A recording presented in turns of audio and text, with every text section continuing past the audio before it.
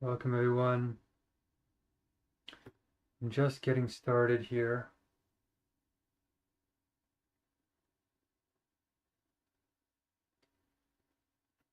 I'm shutting down stream 401. I'm just finishing up this meal. 12 and a half hours. I'm probably just going to delete this stream. Okay, that's gone.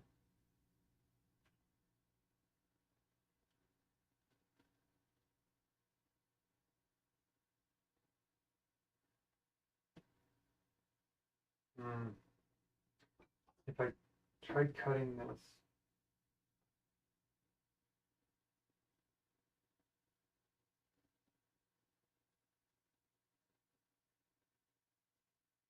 My stomach is starting to feel very upset all of a sudden.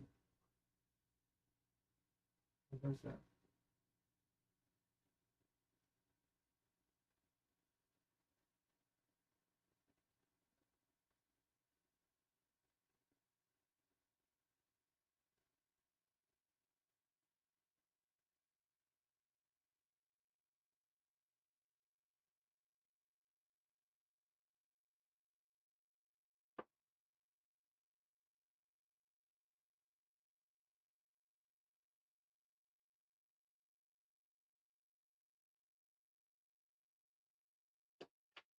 A little bit nervous about this bead suit I had here.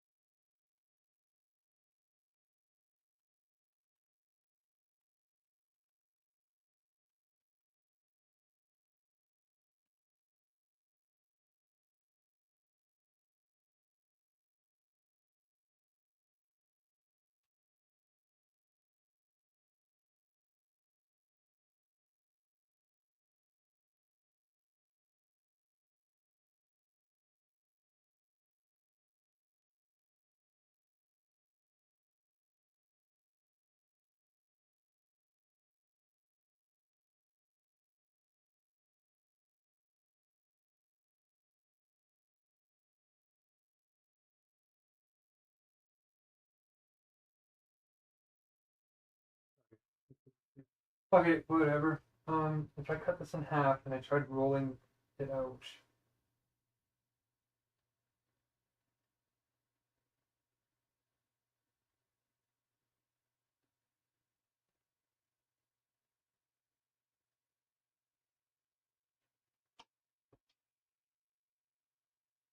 Hmm.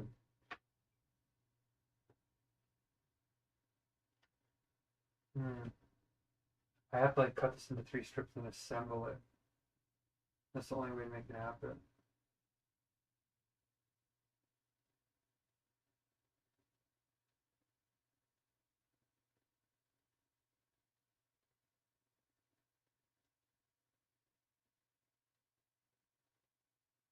Why is my stomach?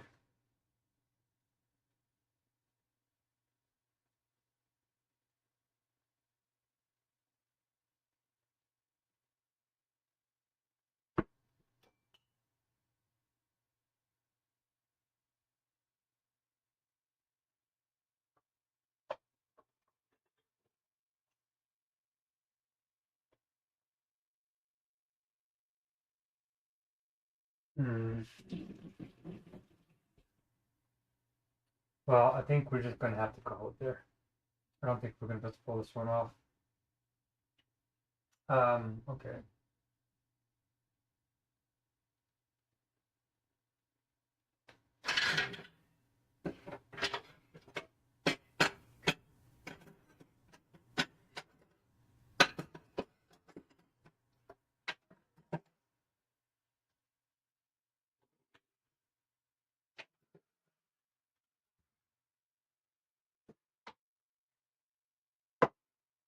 Patatas bravas.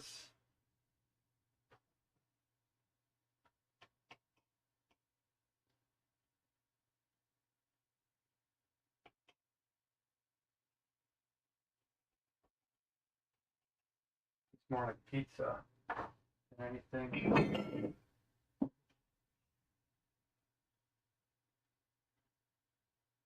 This looks not too bad. This piece here, I guess, could be out maybe. Let's see.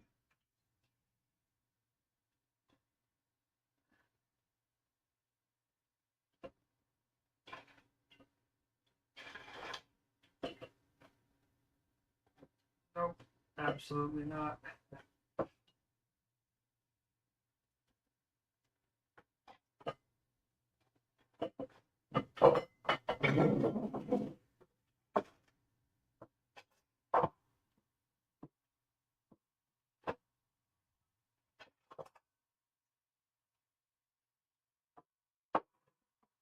Yeah, that kind of ruins it. We tried. We tried.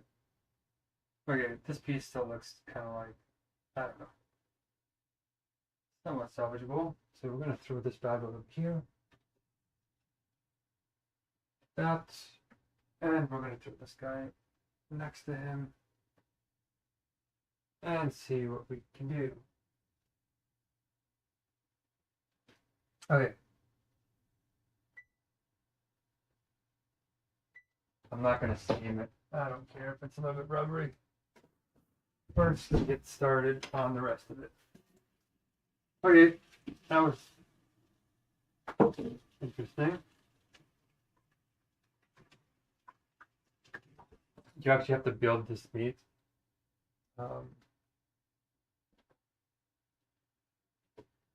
that stains the counter. Why don't we clean that?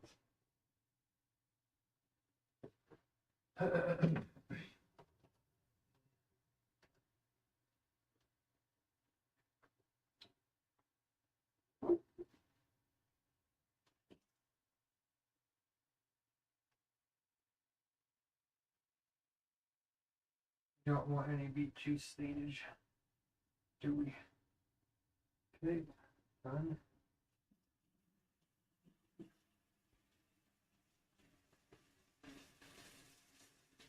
All right, well, thank you for staying tuned with that.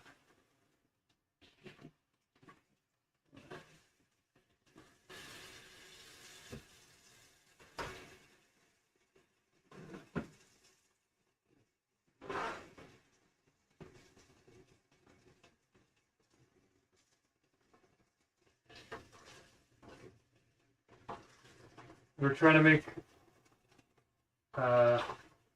Hamoni Beautiful, which is ham, which as a vegan, I really shouldn't be trying to make anyway. But I'm just trying to show Spain that you can make these things without animals if you really have to have it. Okay. So we're going to hang it.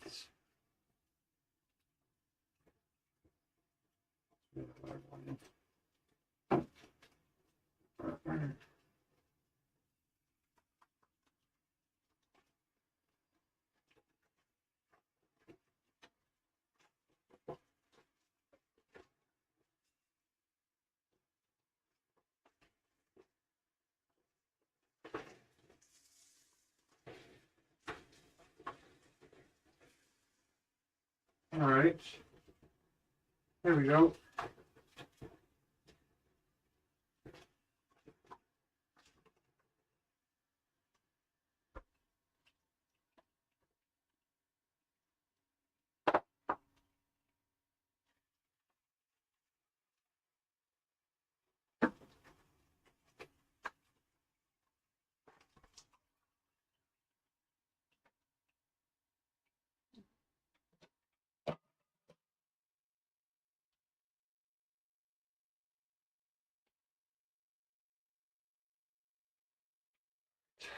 Good.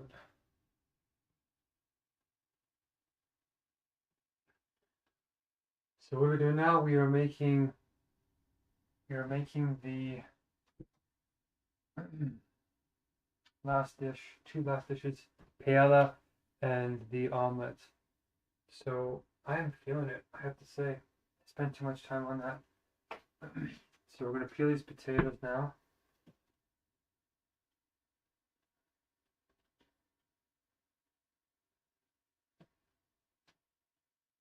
The rest of this. We're eating later than even the Spanish eat. I was really going to try and line it up. How long did I spend on that? An hour and a half, 2 hours trying to make that beautiful?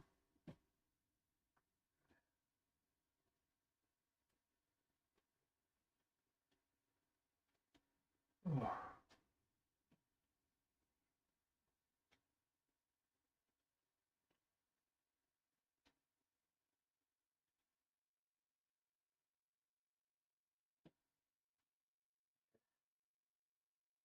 Brilliant. Get it done. Slippery.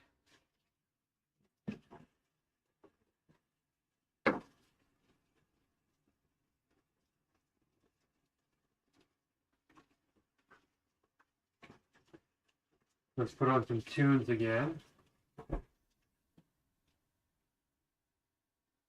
Seeing as how my computer froze, I have to restart that.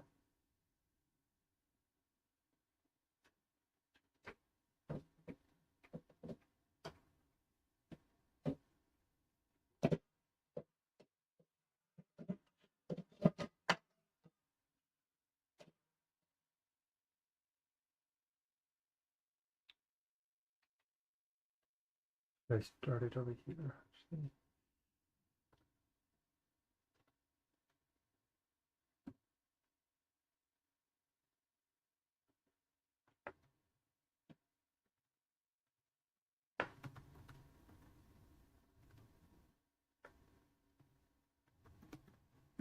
Okay.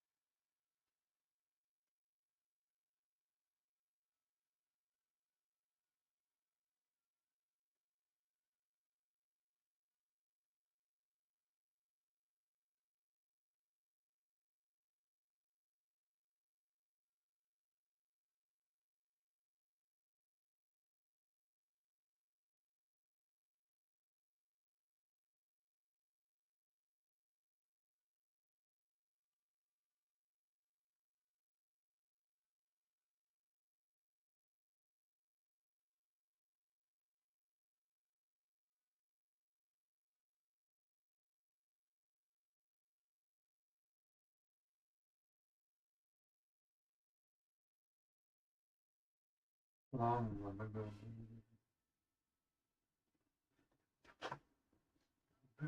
Time.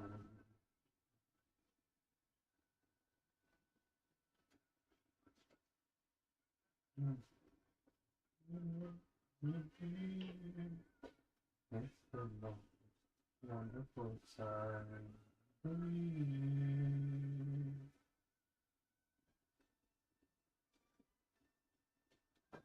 Whoever thought up these songs is a genius.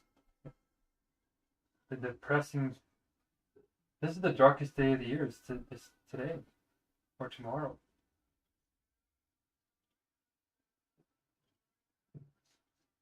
Yeah, I'm seeing this person tomorrow who claims to be a psychic. Interesting. So she lined it up right on the winter solstice. I wonder what that means. Beginnings, new beginnings. Well, they better begin to change the world, that's for sure. Because we ain't gonna have a world to change or a winter solstice to have. Because we won't be around. Sadly.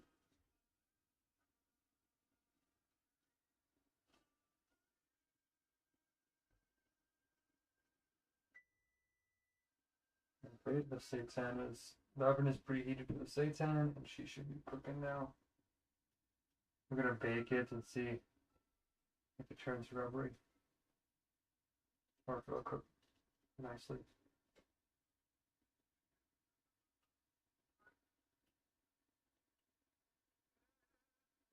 Not sure if you can hear the sound now. It's quite low.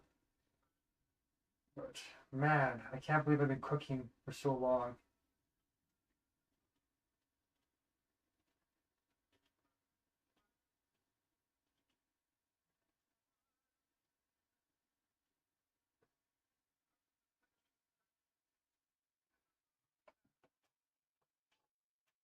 Now, is this enough potato for the omelet is the question. I actually don't think it is. Well, no, I don't think it's enough.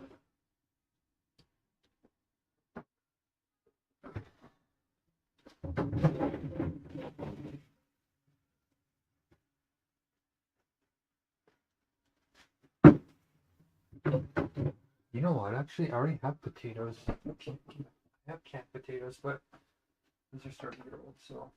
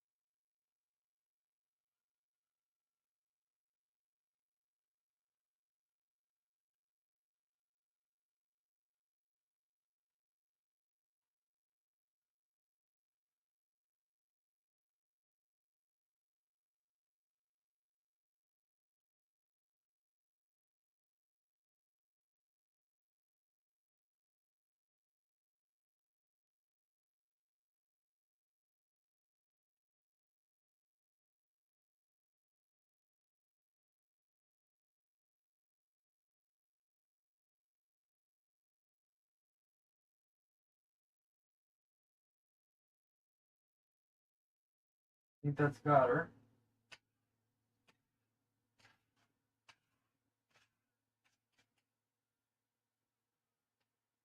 I think we're supposed to cut these in thin, pretty thin pieces.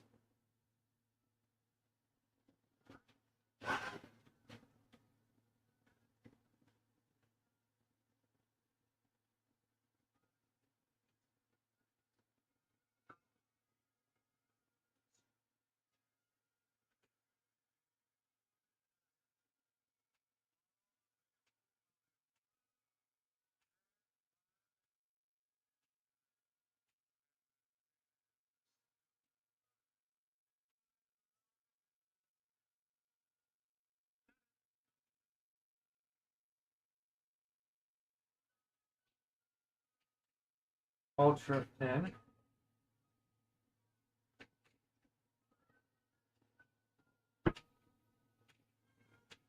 Like these little chips that this other guy did.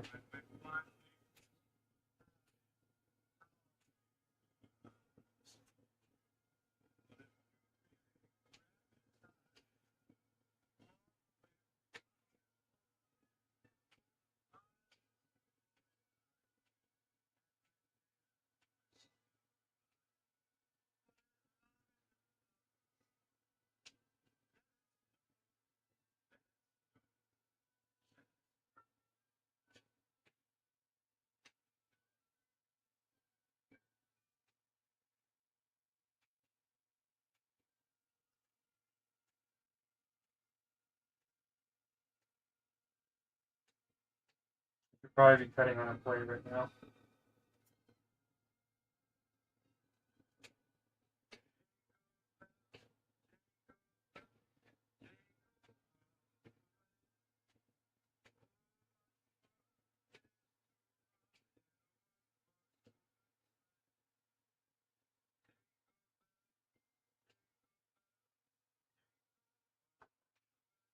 It's actually a lot of potatoes.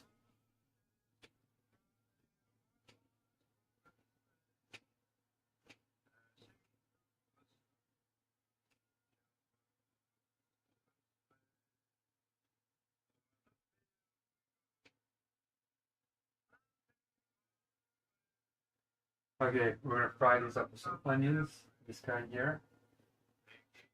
What's the best way to put this in that?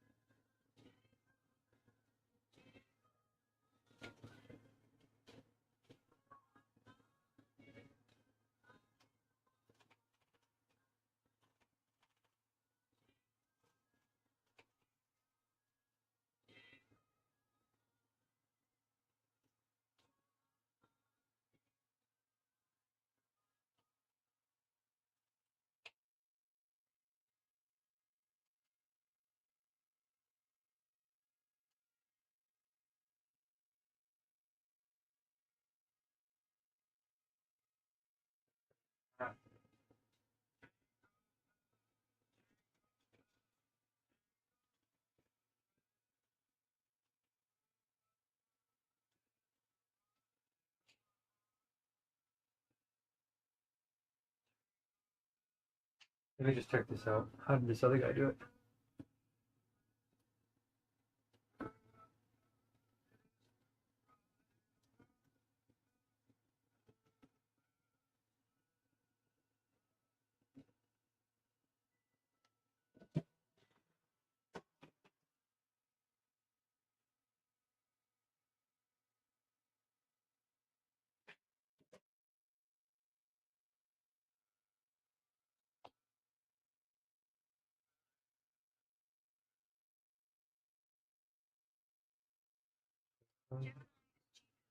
I love this song.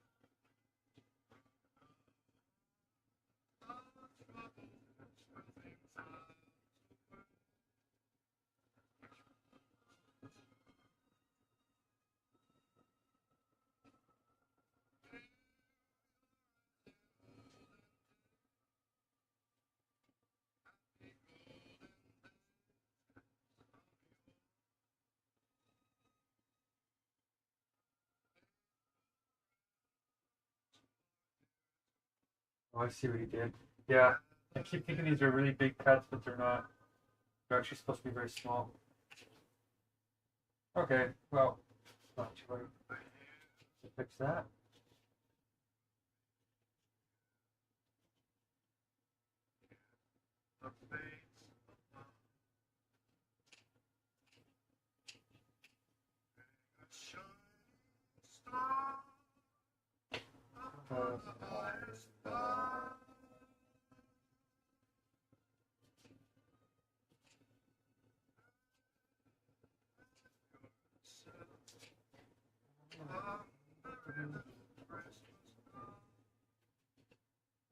There we go. Beautiful. It works. It's good. Now we're gonna cook this like crazy. I'm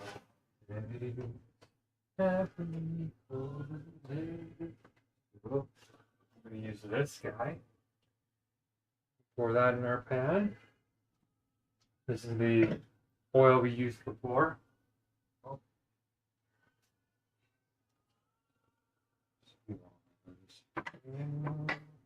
We're just going to evaporate some of that water. And then we're just going to, oh, actually, I think yeah, we're going to put the onions in first. Yeah, okay, yeah. Then we're going to put the potatoes in.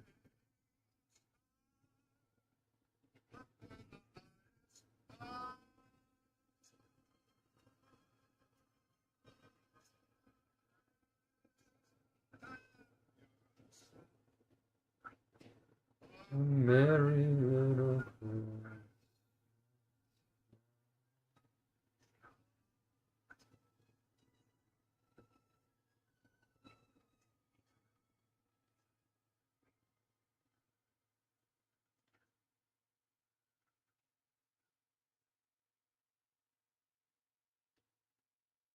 Okay. Well then.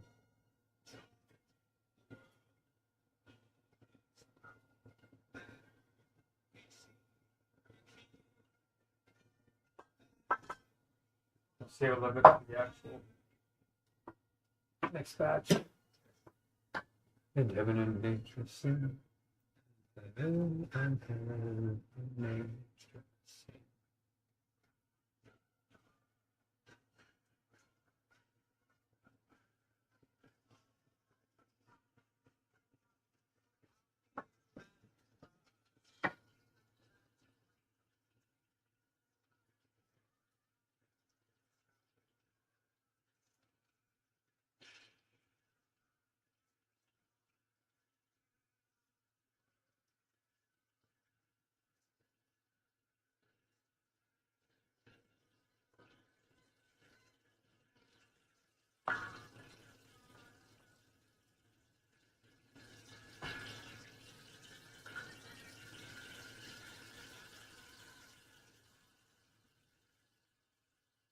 I think there's some water in there.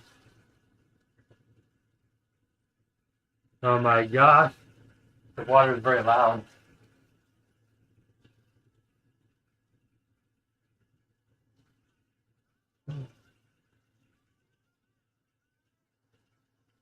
No.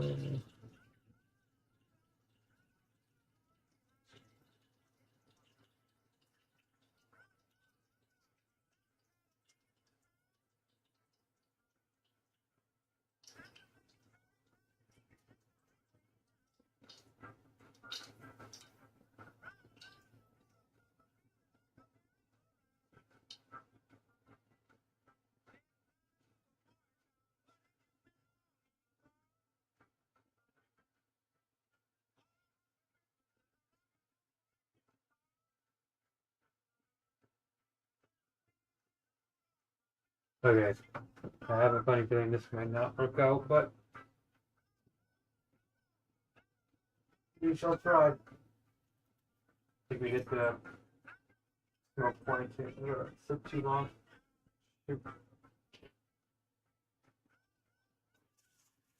Ooh.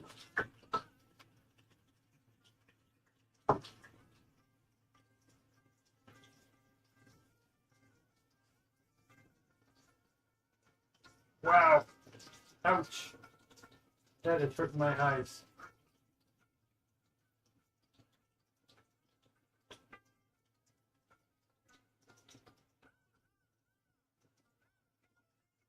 Oh.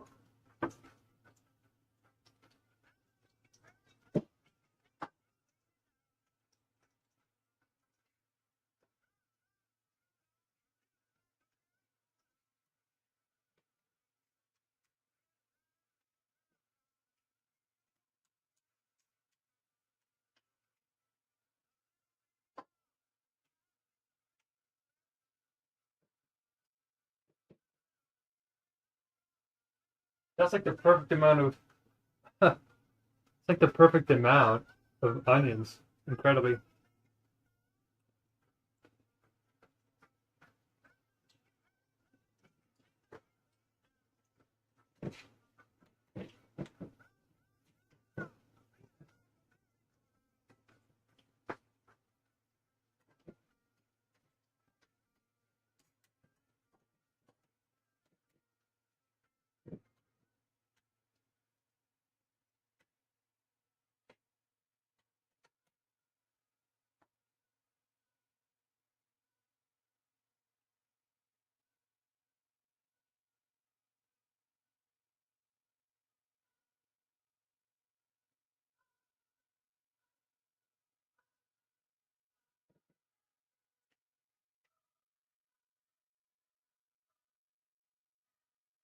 You gotta wash these.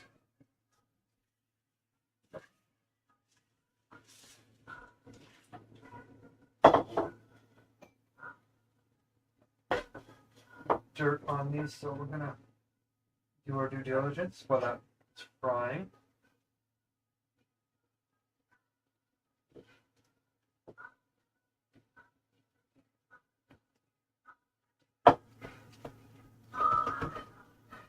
gotta turn it off. You don't want those onions fried too much yet.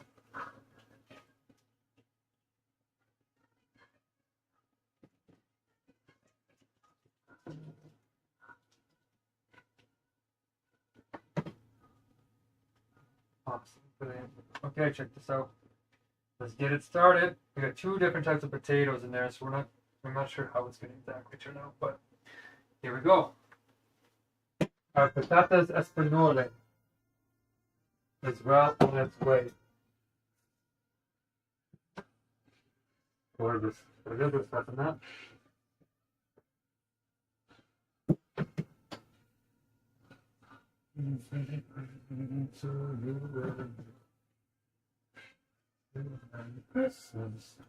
Give that nice mix.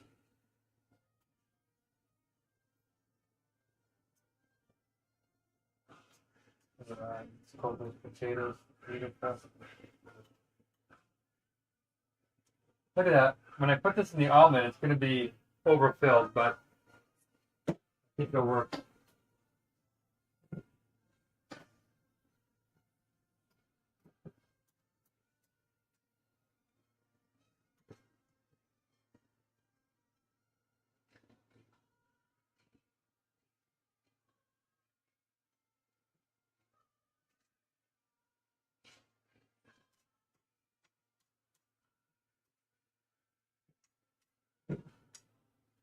Here we come, Piella. We're coming close.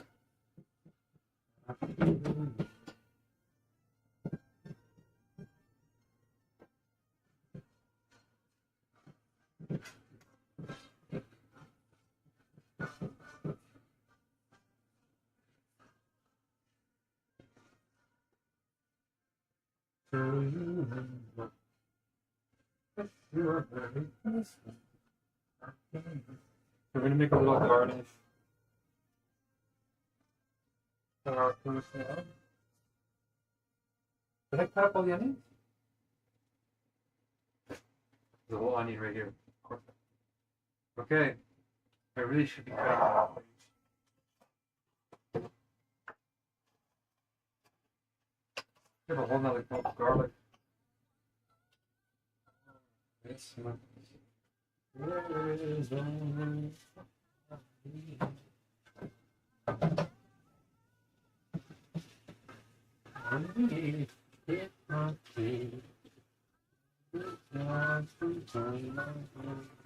Oh no, this is Mariah Carey. This might copyright strike my channel.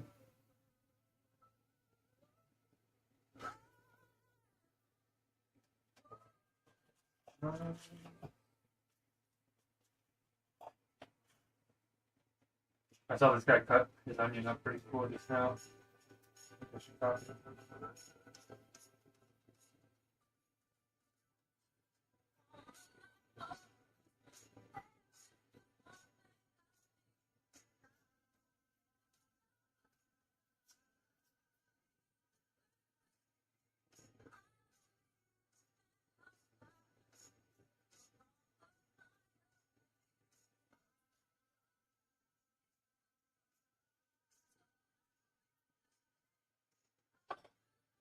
Whoa!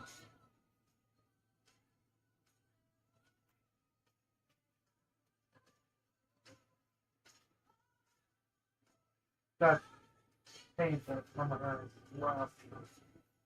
Wow. Wow. Ouch. Real onions. Thank you. Ouch. That's painful.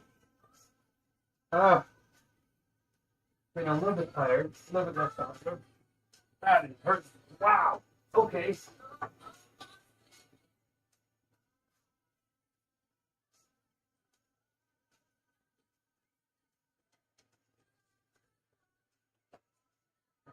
Yeah.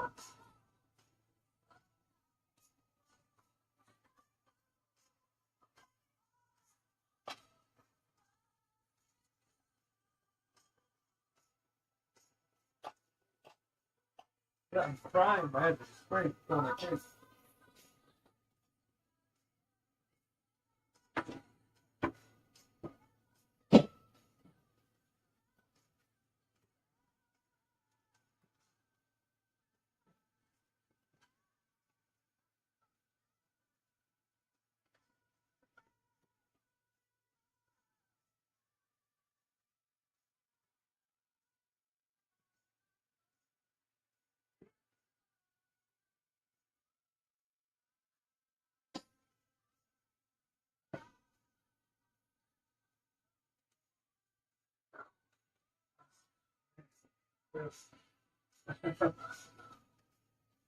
Okay, we got a little bit of green pepper, like garnish for our pistachio.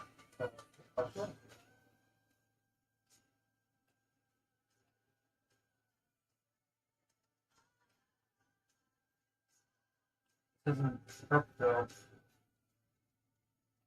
There's lessons in it. We'll keep it small.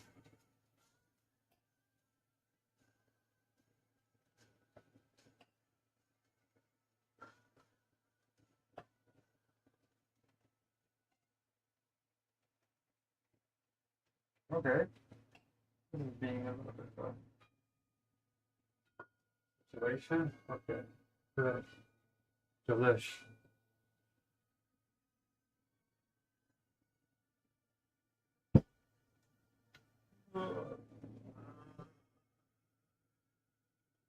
Ah. Oh my. It's not us.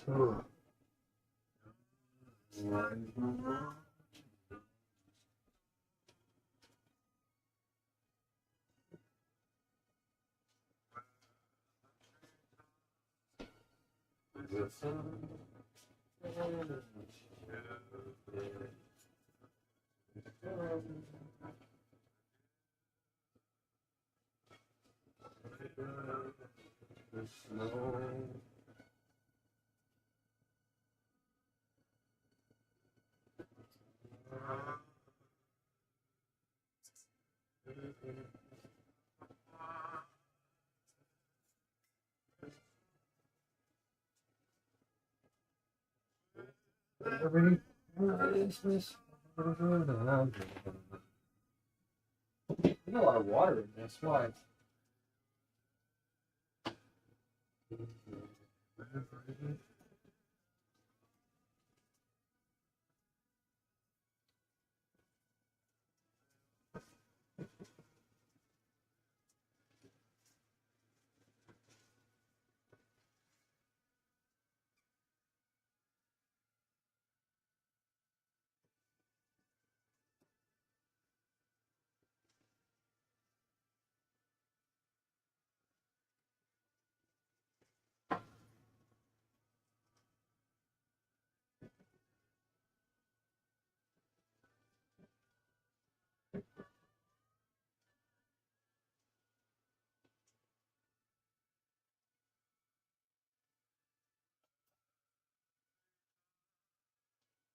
Listen.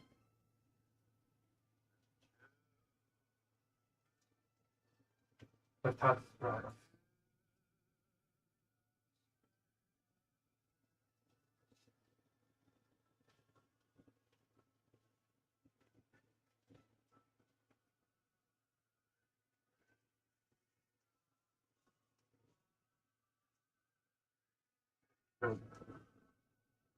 Potato.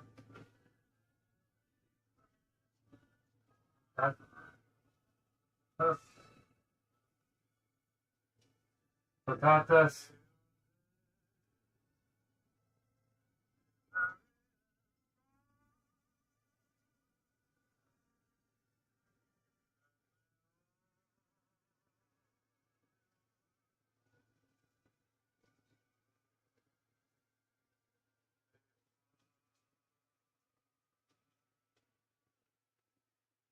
What do we got here?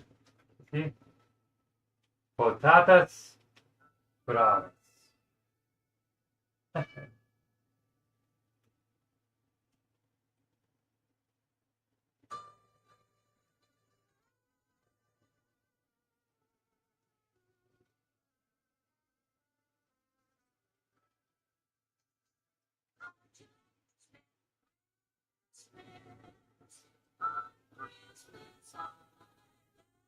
There we go.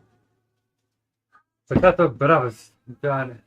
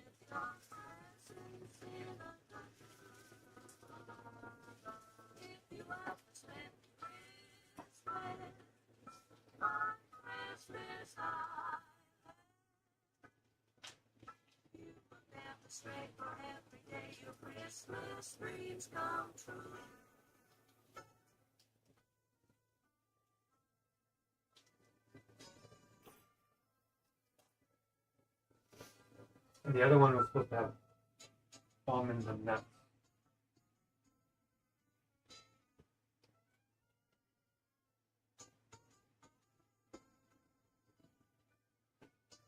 Where is it?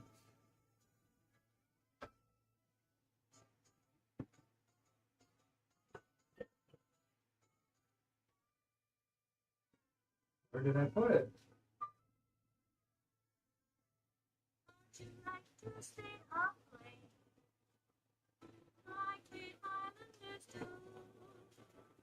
Ooh, my feet are hurting. Okay, not there. Not there. Weird. Well, I got there it is.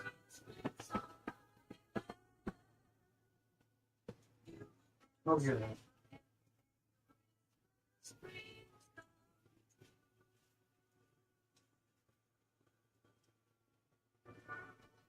So we're supposed to feel this, but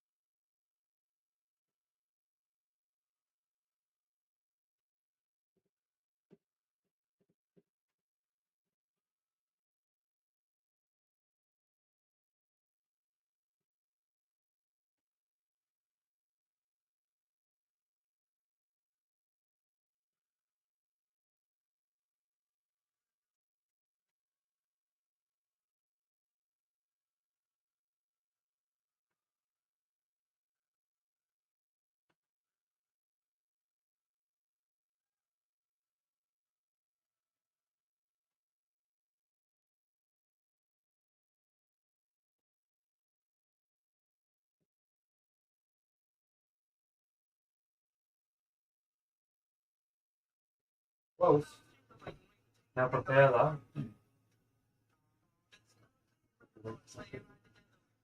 The other is steamed tomatoes. Got cherry. Avocado. No onion. Beans. It's part of trade skin.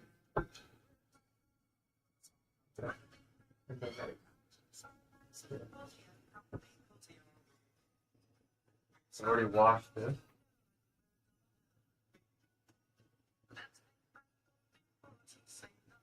Let's wash it.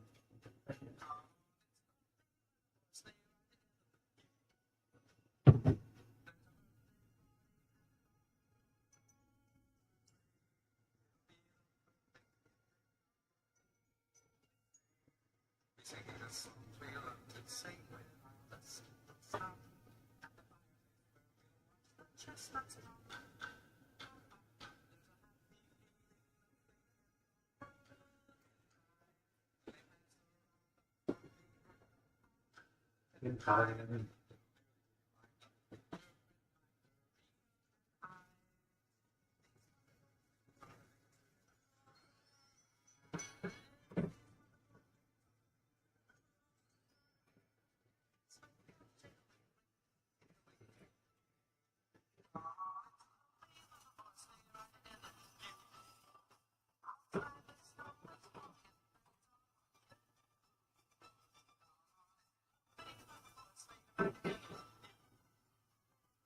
So I think it's done.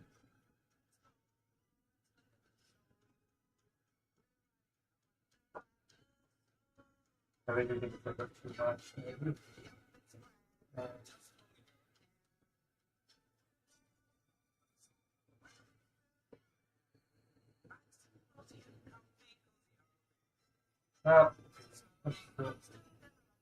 In she goes.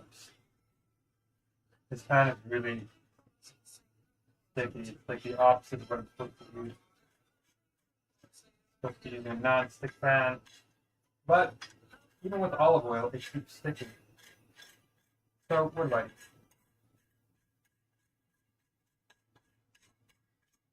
I'm going to take off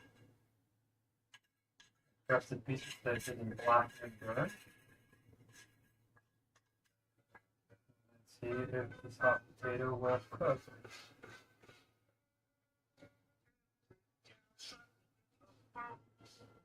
Streets covered white with snow.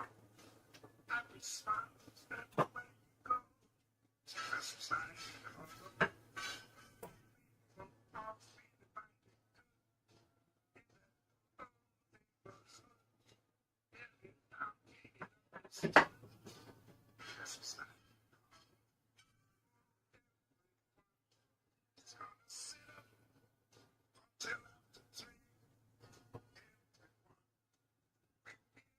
Actually, I don't think I'm supposed to pour the oil. Haha, jeez. Getting sloppy. We're getting sloppy.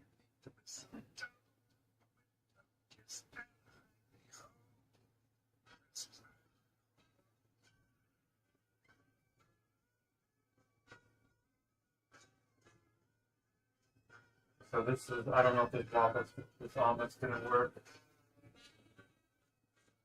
I really do need a new pan.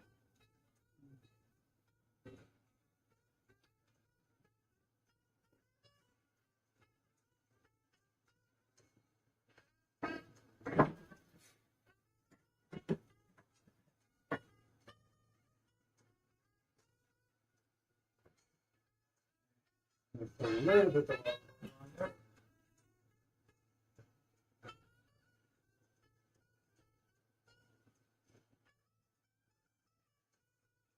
This might turn out to be a disaster, but we're going to try. We have a little bit of potatoes left.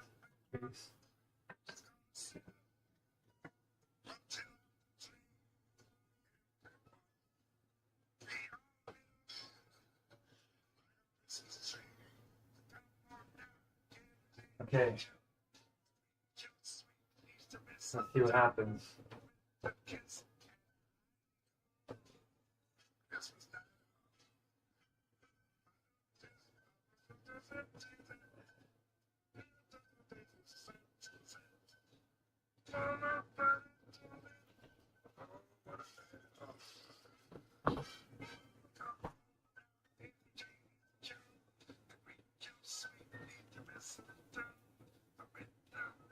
Okay.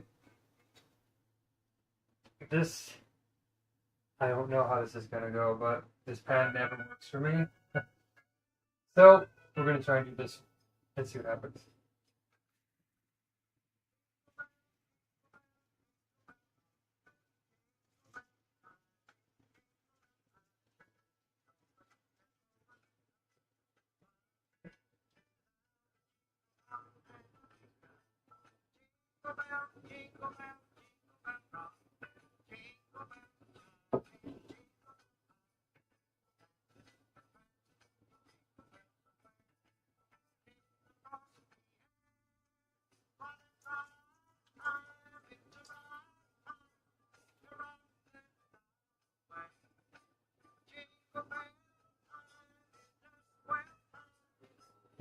This is definitely not going to work.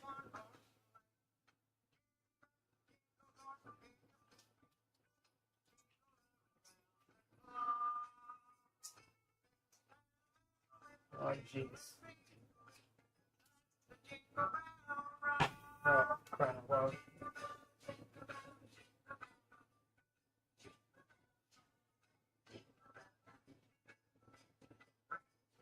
Oh, boy. Okay. I need proper cookware. Okay.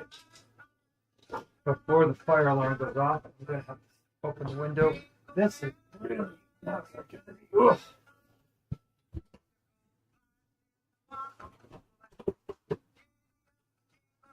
Ugh.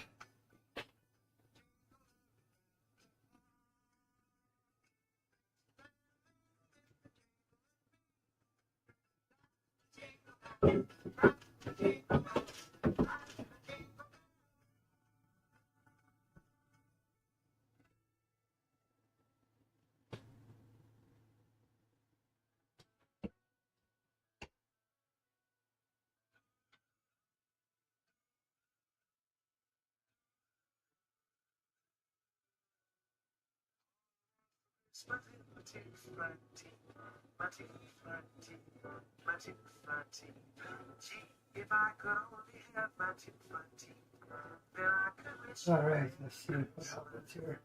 I'm going to try and take a spatula and go underneath and rip it off a little bit, and then try and flip it. And that's the best it's probably going to get.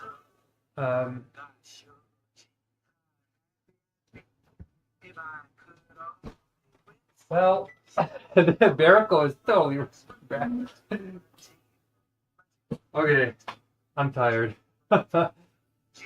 Wow, this is not what I expected to happen.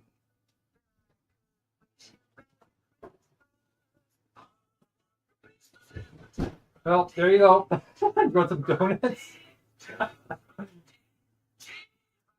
Wow. I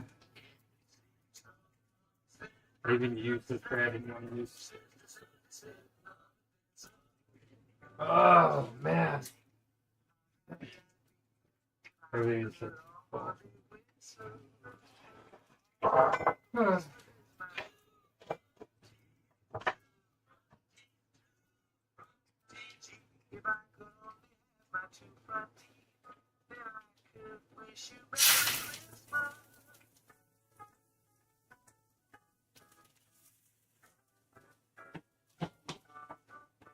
This is definitely going to be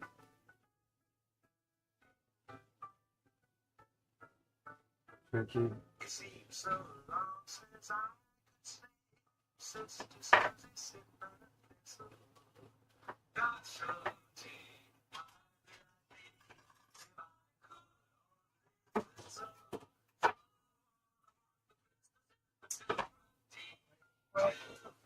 That is definitely not what I thought was going to happen. That's why you steam it. Normally I steam it.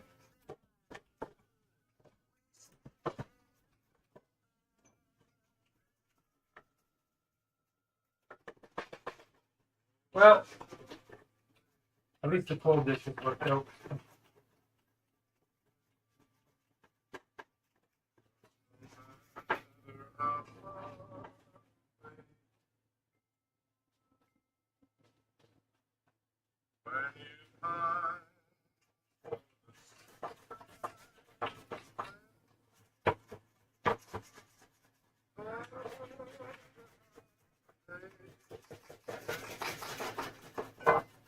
Well, we learned a lesson. It's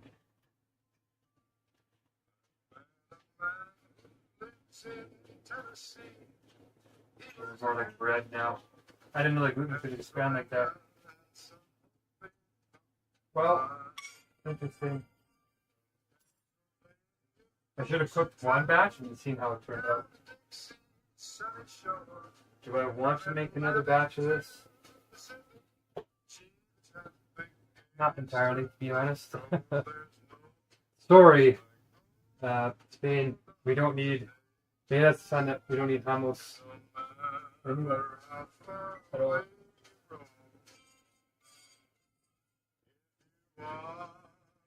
I actually don't have a plate to turn this on, I just realized. Oh.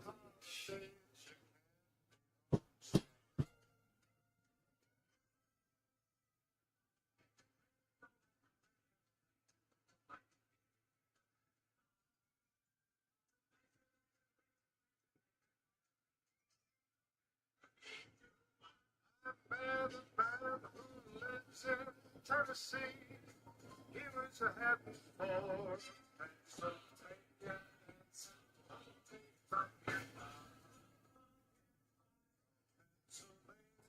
Folks in travel down the big sea, sunny shore. Traffic is terrific, going from place like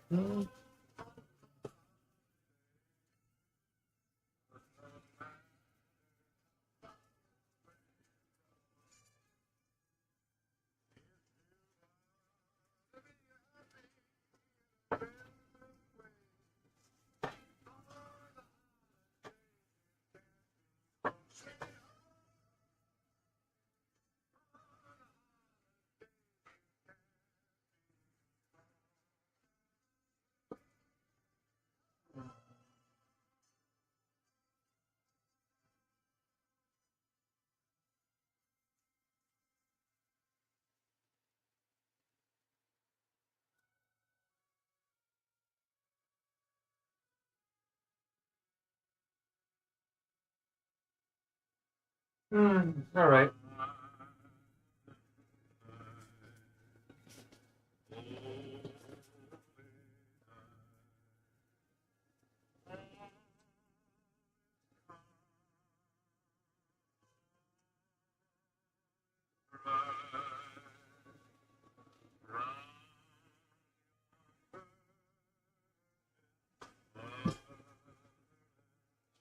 I wonder if I put this in my Bella.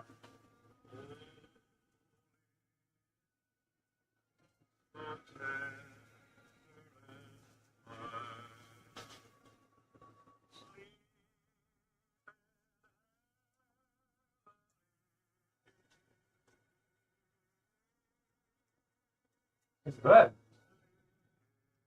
Ah, should be tasty. Okay.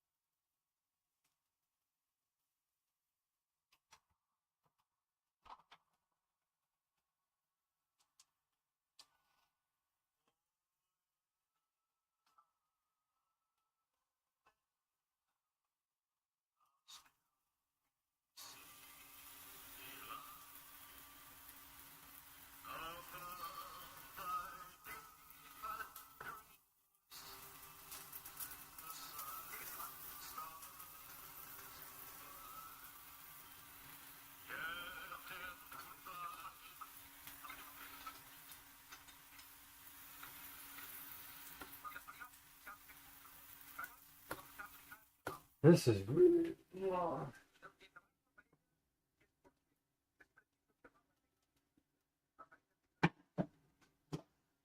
Okay, so it looks like it's cooked and browning on the other side. This is the only plate I really have to turn things over on.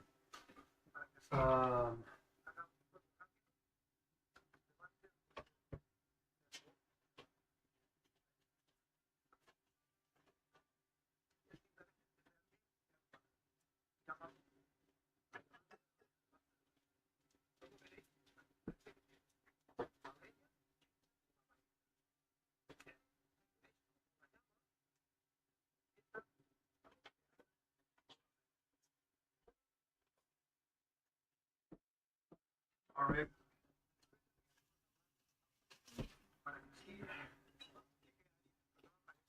Let's pray to the food gods and see what happens.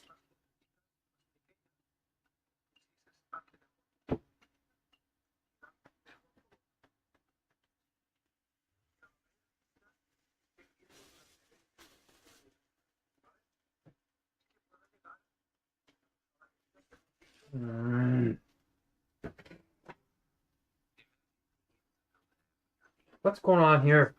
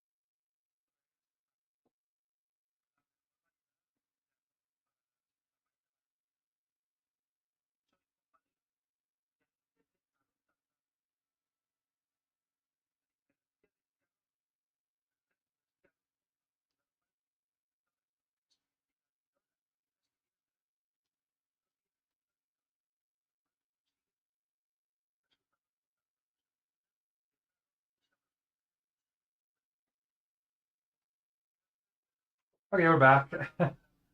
Okay, we're praying to the food gods to see if this is going to work out. This tortilla espanola, and I'm going to try and flip it onto this plate since it's my only plate. It's a broken plate. The other ones are all broken too.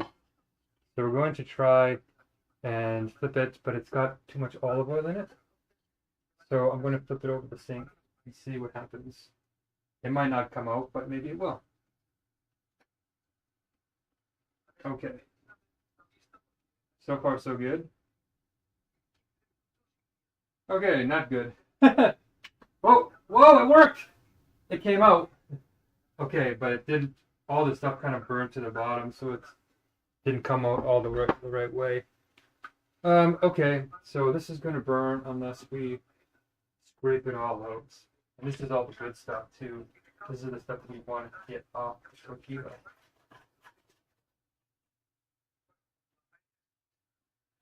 See, this is why this pan is really painful to use. You can see. Starting to get a little bit tired. Yeah, see, it's burning to the bottom.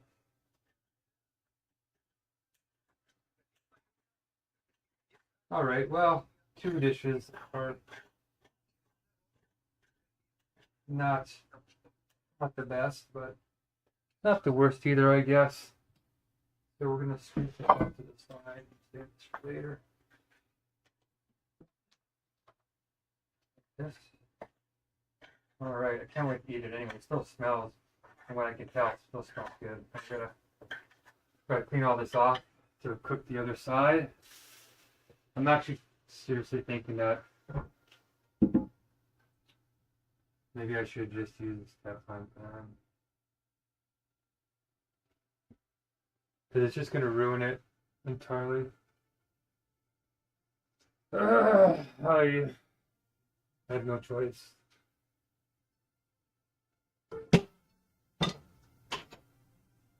I need real cooking supplies.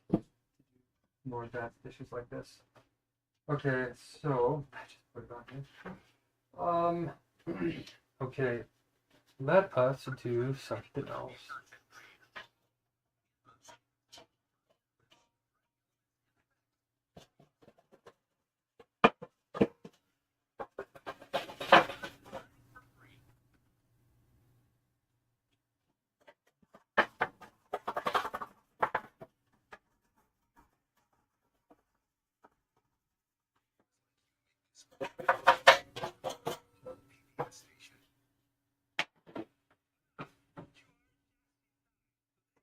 Why is there... I'm looking at the Piella, getting ready for that. Okay, put a little bit of olive oil on there so it doesn't stick. So,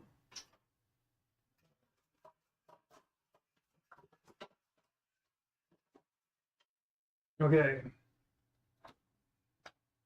Watch a master at work. Yeah, right. All right. So it kind of came out salvageable. So let's see if we can salvage it.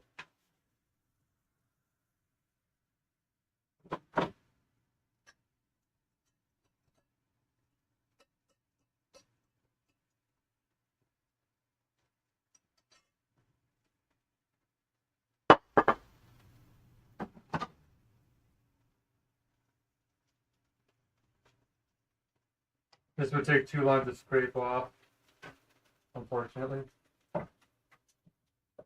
This is nice and warm.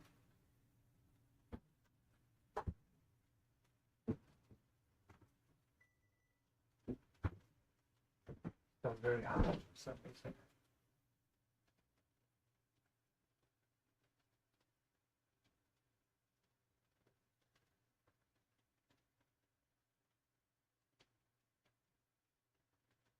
All right. Oh, my legs were really feeling it. We're gonna put the tortilla on this, I guess. Now with the paella, we get the beans getting ready for this. Okay.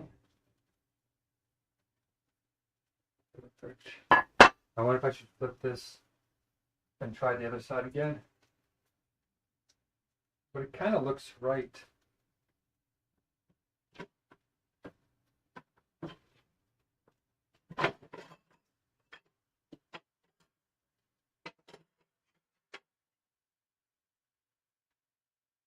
Come on here.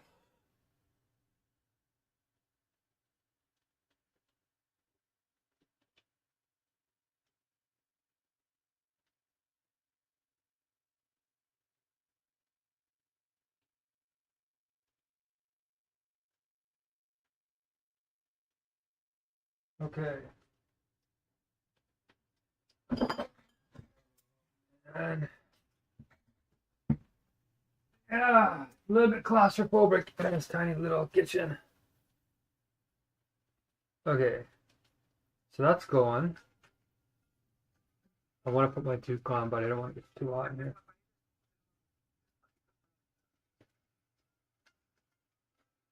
I have it on a very low setting.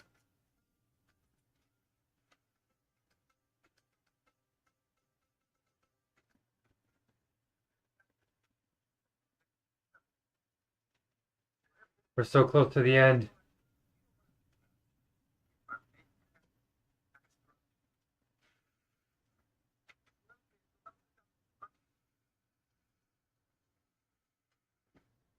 So beans.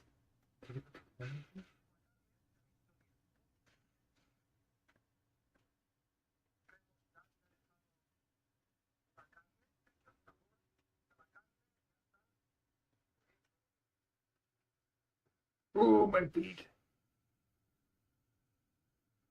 Okay, now he's adding in the paprika. Okay.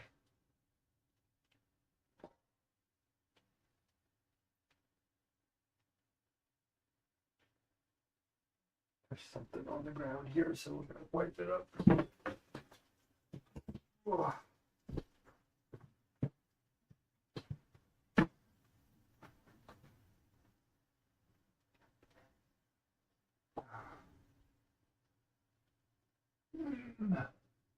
I have to put my hat up. I have to put my toque on. Too much is going on. There we go. The window's open anyway to cool everything down. Ouch. So, what's the word here?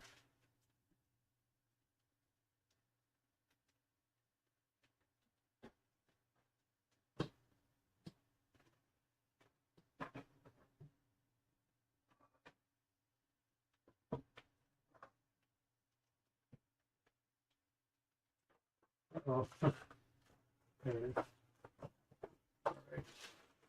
I don't like using plastic or any of these things, but desperate times call for desperate measures, I guess.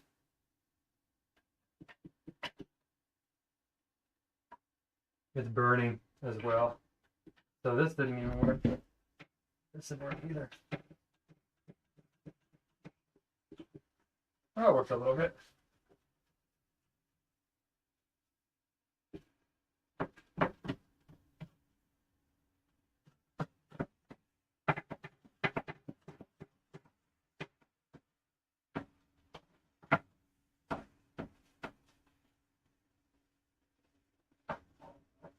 Do we dare attempt the flip?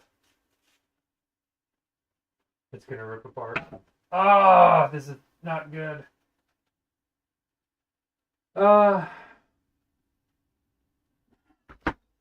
Well,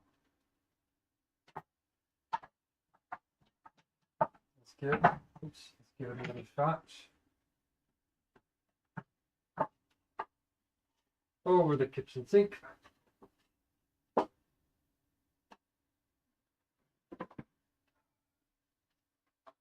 All right.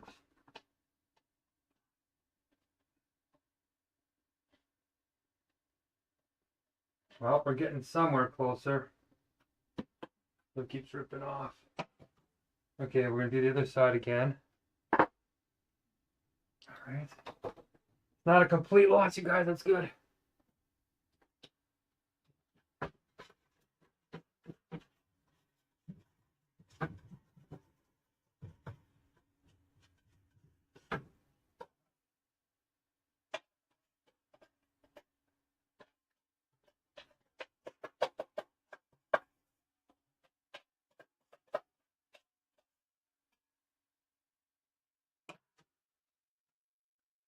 Okay, last shot.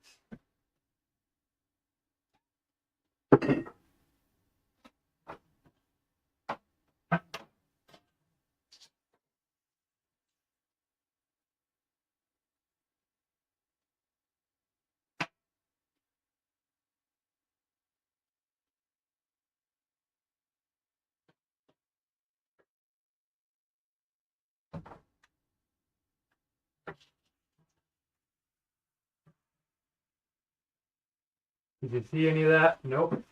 I'm completely blocking it. Frustrating. All right. That's okay.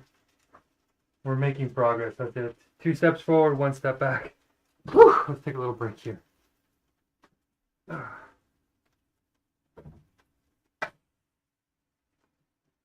we go. Okay, so as far as I can tell, paella starts with the meat, which we're not going to really put in. I guess I could have put the seitan in, but that's gone now. We could put some tofu in.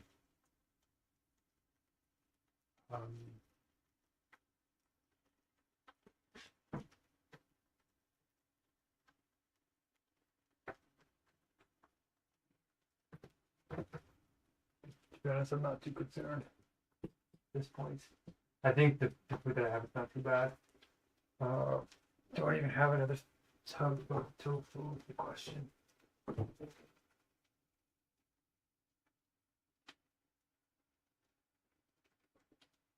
You know what I could do? I could take the rest of this batter and put it in there. But that's what I'm thinking I'm going to do. I'm just going to put into balls with flour.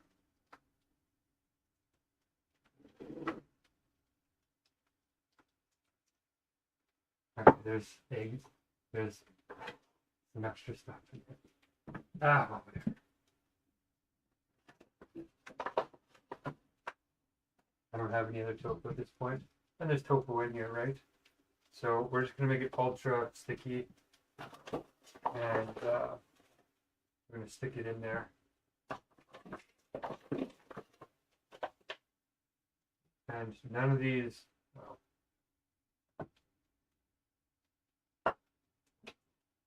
none of these dishes have smoke, so I don't see smoke in them.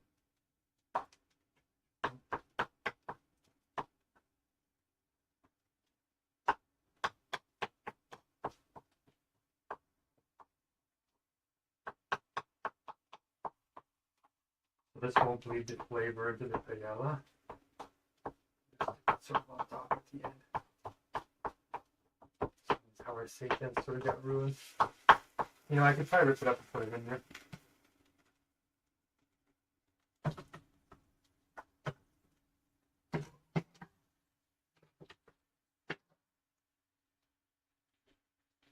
Let's see here.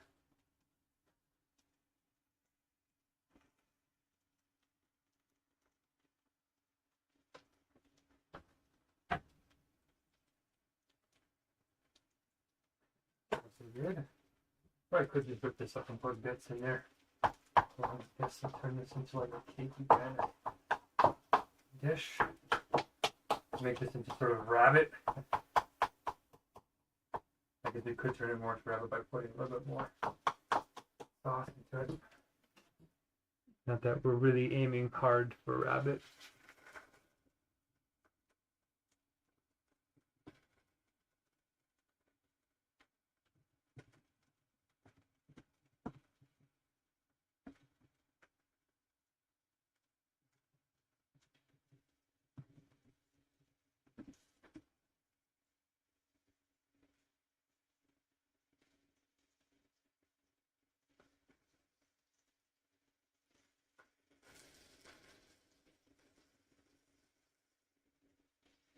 Okay, so we're gonna put a little bit of paprika on this. The other one we didn't have to, but we're gonna put that Spanish paprika in here.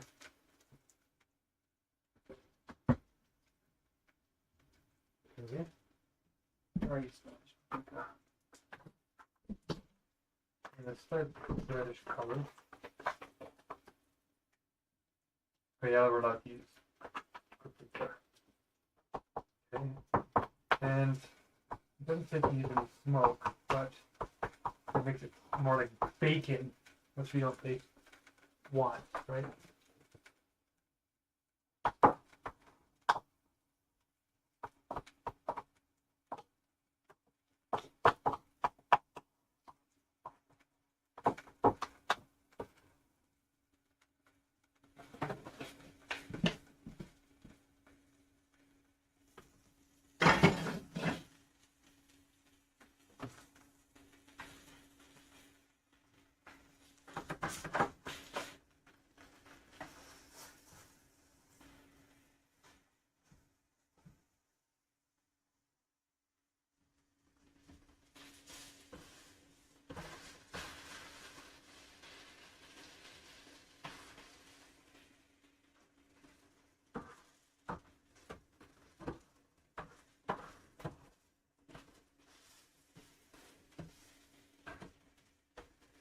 The turkey, you can see all the smoke in here. Not great. We're starting to stick this back together because it's still too loose.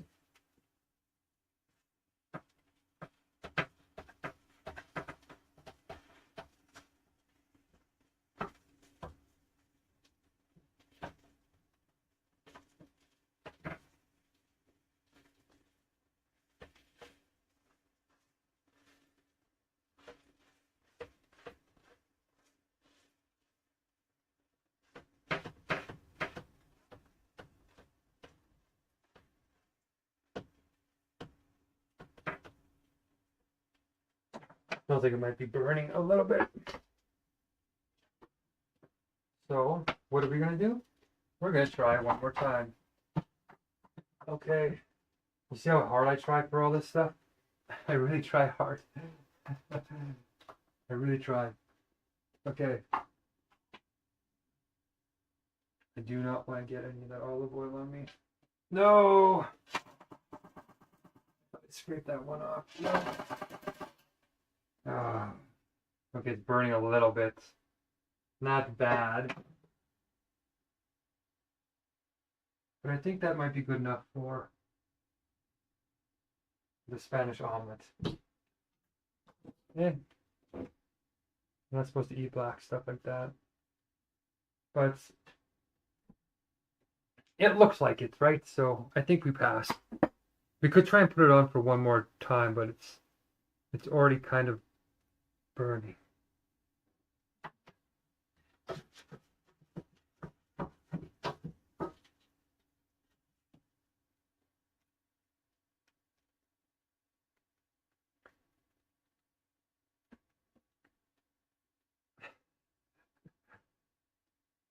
Beautiful.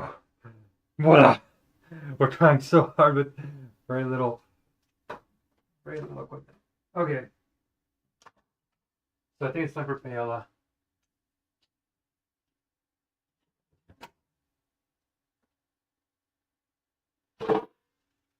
Ah, there's like nowhere to put up anything. It's all so full. Oh, all right.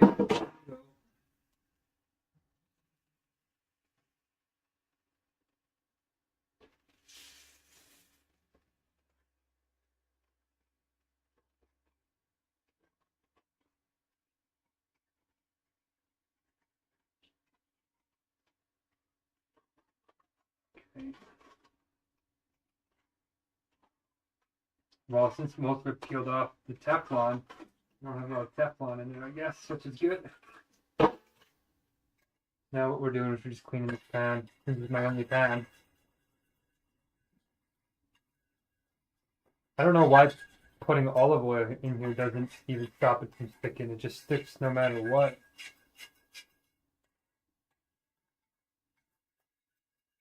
This is tough. This is tough on me. My feet are killing me. Okay. Is this good enough to make paella without smelling burnt? I think we're getting there. Almost midnight. My gosh, man. And the dishes aren't even that complicated. I really do think it's the pottery fat that's really making it challenging. Because I have to have so many workarounds. Okay, so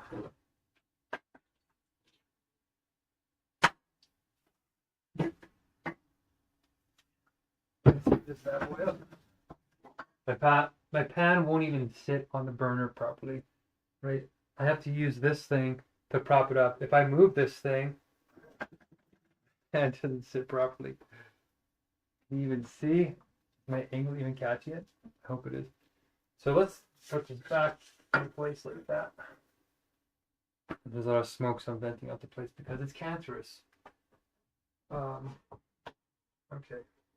So we're going to add a little bit more. This thing is not even pulling up anymore because the battery. I had to change my setup. There's a battery pack on there now because I don't have my iPhone charging cable doesn't work anymore because of a planned obsolescence.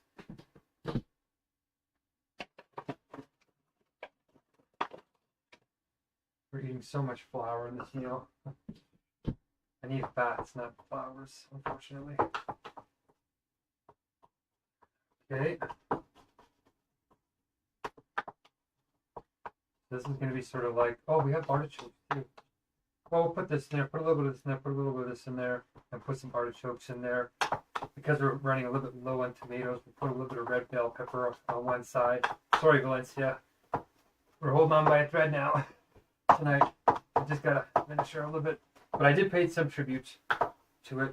This guy just said you could put garlic in it if you want, but the Puritans don't like it. I thought that guy was a Puritan. Holy smokes. How much more do I need?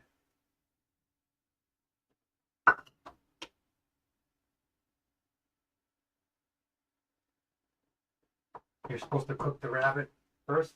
So we're going to put this in with a little bit of olive oil.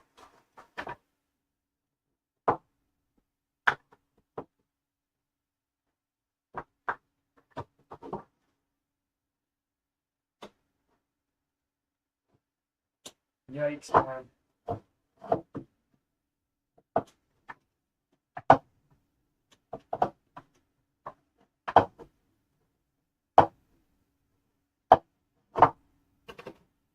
You can tell I'm just like trying to just get it right now. I love you, little Shane. I love you, though.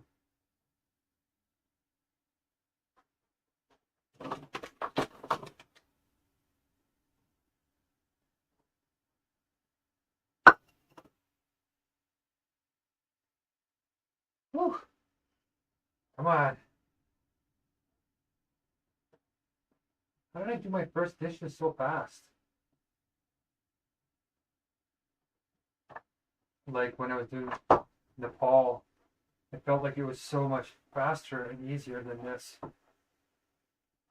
Maybe it's because I had more dishes. Okay.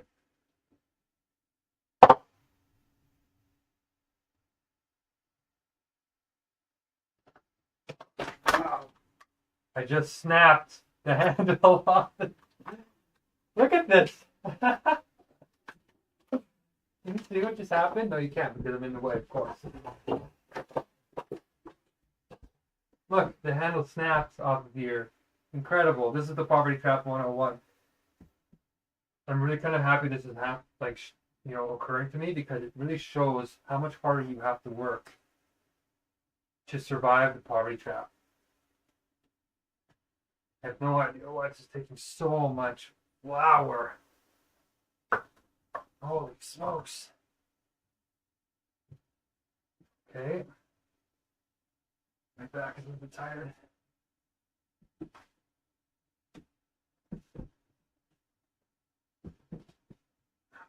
Okay, that looks like it's hot.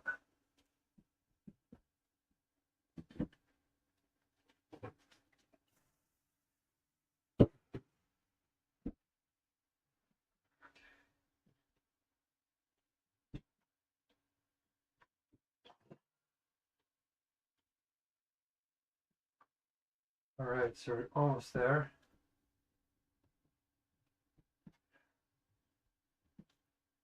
There we go. Wow, I was not expecting this to break. How do you snap this off in flour? You know what I mean? And the bag's not like it's made of steel. So it wasn't getting that much resistance. So, shocking.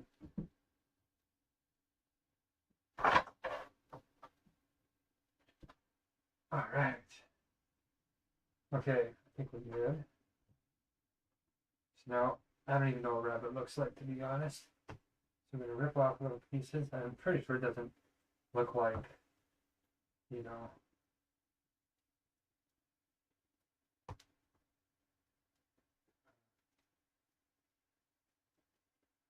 little dumplings, but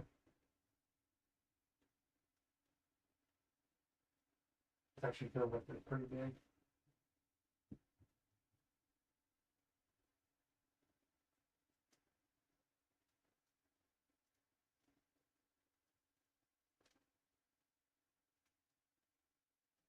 Should I put a little bit of paprika on them just to make them look like they're a little bit more like meat-like?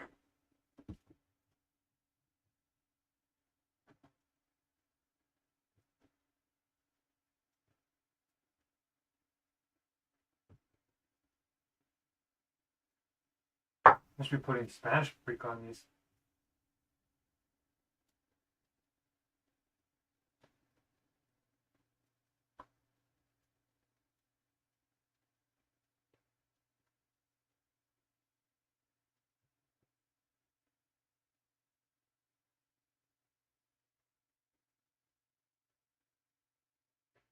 Good? Yeah, no, I think. We'll start with that, and we'll use this for something else. Yeah, I was not supposed to have.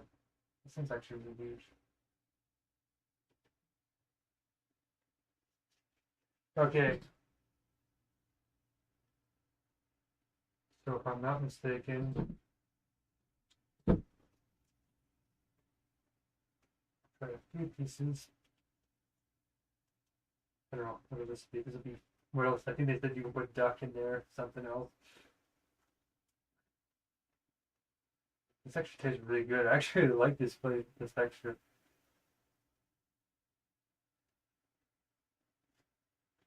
Okay. We're gonna put these in. And once we put that in,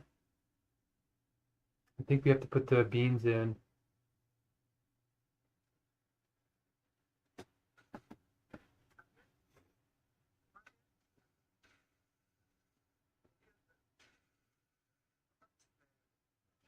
Ah, more advertisements. Okay. Artichokes, which I have not used before. This is the first for me too. One of the women I dated ate nothing but these. Am I supposed to drain these or something? Whoa, these are huge. Okay. Cool.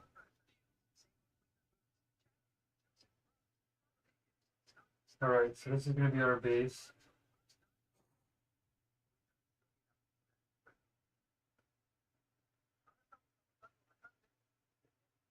I'm going to put 2 in there, I think.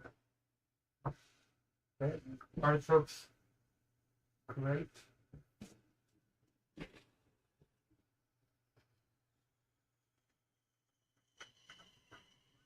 Okay.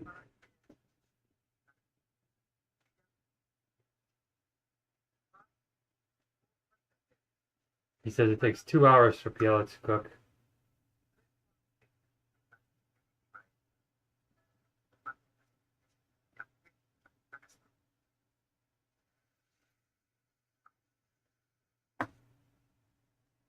Okay, so you're not supposed to mix seafood in with it, but okay. So we're going to dry the pan out.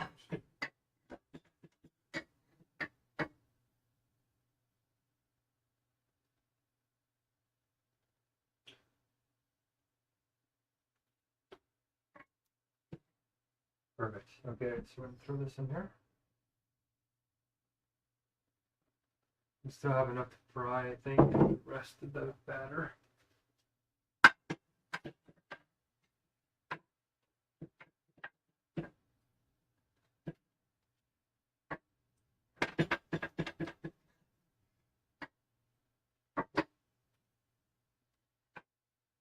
Okay, here we go.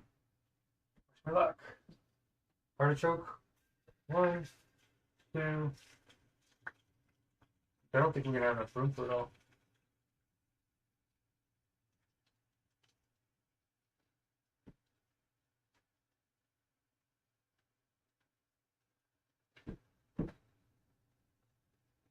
Well, we got that.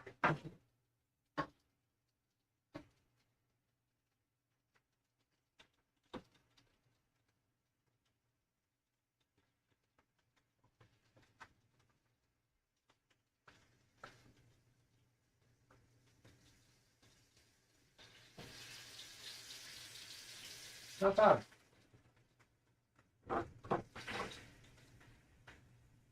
We're going to throw the beans in. The butter beans.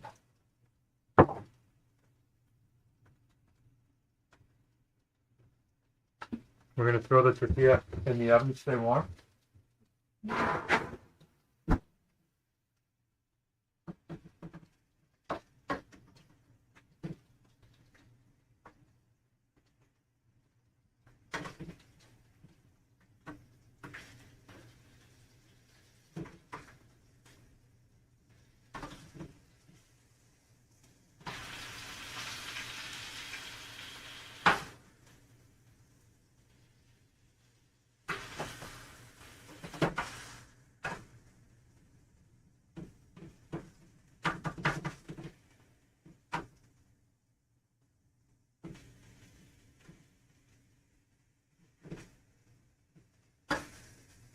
That's frying pretty fast. I must admit. Here's our beans, green beans. Here's our butter beans. Who's used to like it?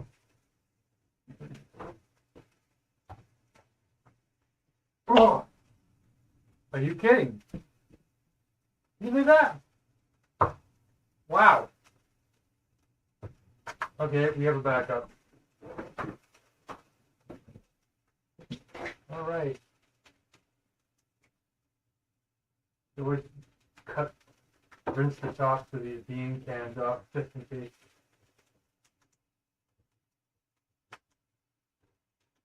Because sometimes there's mice and there's species and stuff on top of them. Yeah, be careful. There we go. Okay. Put this right. So I think I'm supposed to drain these. Okay.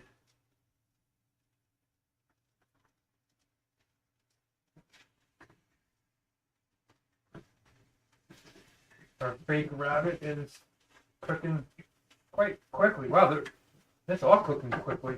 Whoa. That's good though. Yeah, look at that, gorgeous. Look at that. I didn't think the artichokes were so big. I thought they were small. Okay, cool. So that's frying. Now the butter beans, they're quite large. That's a good thing, I think. We have no, like I have nothing to pour stuff into.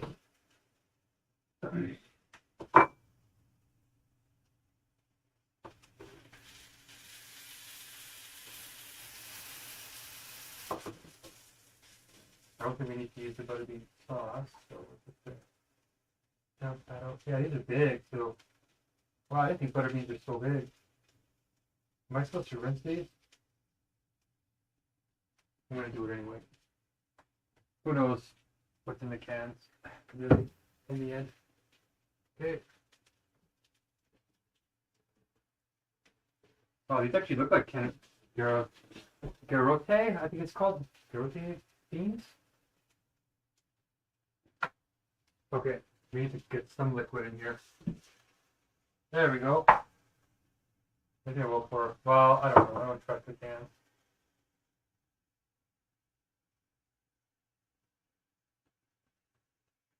Okay. Actually, working on that fast, hey? But we want to now stir the stuff around. Make sure that nothing is burning.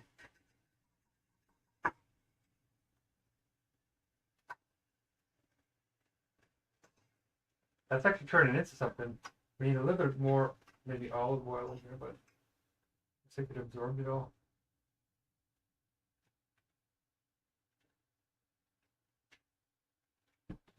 Okay, put it in. At least that is working out.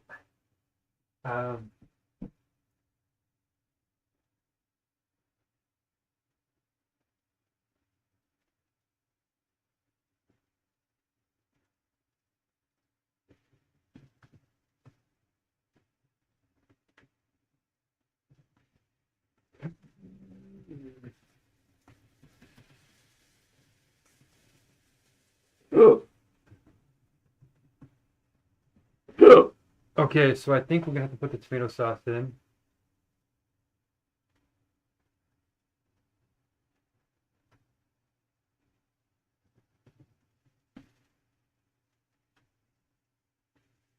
Okay, yeah, don't put it in. Okay, I'm gonna put in the tomato sauce now because it's too dry. Too dry, so we're gonna cover it all. Like so.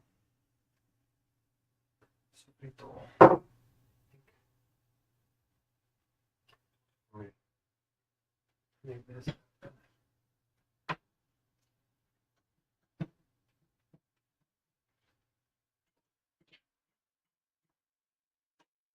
Now I'm going to add in a little bit of water because it's a little bit thick already. So I'm just going to add in a little bit of water like that.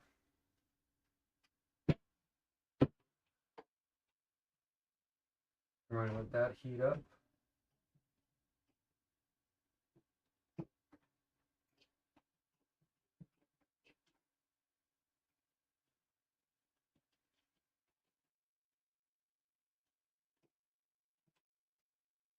Okay, we're going to add that saffron in at the end.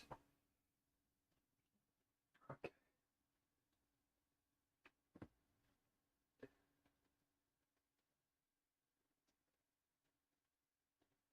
Slightly smoky stock. Am I supposed to put smoke in it?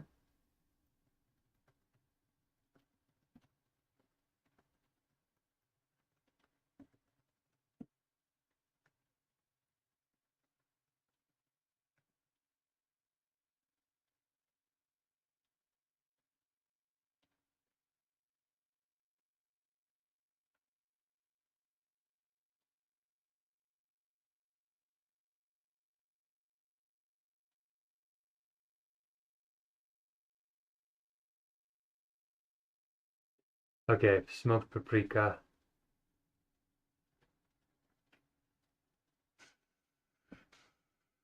Tomatoes.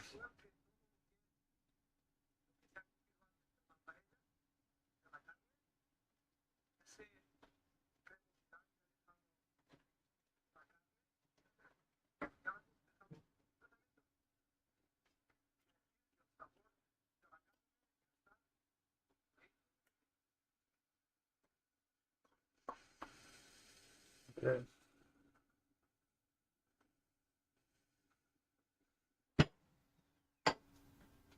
I'm gonna put the paprika in now. The garafon bean. Oh, I guess I put the bean in too soon. Shoot. Okay, well, that's okay. These things are pre-cooked anyway. These beans are pre-cooked anyway, so everything's going a lot faster. But we should put in the Spanish style paprika, as you guys know from the other video. Okay, let's get it. I was gonna put liquid smoke in here, but it says in the video don't put liquid smoke. The paprika is the star of the show here, and as you can tell, I put in a load of it. Okay, we got our artichokes, and they're beautiful. My feet are really hurting me. Ah. I have my window open because it's really quite smoky.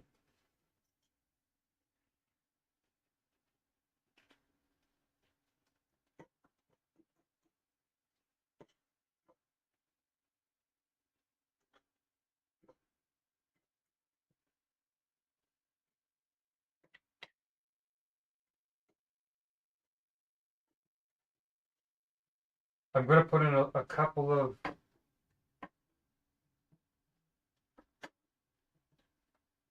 red peppers, maybe, just to kind of make it work. Ah, feet.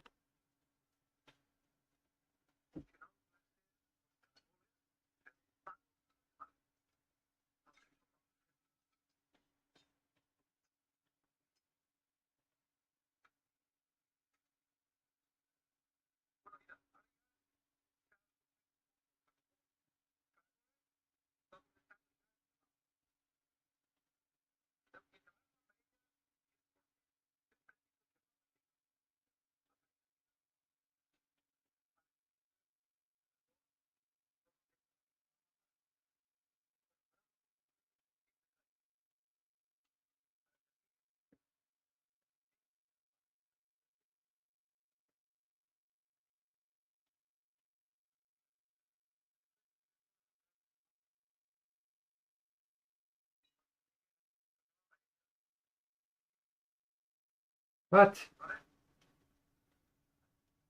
Ah, more advertisements. Okay, so we need to start the saffron.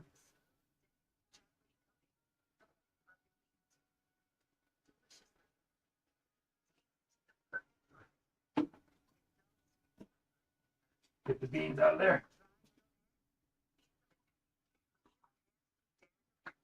So that's plenty of water for our saffron.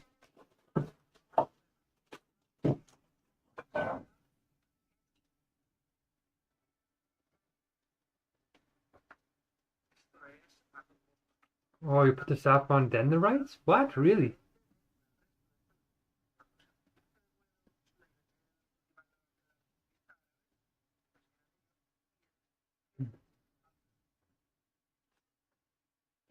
Okay.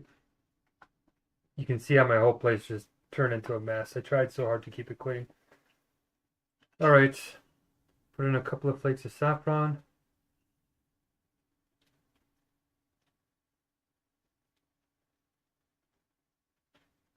That should be enough. Doesn't take very much, trust me.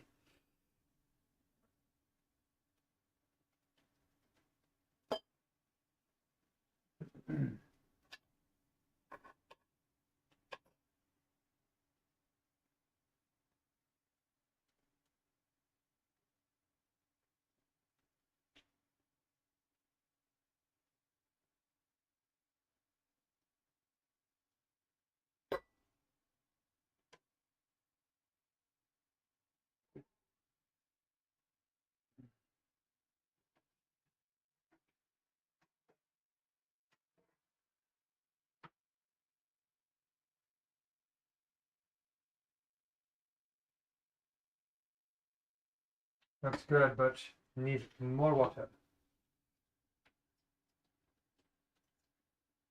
There we go. Boil that up. Give that a touch of salt.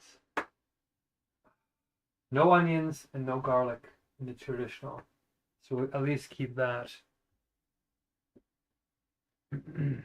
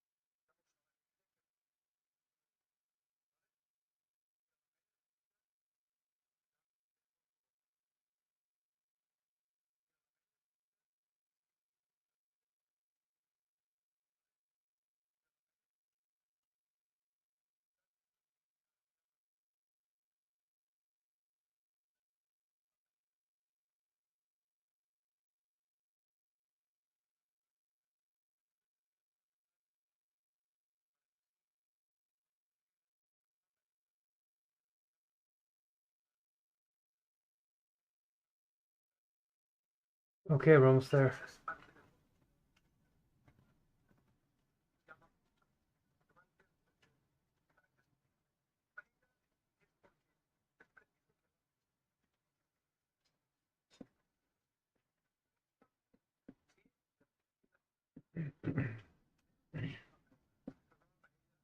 Okay, the next step is just to add the saffron now. That's boiling.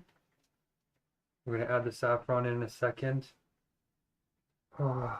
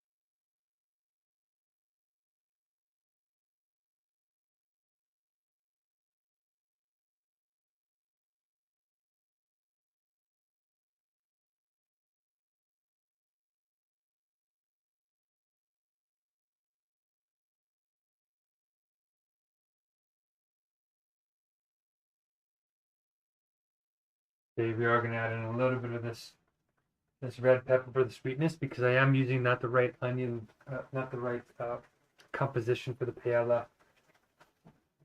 Sorry, Spain, I'm making up.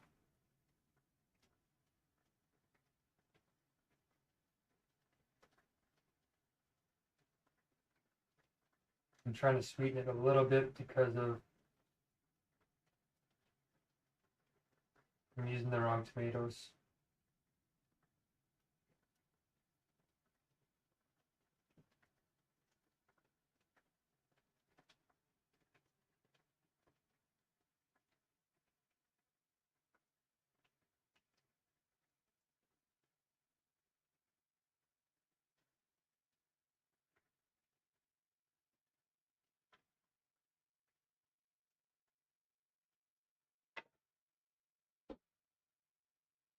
Here we have a towel. Okay, looks like our saffron water is done. See how golden it is? Nice gold water. That's because these little red flakes in there. See? So I feel like I want to let it sit for a little bit for another minute or two. Let this simmer up a little bit.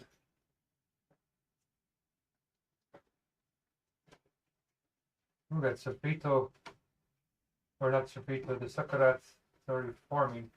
Sacarat means like this sort of burn on the bottom. I really like this butterbean edition. I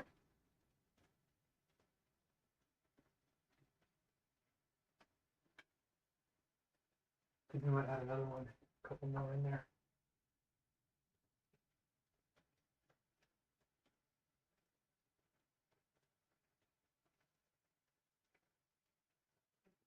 Maybe not that many, but whatever.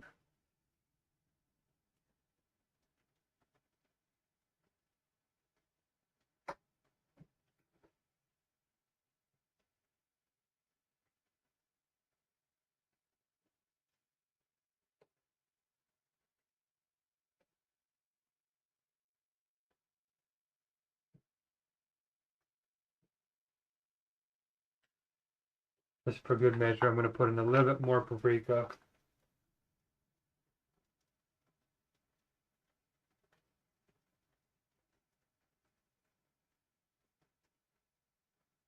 I really want to drown out other tomato vibe. Okay, we're adding in quite a bit of this. It's amazing how much this diffuses, like a couple of strands, and it's just some like a different world. Okay, here we go.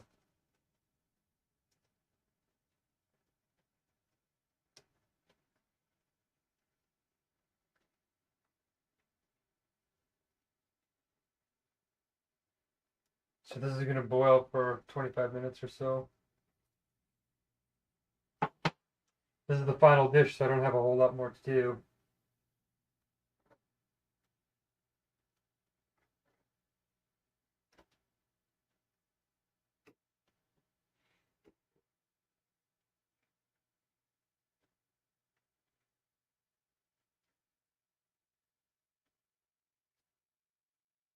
And then get ready to eat and get ready to put the rice in here. In fact, I'm thinking I should probably put the rice in now.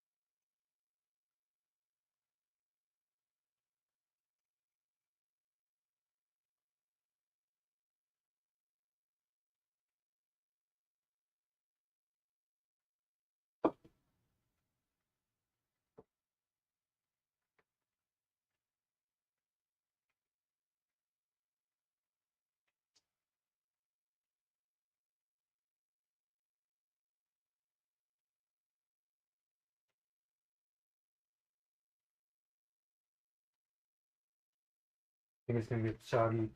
Okay, we're going to drain this water rice out.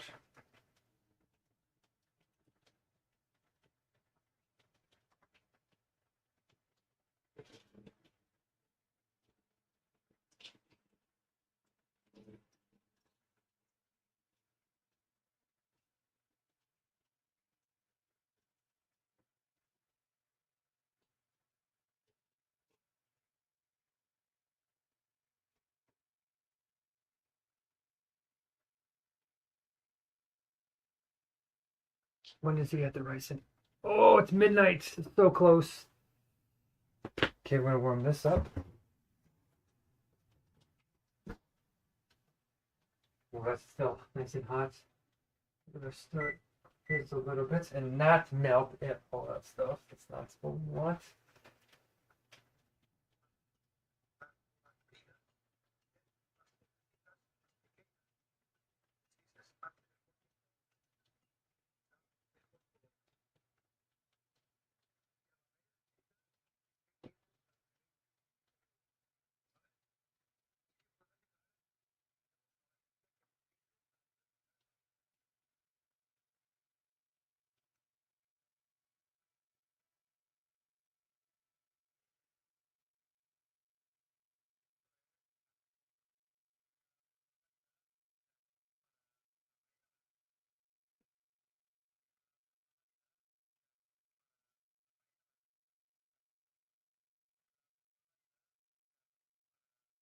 Okay, we're so close.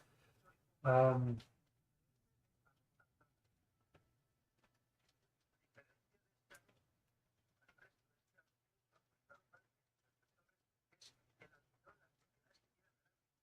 oh, we still have one more dish to make. Right. Right. Right. Um,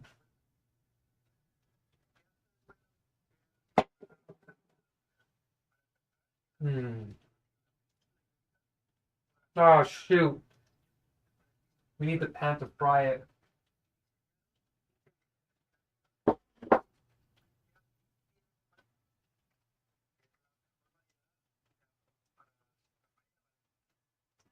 Okay, we're adding it in now. Oh!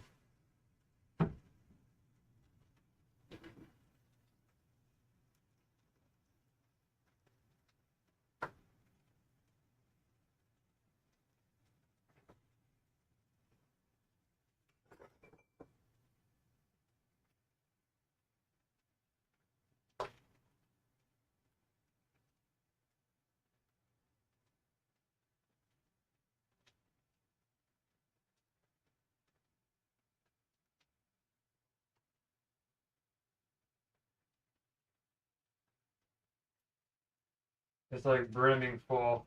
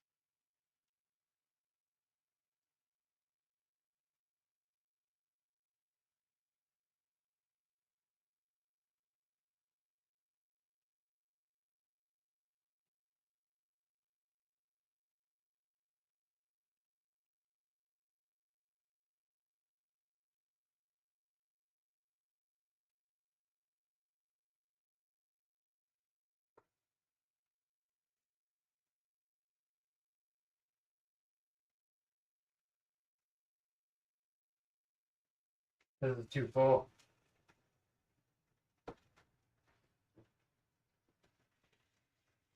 Yeah, geez.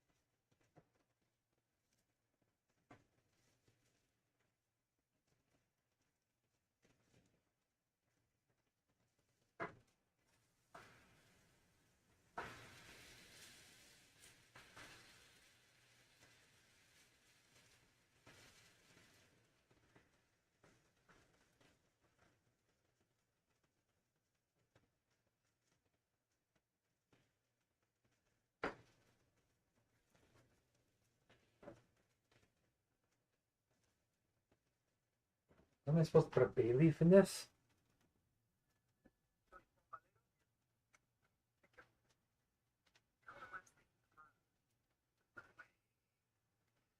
Wow.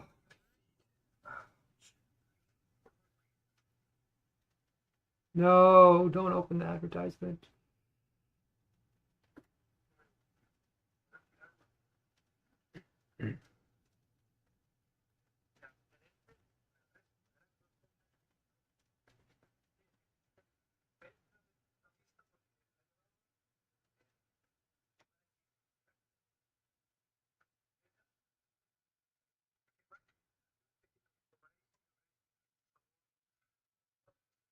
There is no bay leaf in paella. What?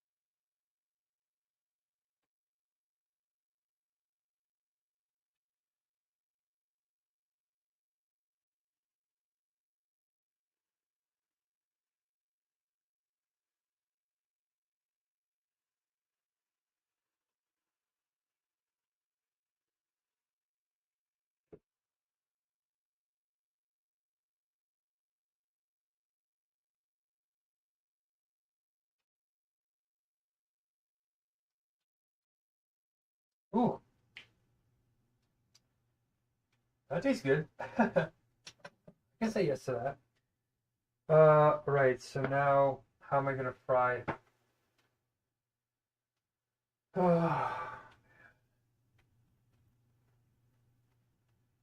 Darn it! I knew I was supposed to do that. All right. Let's make the dough. Very simple dough. It's just normal water and salt, a little bit of sugar, and flour.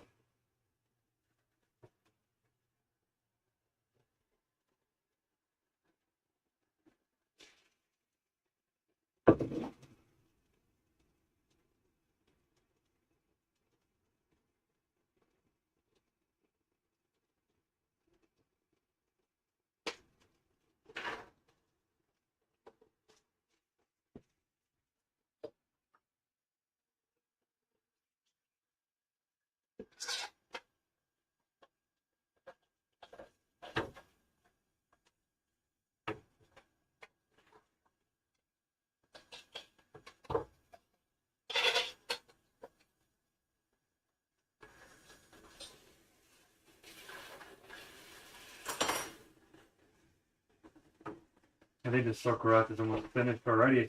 It's probably burning. Ouch, my back. Come on. Come on.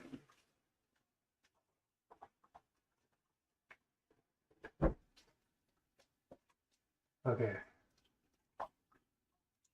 I really did want to fry my sofrito. What else? I could try and fry it in this Teflon pan.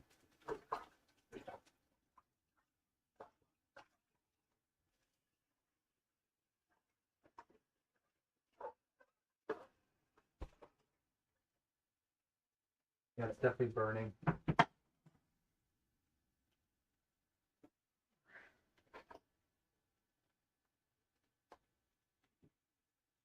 Yeah, the sofrito is pretty much done already.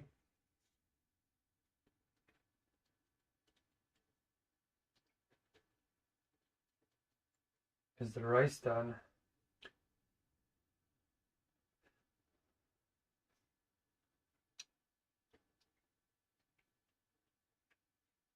Nope.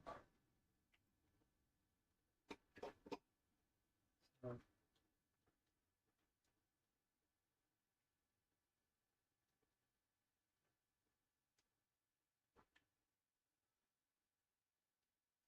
we're gonna put the beans and everything to make room for the rice.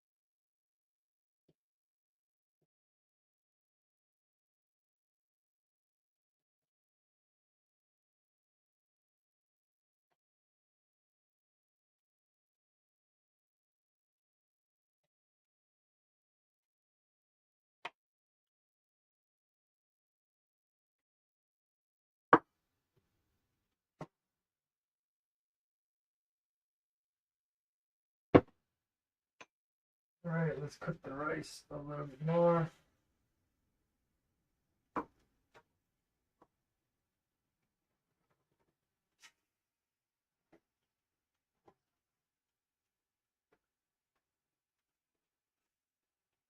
We're getting there. We're getting closer. Loosen up the sauerkraut. Sauerkraut now.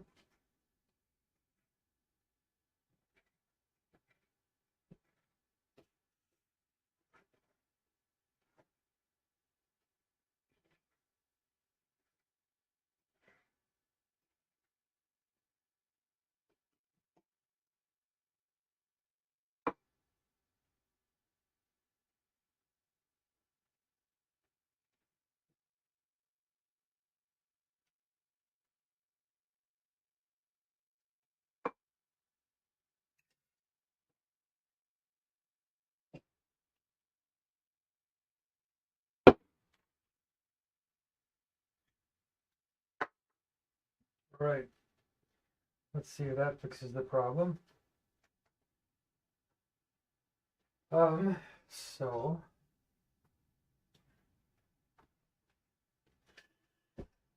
oh my back. Ouch. Now we're gonna add in some flour. Snap this, that's right.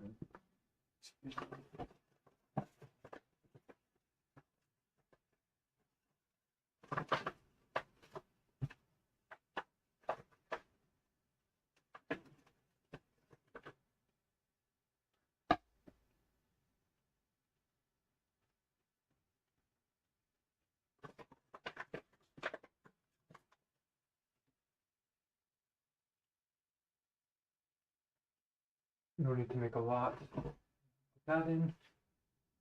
Put in a little salt, pinch of salt. We're gonna put in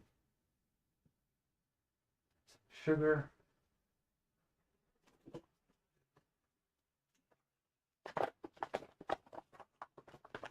Actually, I don't think we're supposed to put sugar in the bread for sofritos, but we'll put it in a tiny little bit.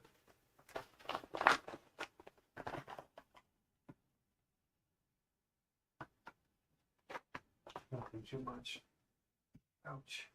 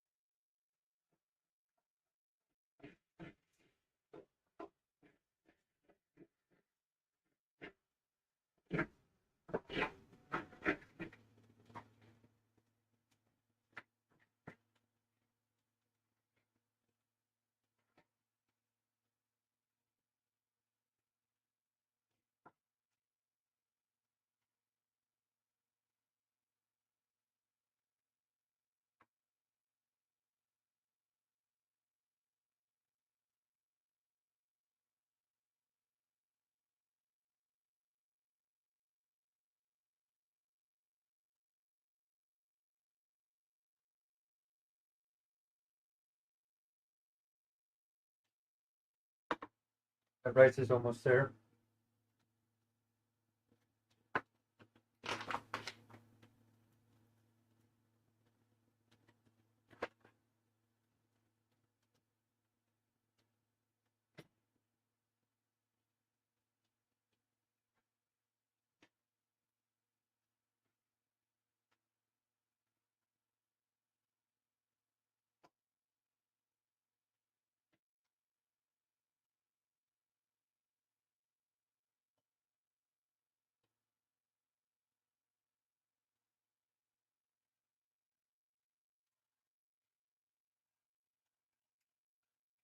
Frito.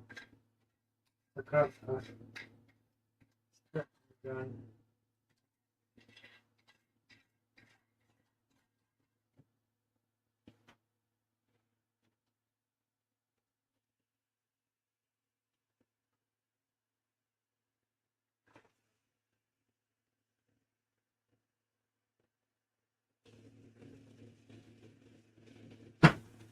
We're going to clean this off while we're letting the rice soak that in. We have sugar, salt, and now we need a little bit of oil, I think, right?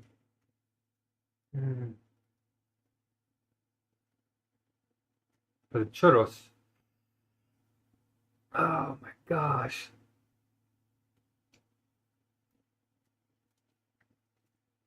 Oh.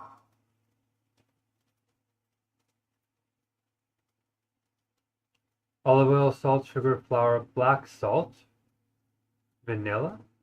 What? No. The original has just plain old.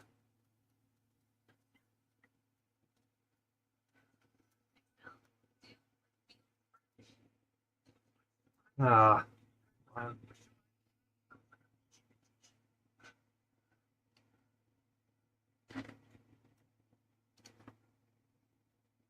You don't need butter. Nope.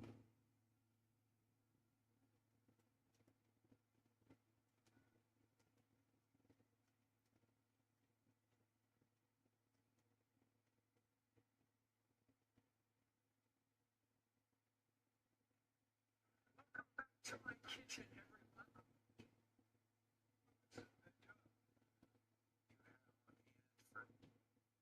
Sugar. This is going to help.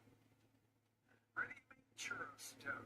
I've got a couple of cups of water, and I'm bringing that to a boil right now. I'm going to put it over fairly high heat. To that, I'm going to add 2 tablespoons of sugar.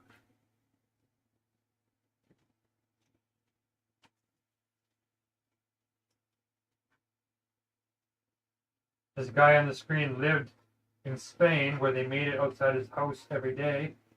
So I trust that he's going to have the right recipe.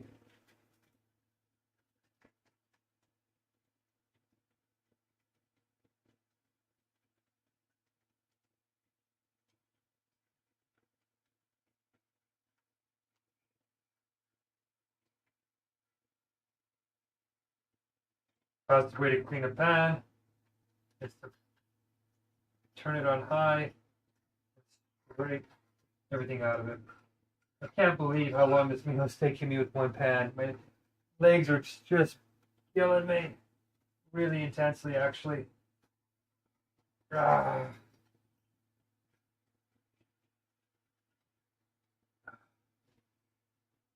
The floor is so cold.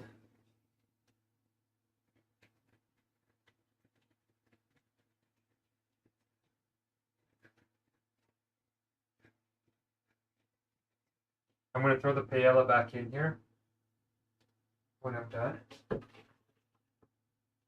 It's start to burn actually, so it's a good thing I actually took it out. This pan is really not. It had better days. It's a lot of water. Shoot. The whole point of having all the spare water and everything done was for this moment. We're making it though. Honestly, this is like 7 meals in one.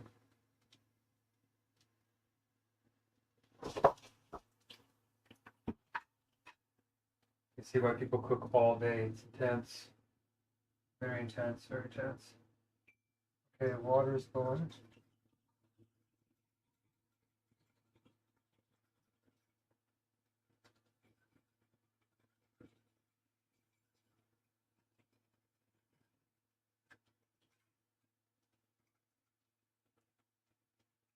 All right. I can't believe how long this is taking me. Everything is like a mess. Everything is like, no. I tried so hard. But it's looking okay. We're pulling it off, I think. We still got warm patatas bravas, and we have the enchilada española or tortilla española down there. We have our garnishes ready. We have just enough olive oil, I think, to fry here. Oh, man. Ugh.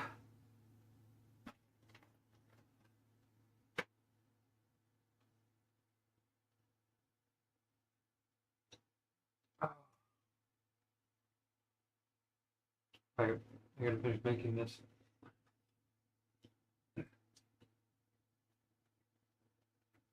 This is going to help us ensure that the churros brown nicely when we fry them. And then a teaspoon of salt, which is always welcome in anything that is sweet. I've got a quarter of a cup of vegetable oil. You can use anything you have on hand for that. And stir that until the sugar and the salt have completely dissolved.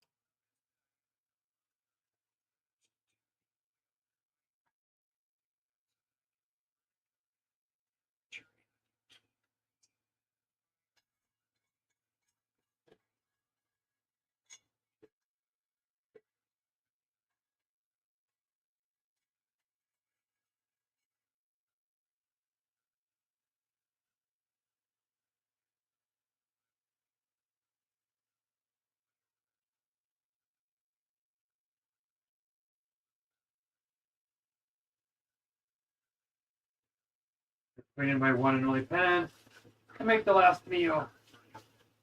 Make the last addition. So incredibly close.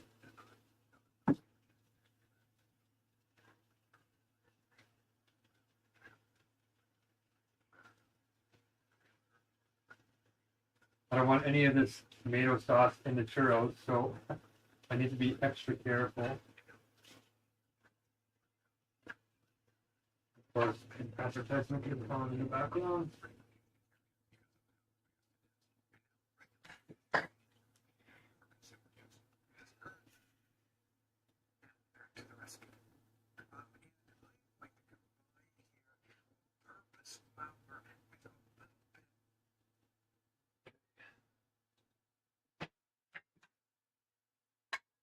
Yeah, nice and clean.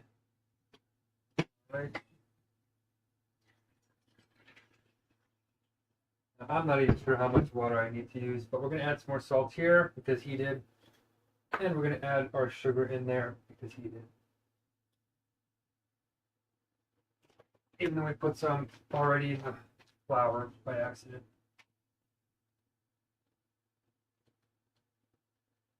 Good enough. Oh man, my feet, ouch. I'm gonna boil that baby up. Okay, I'm gonna boil that baby up.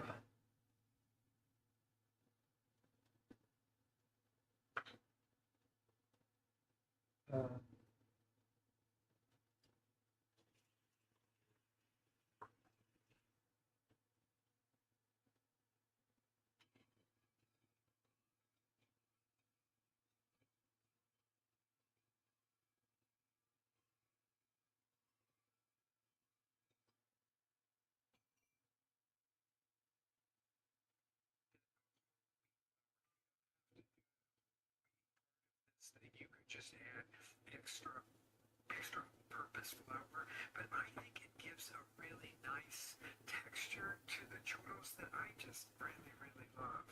Okay, we've got our water now at a boil here.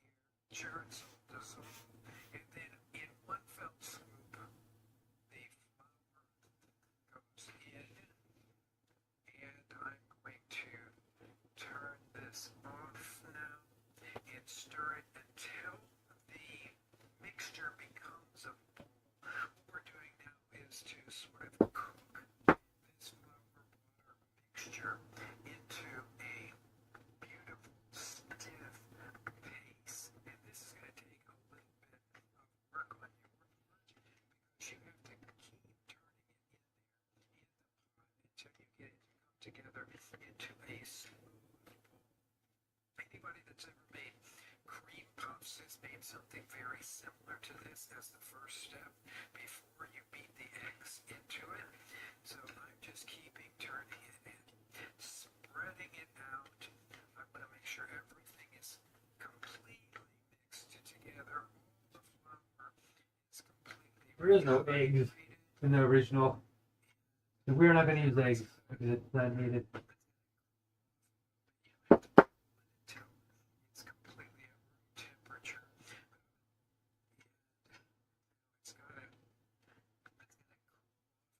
You have to cool it until it's completely at room temperature.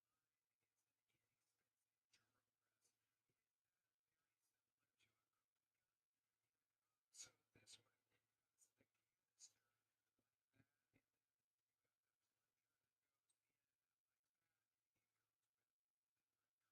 Mm, Tips on it, but this is the standard store. that's perfect. Tip. You would also find something.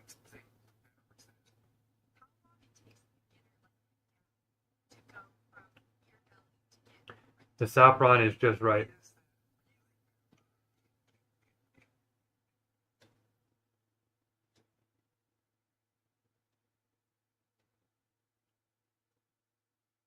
Water's almost boiling.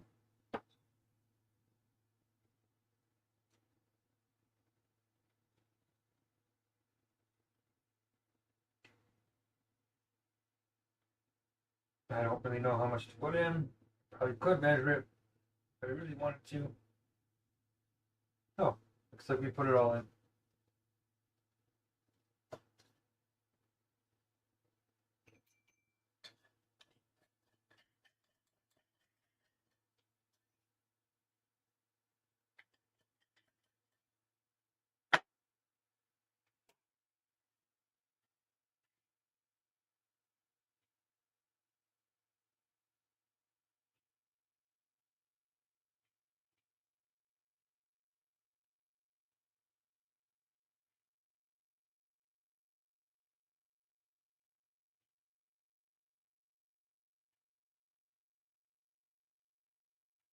Very cool. I've never cooked the flour in the water with the dough before, or with the rest of the dough.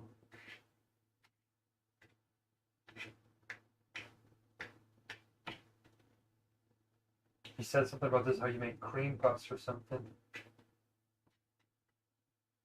I think I might need more water in here. I don't know.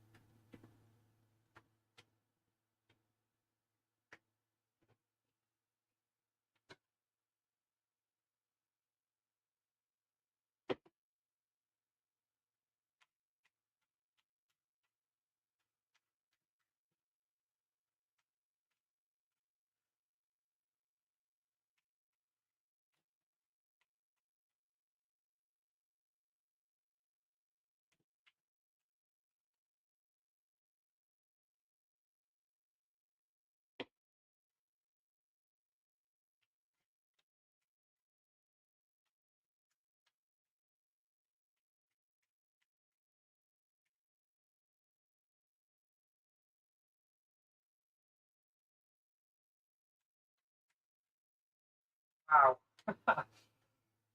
Ah, boy. I'm just like full focus here.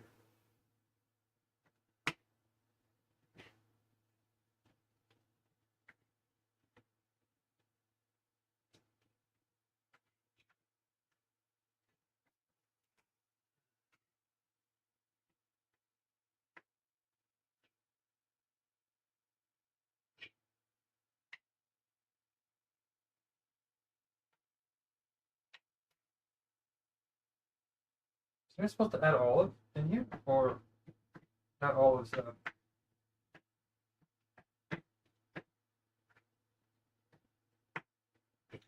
olive oil?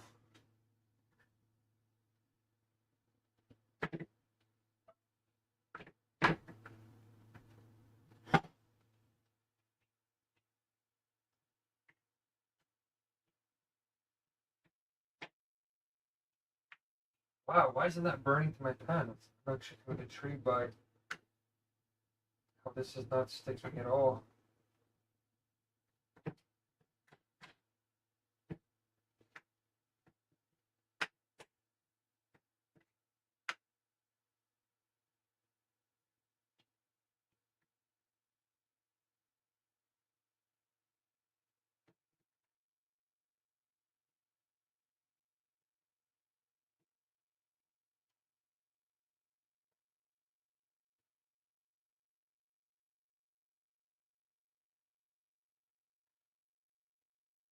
Now he says let it cool.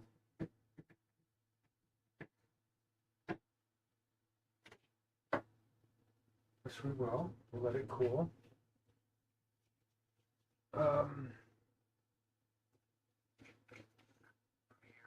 Two-thirds. Okay. They have to be ready to press this then. Very When did he add the egg?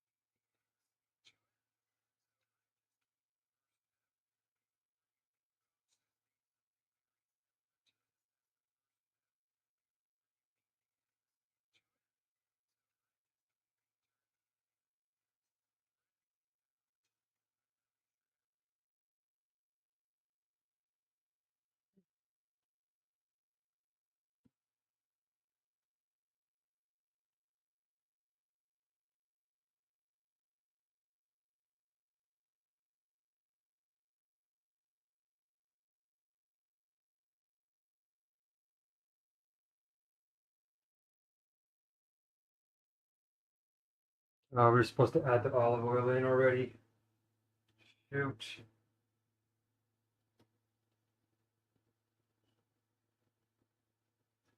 I didn't see him add the olive oil in.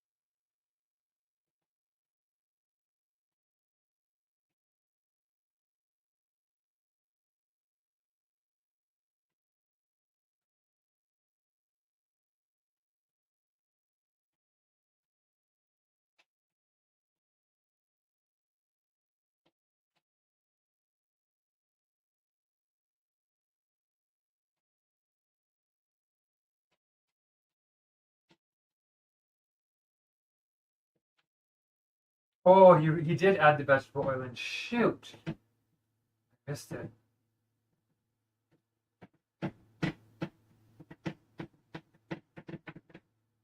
Oh, that's okay. It's in here now.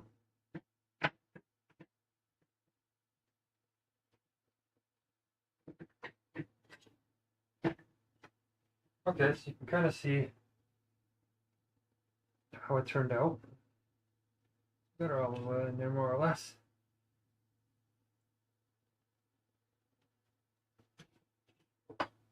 Alright, so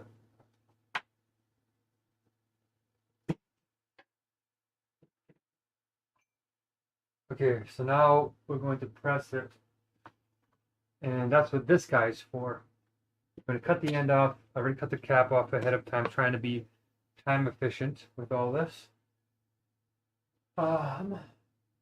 So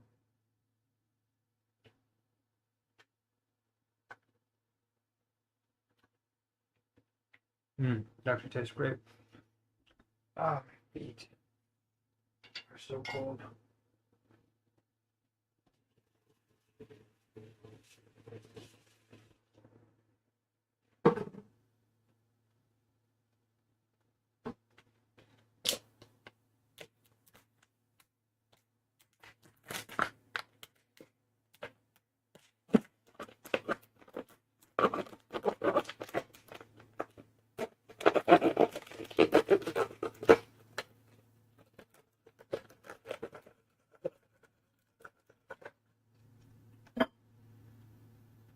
They said that this is what they do. They're making street food with this stuff. Okay, so we're supposed to let this cool down a little bit. It's already quite cool. And we're going to push it through here to make churros.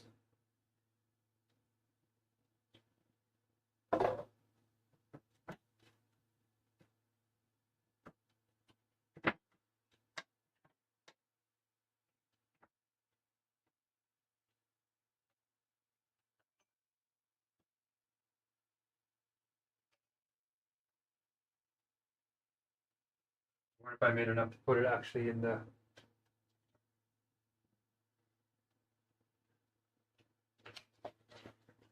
to fill up this bottle all the way?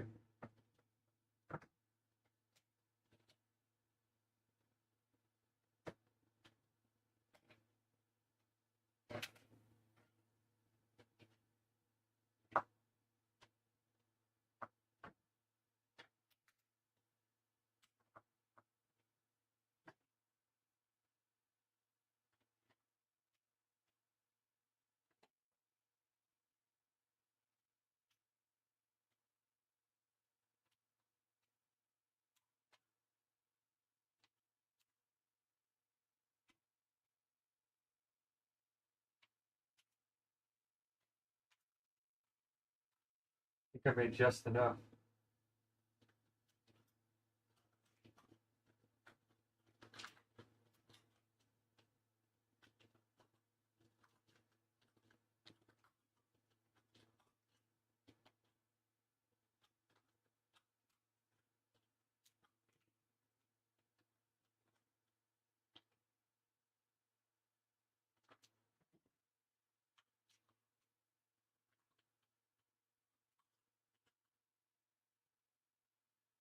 Definitely hot.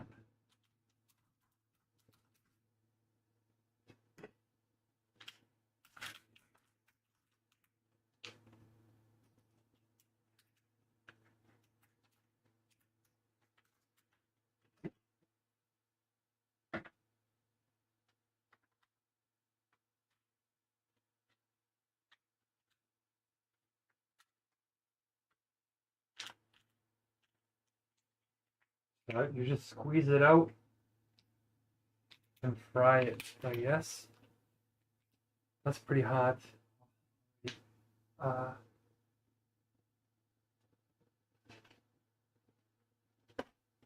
Should we squeeze it out into here is the question.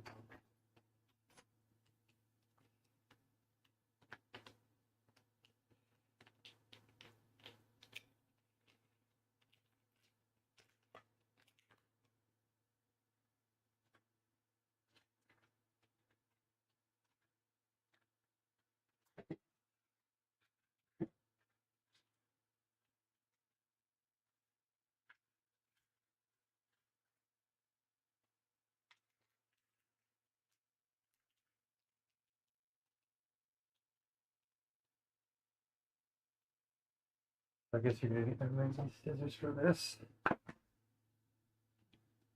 Oh, it's already coming out the wrong way.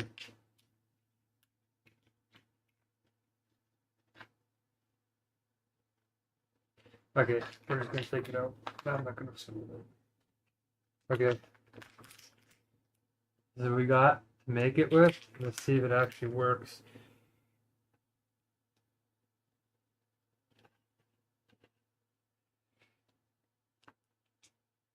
Can you see it?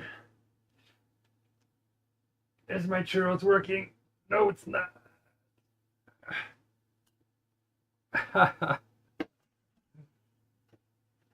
Well, it's kind of working.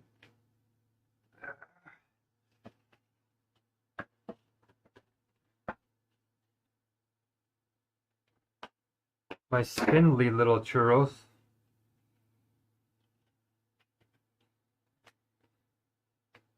I think I gotta cut it a little bit differently.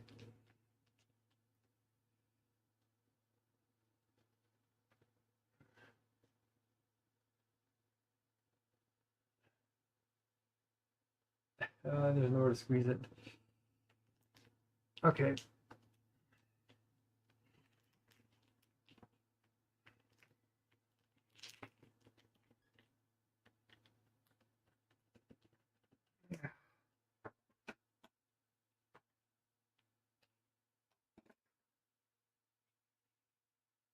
They're kind of like churros, a little bit.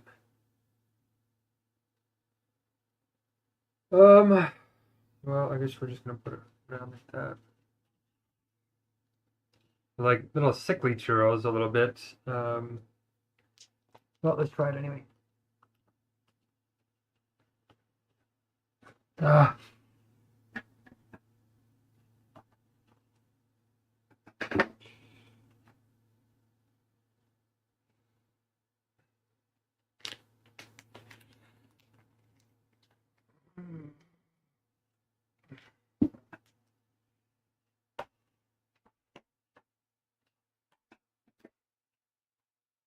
Trying so hard here. It's difficult. This lid's not big enough. I need to cut a bigger hole. Surprising how much it's holding now. I think all I have to do is cut this little piece bigger and we're set.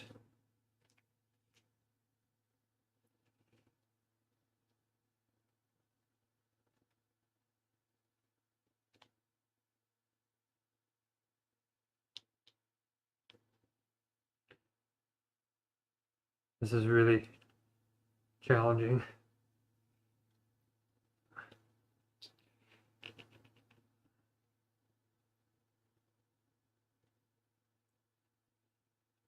Don't want the plastic falling in.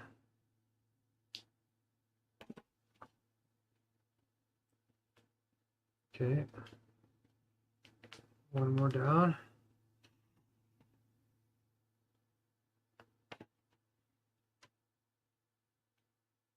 Definitely a learning curve. Definitely a learning curve.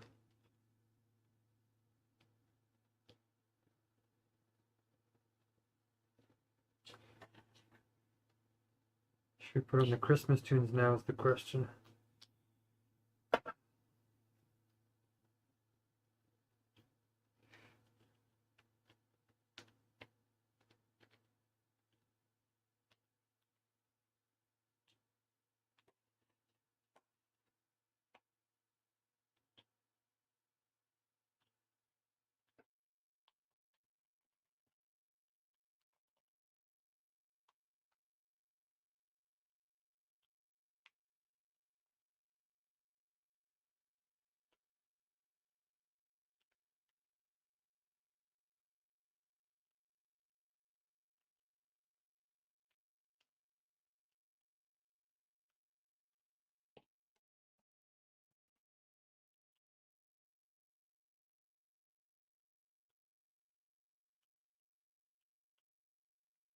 This should hopefully work better now.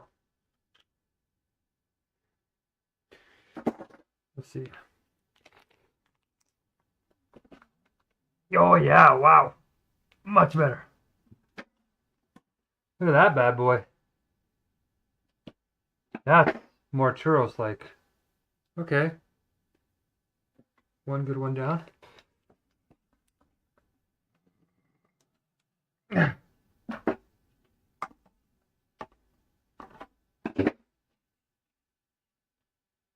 Two.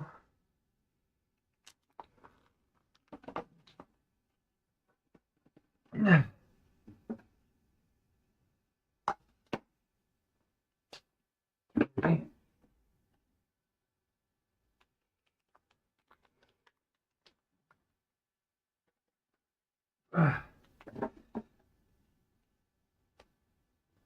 Four.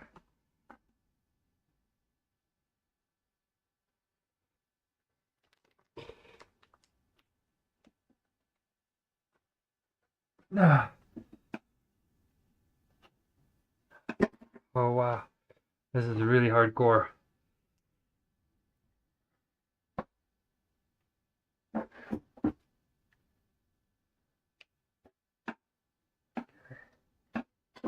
We have 5 of them now.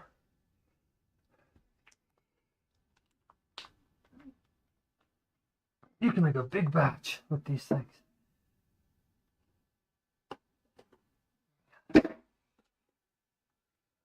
Little guy. All right. Open this up and put in more. I don't know how many of these I'm going to make. 1, 2, 3, 4, 5, 6.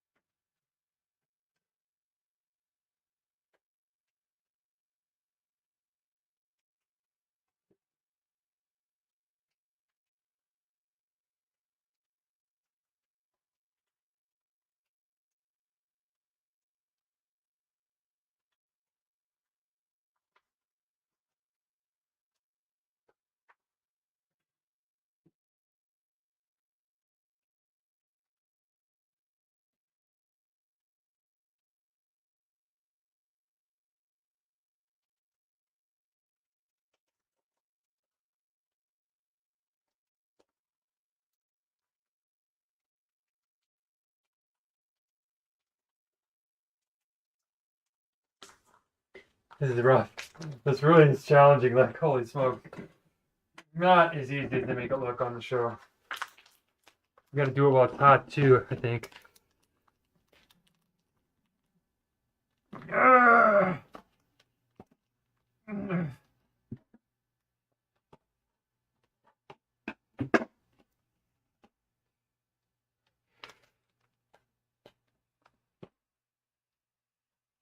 I don't have the strength anymore.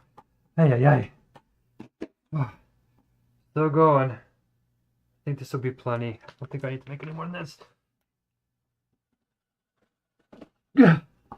Wow. That's tough. That really is tough.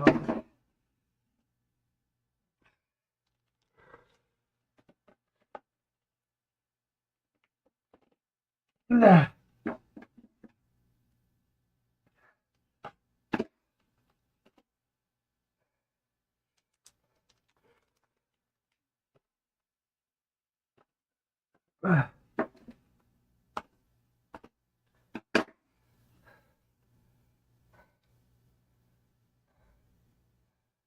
One, two, three, 4, 5, 6, 7, 8, 9, 10.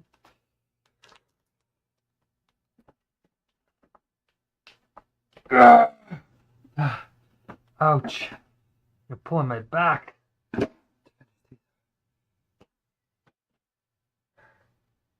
Some of them are bigger than others. Okay, good enough. I'm really overtrying it here a little bit, I think.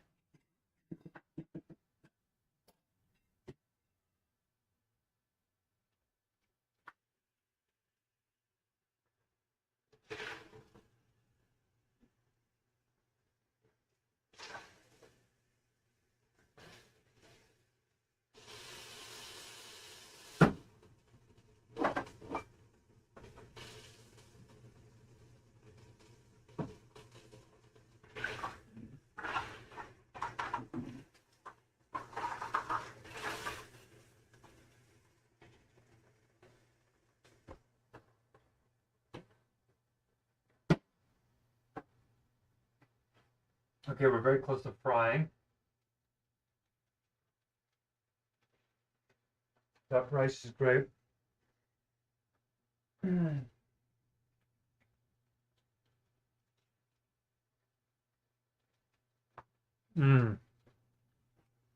Wow.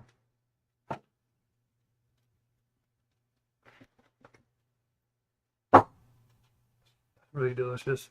We're not going to boil these after all. Not right now. I guess we didn't need that extra bay leaf. Glad I used it when I did though. Did he put any sherry vinegar in that paella?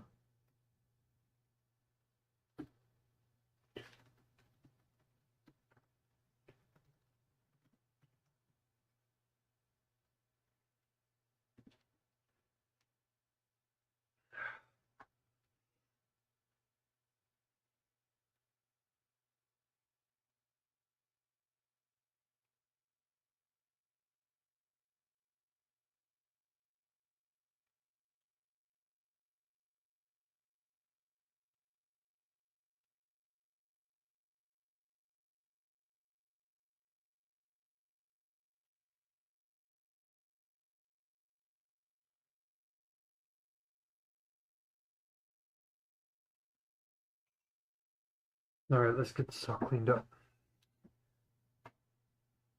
All right, let's transfer my signs over. Get everything set up here. So my feet are really burning badly.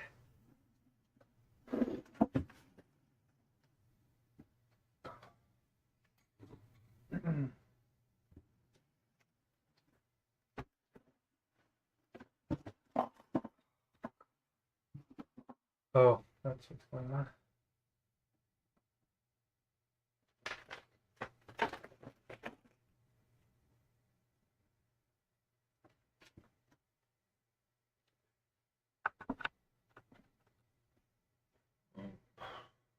Excuse me. Okay. So we're almost there.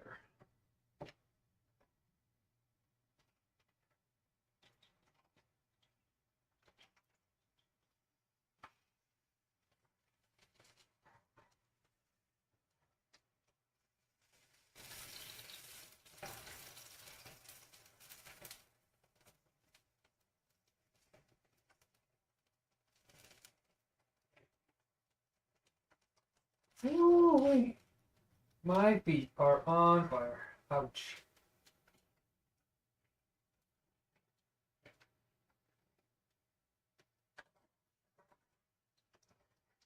Holy smokes, are my feet on fire. Ouch.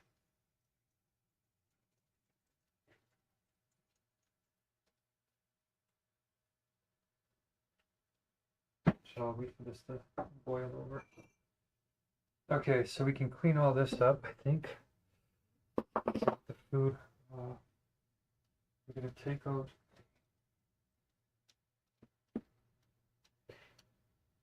So which ones were the sickly ones? Actually, oh, these ones.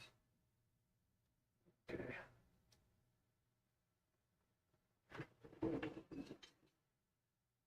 Okay.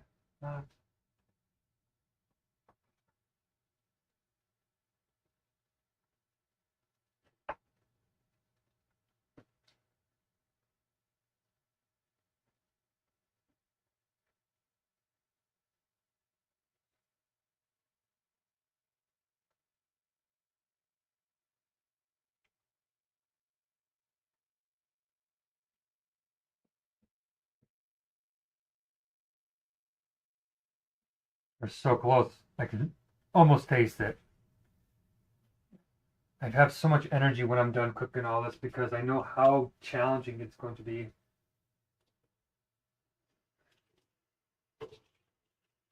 Like these dishes weren't even that hard. Like why did it take me so long to cook them? I don't understand. I know it's because I'm in the poverty trap, but like even by the poverty trap standards, it shouldn't be this hard. I didn't even have 2-hour meetings this time.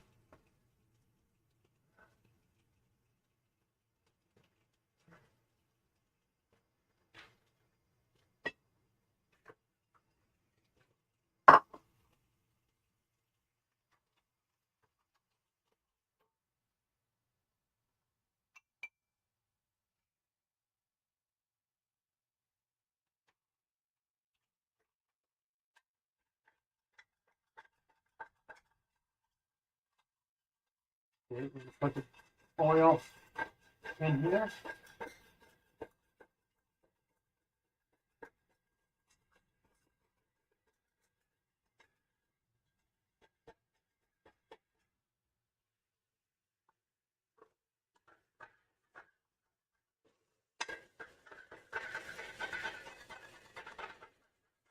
What's going on there? The flour is taking a lot more.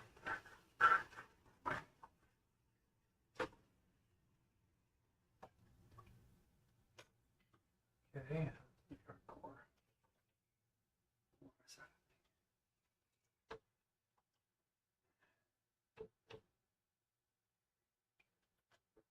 Oh.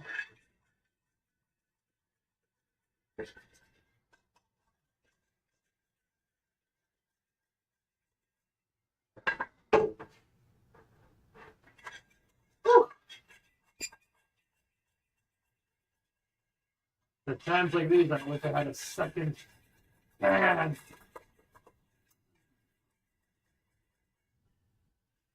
That flour's like caked on there. What the heck?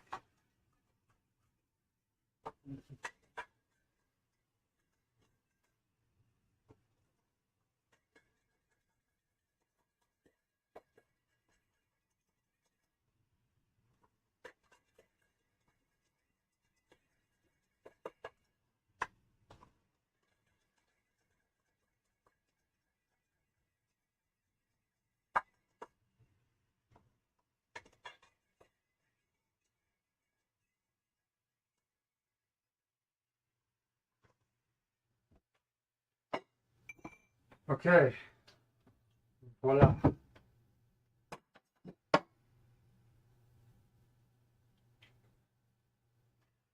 Oops, ouch, that's hot.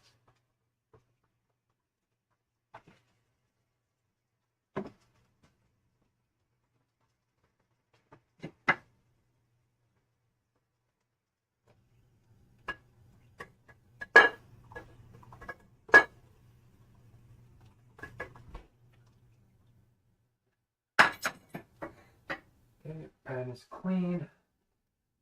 Last step. The frying. Do we have enough oil?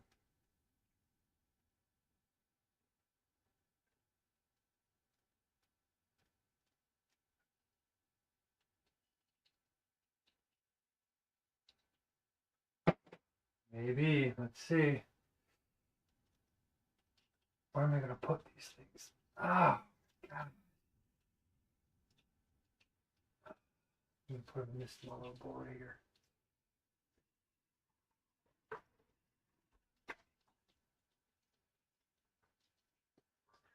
Okay.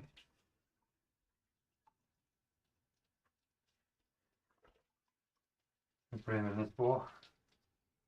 I'm so close to finishing. No one's ever going to watch this whole thing. So they're going to have to cut frame it or whatever. Okay, looks like she's hot. Ouch! We're going to make 1, 2, 3, 4, 5, 6, 7, 8, 9, 10, 11, 12. That was surprising. I don't think we're going to make that many. Okay, so let's try it.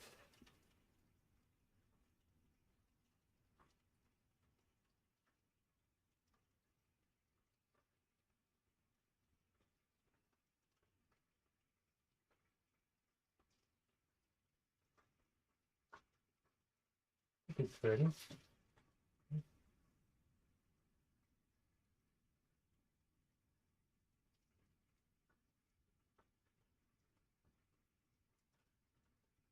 One, two, three, four.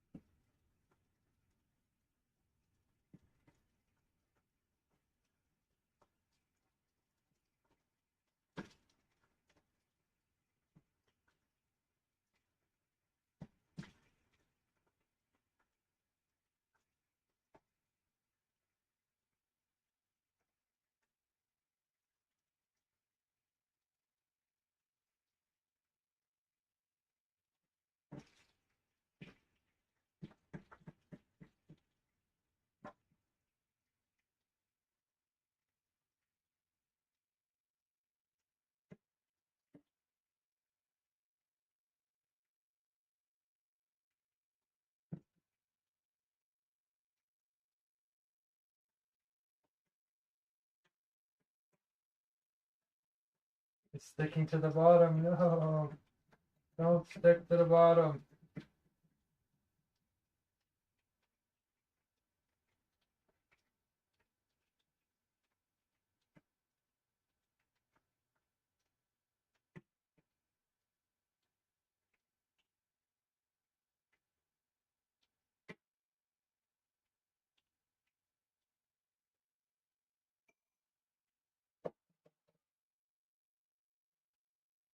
These potatoes are still warm, which is great.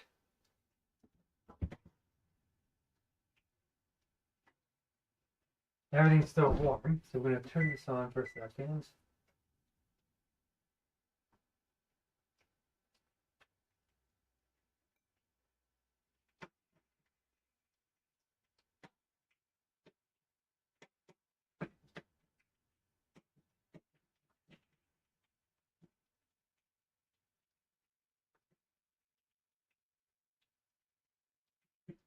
Okay, why isn't frying, by the way?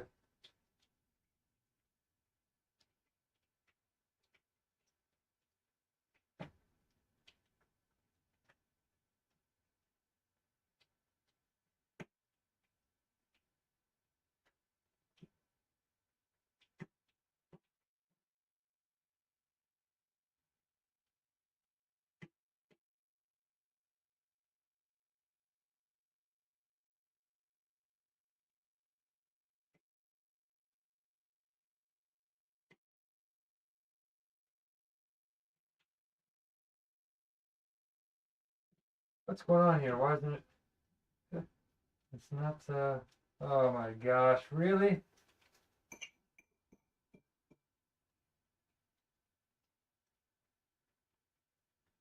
Okay, well.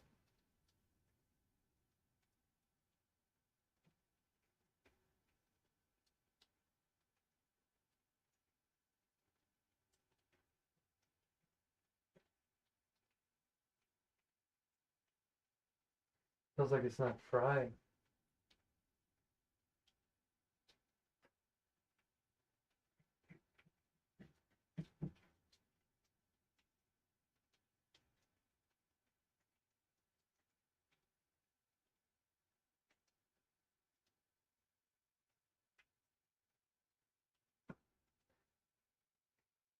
I don't know what's going on. It's like ripping apart for some reason.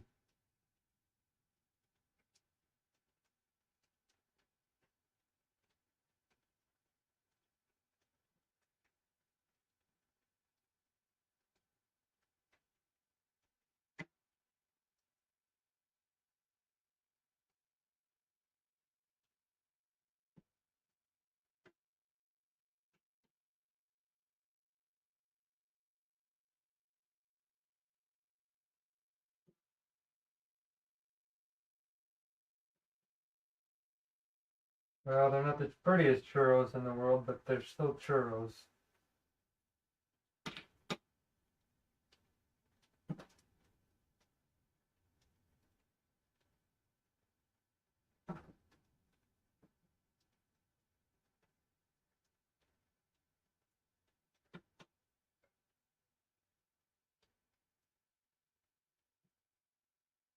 Yeah, we're getting hard now. Now it's working, I think.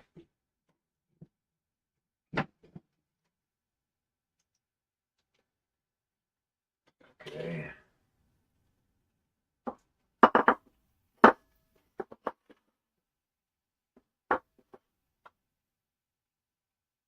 There's a heck of a lot of stuff I just did.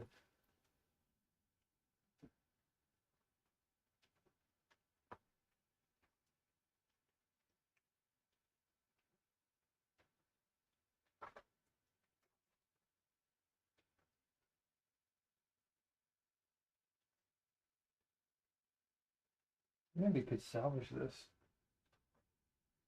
I don't know.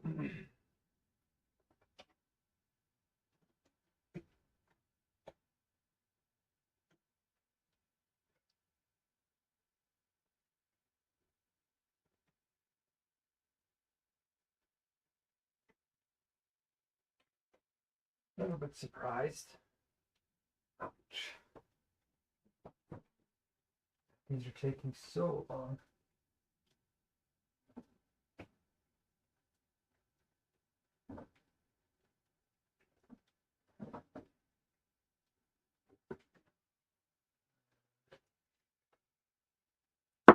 Okay.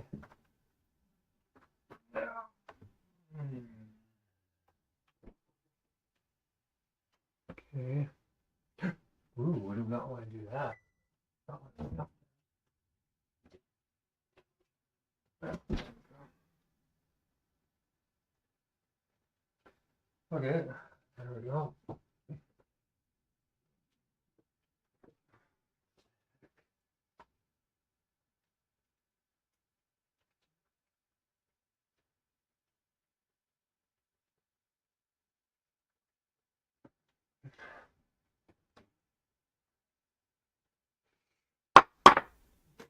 John.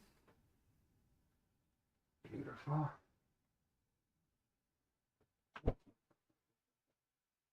Beautiful, beautiful, beautiful. Is our frying done? Ouch! Our little buddies look like they're doing pretty good actually. Didn't have to flip them extra at all. Looks like.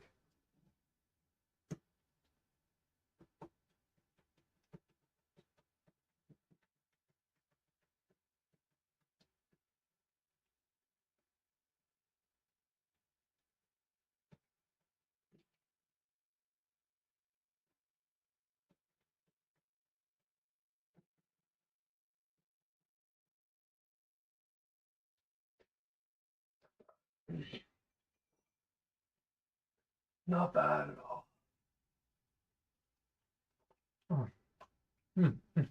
Good eating gold. I love it.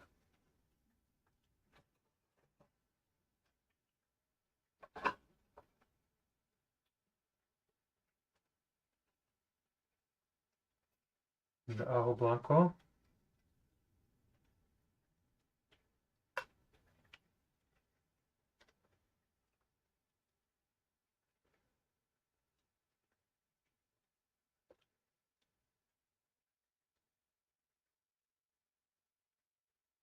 that. Okay. I'm pretty sure these are done.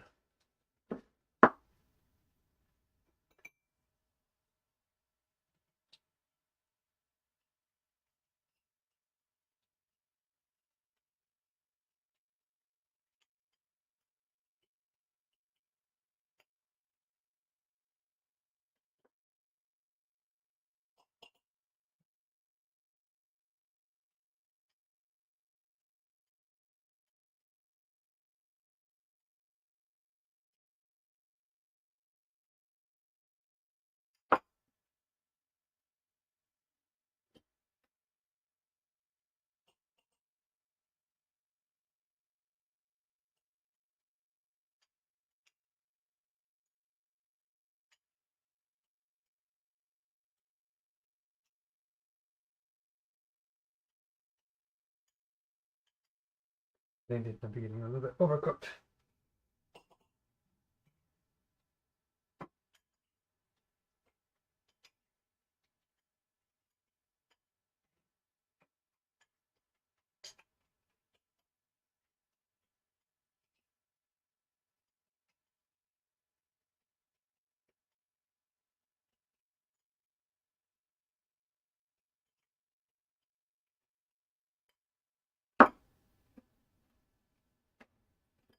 Ooh, hot tamale.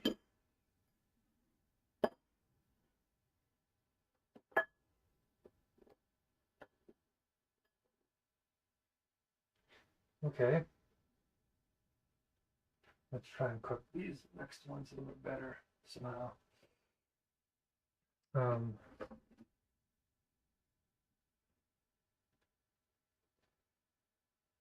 and 2.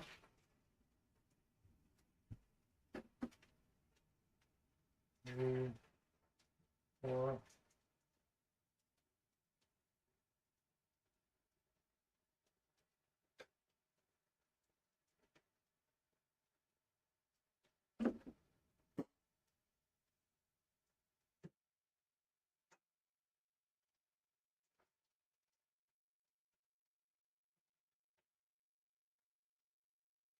Oh,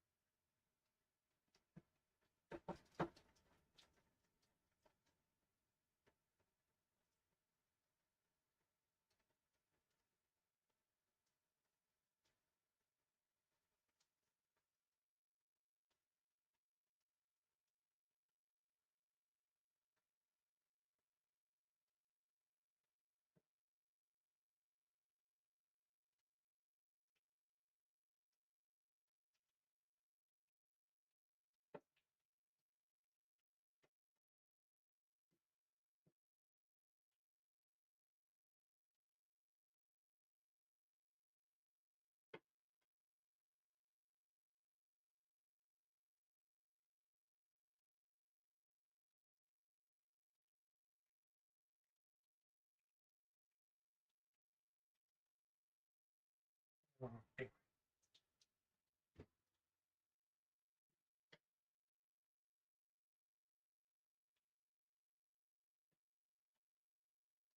Bunch of burnt stuff on these ones now.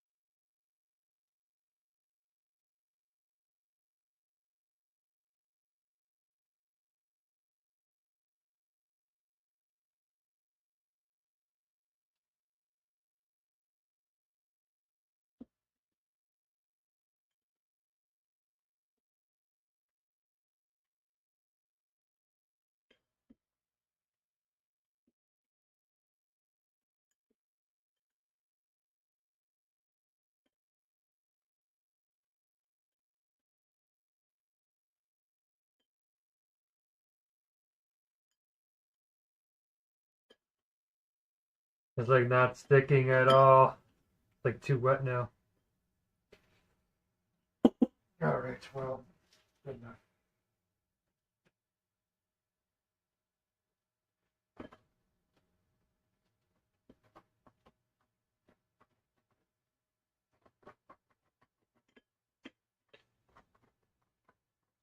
Oh.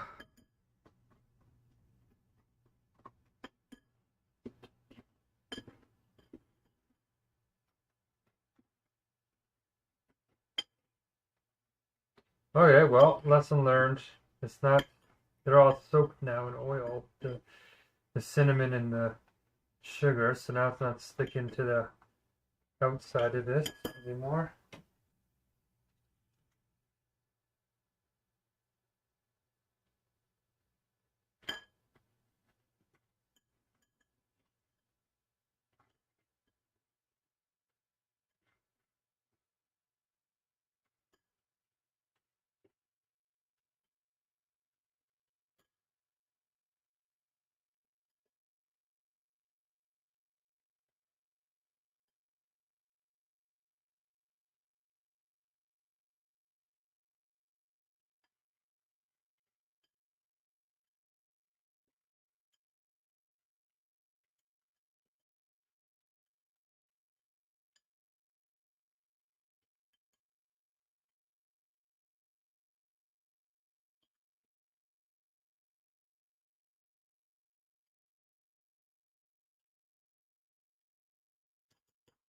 Honest, do I really want to cook with this oil when it's all black like that? That's really.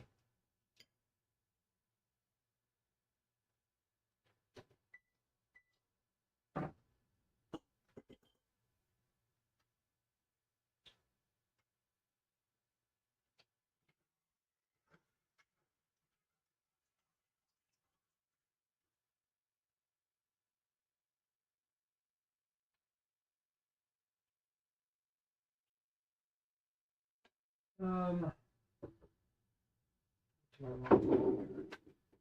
how can I strain this?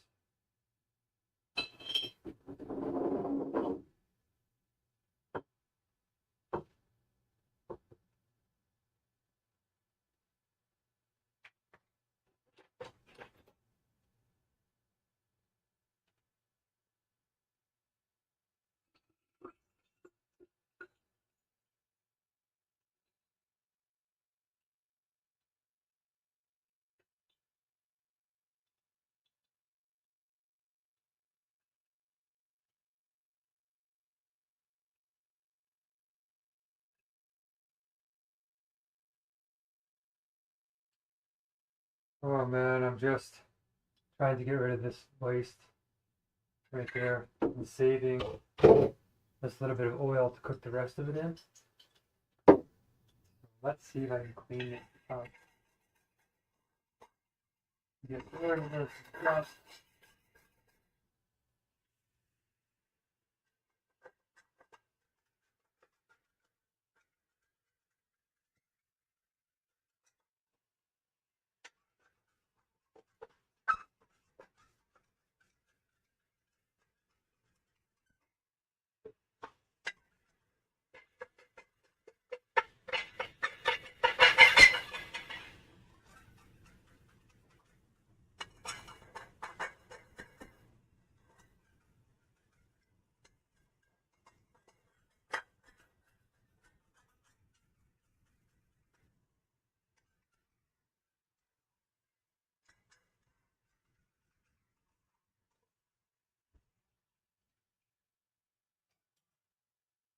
Okay, good stuff, good stuff.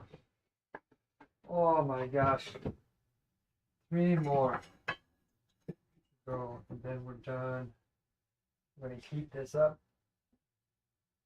I don't even know if I should even put the rest of the sugar on there.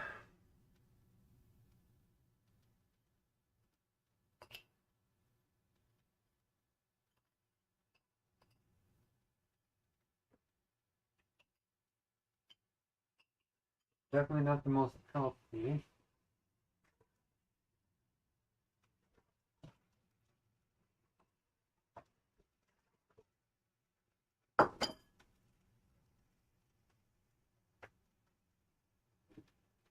Ooh. Okay.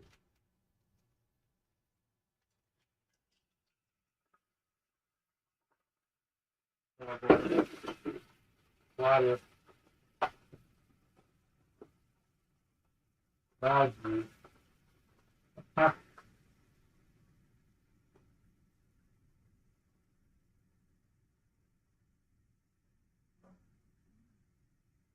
That's loud.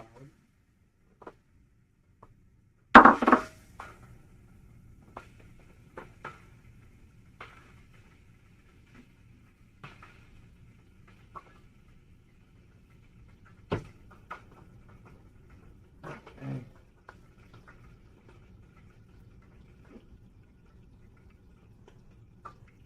Not much.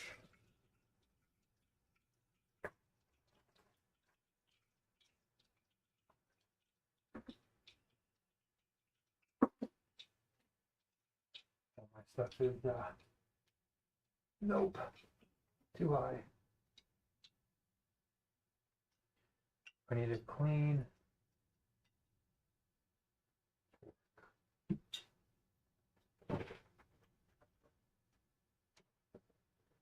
Oh, I'm tired. I just want to eat it now. This one was like one of the most dirty ones I had to get through.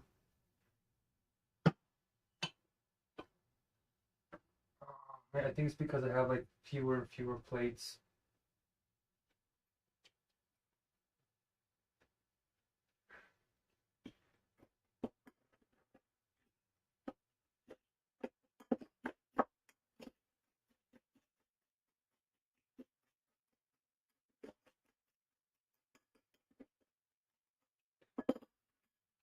See if these cook any better.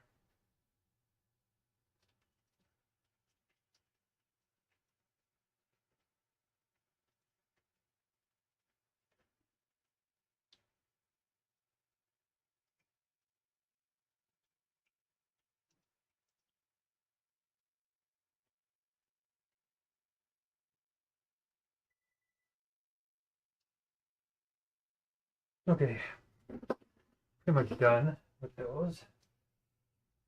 We're so close.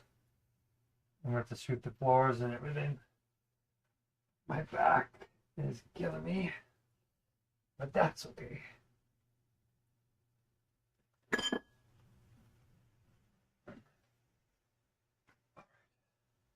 Beautiful stamina. Stamina. Crazy.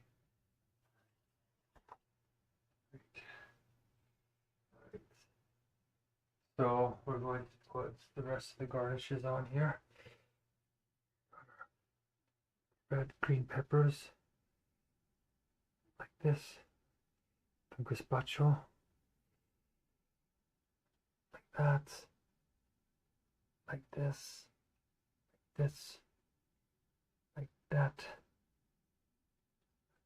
This. This. Ooh. I'm shaking. My legs are like quite literally shaking. Gazpacho. Gazpacho. Okay, now I'm gonna put some onions on there. Like so. Like so.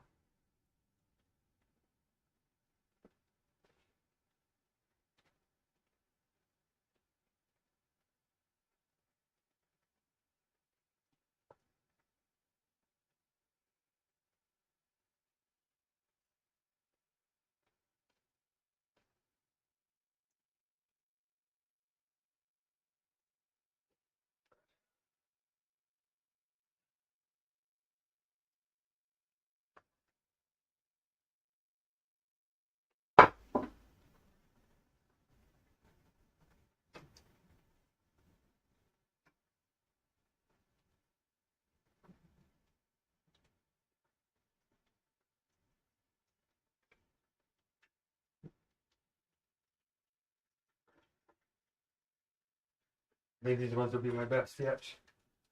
Not too little, not too.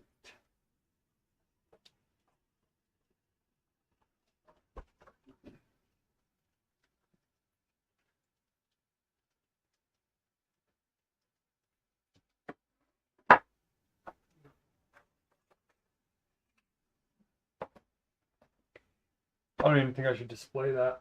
Not really.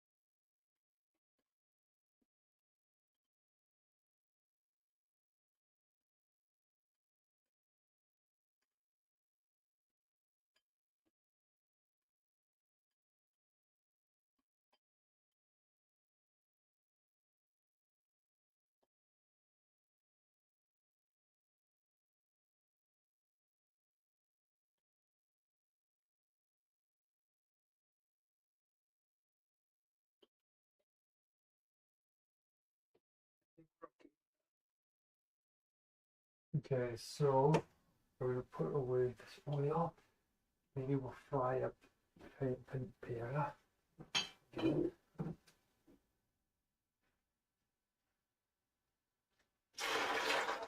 it's all right.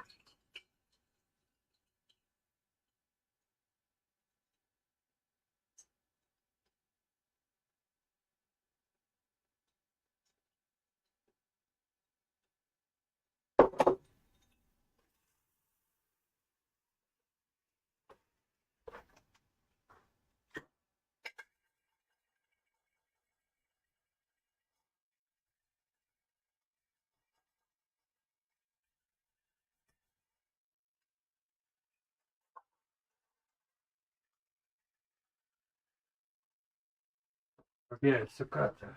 I'm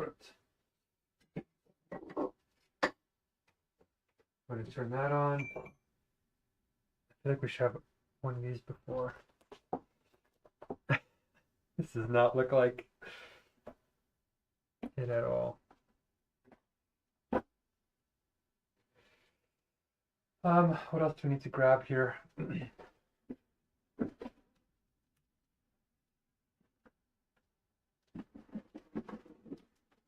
Uncle. They kind of look the same. That needs more tomatoes in it. But that's okay. I did my best, I think.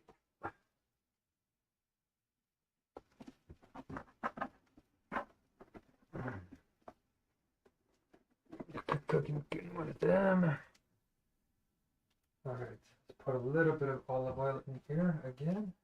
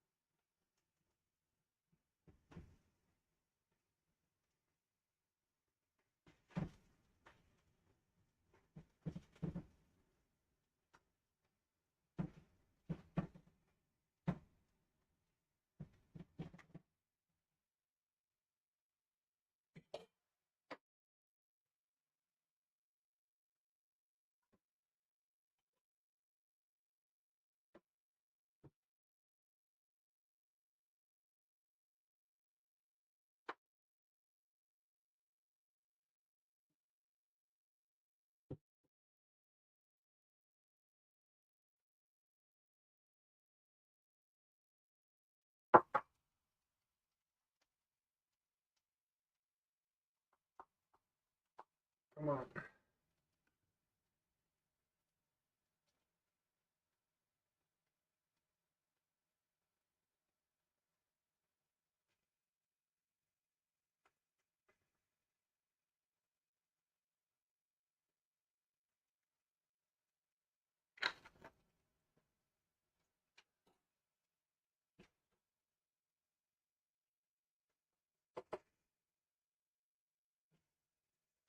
Come on. There you go.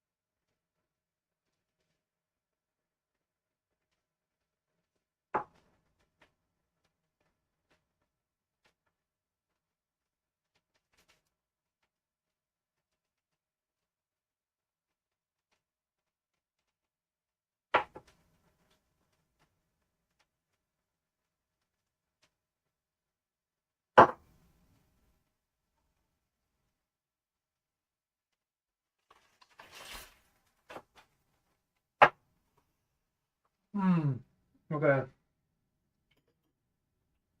I think that's it.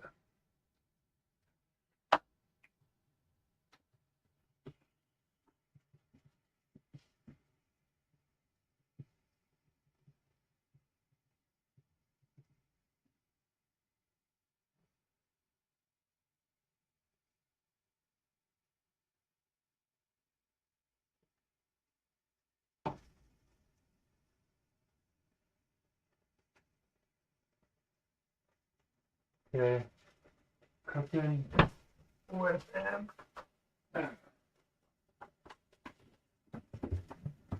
Alright.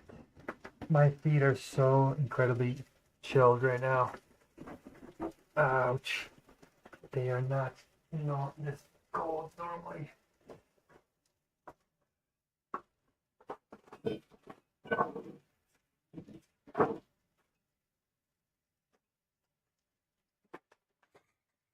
Oh, I didn't get to finish my dipping sauce. Shoot!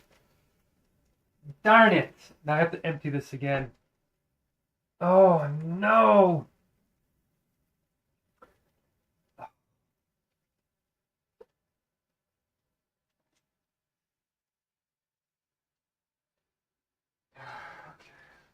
I'm gonna have to use this pan.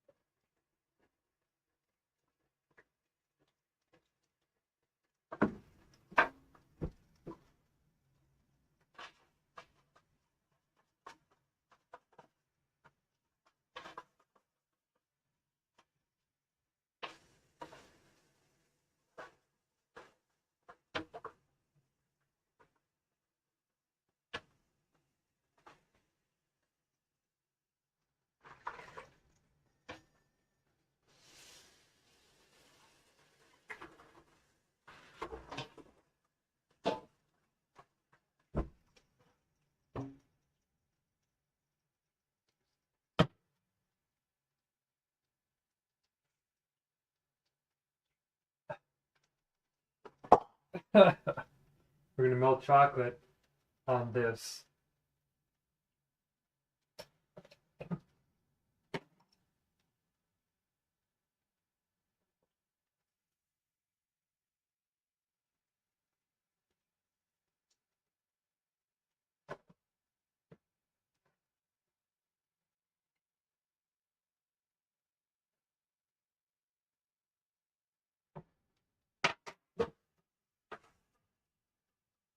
Ooh, that's hot. More hot than I want. Oh no. Oh! Wow, it's like everything is being ruined right now.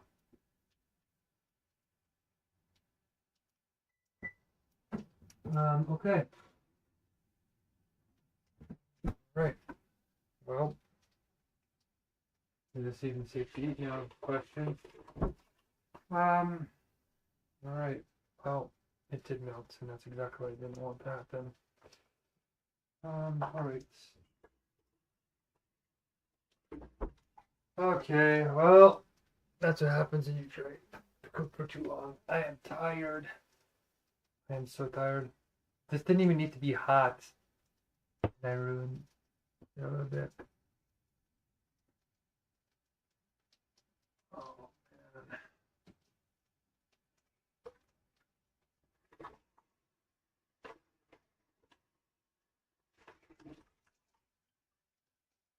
Wow, this probably is like dangerous. Like,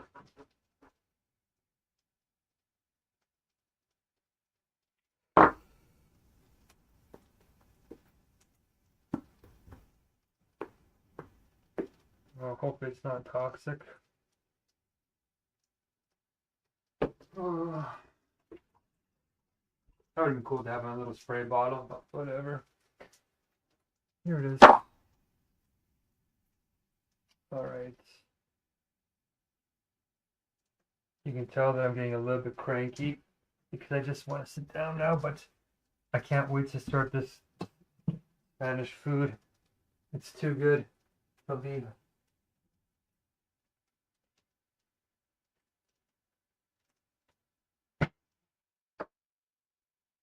Darn it, I was really looking for that spray bottle. Okay. What else was I supposed to have? Right, the chocolate milk.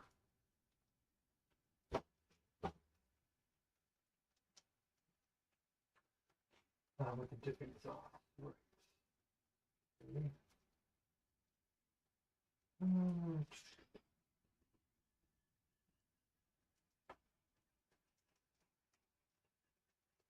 What about this?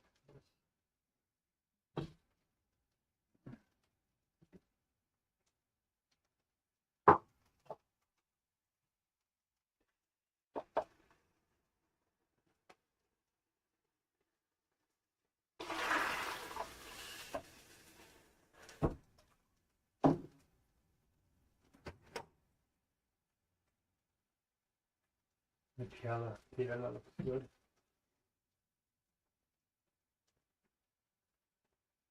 What the?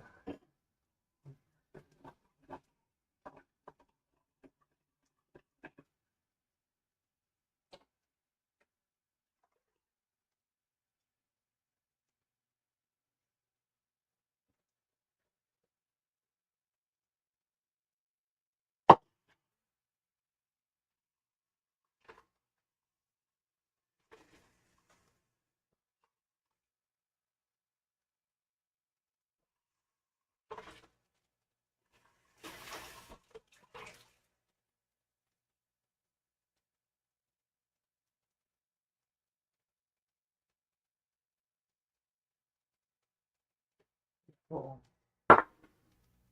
Okay, chocolate. Chocolate. Let's melt you. Look a little bit. This is almost done. I'm gonna close this window now because I'm frozen to death.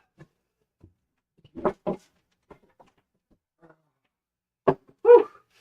Almost there, guys. Almost there.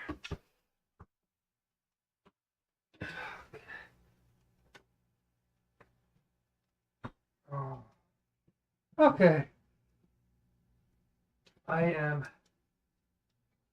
so happy this is almost completed.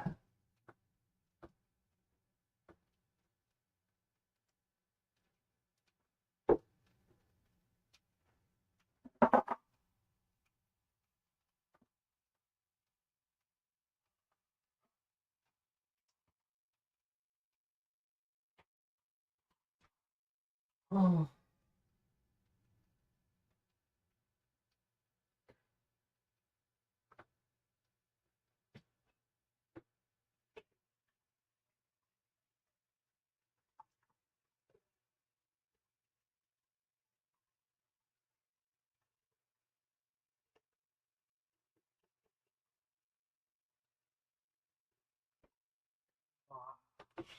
I am really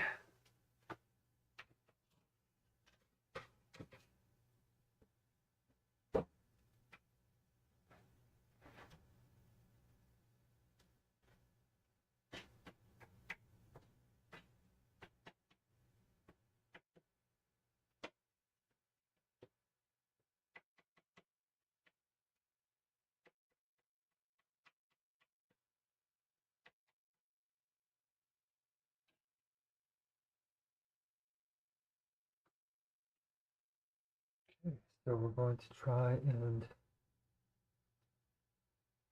put these dishes where it's warm. Try not to forget that. I'm going to set an alarm.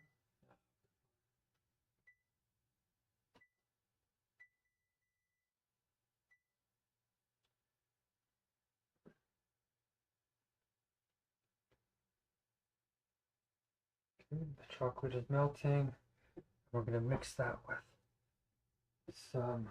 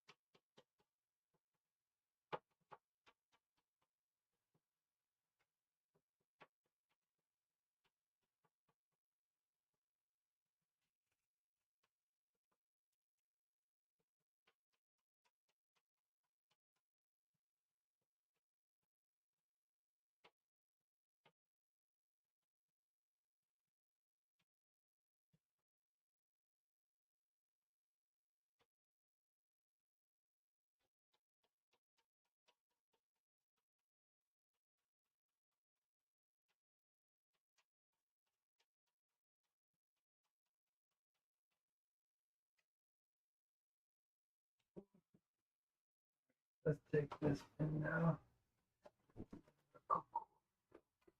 A little oat milk.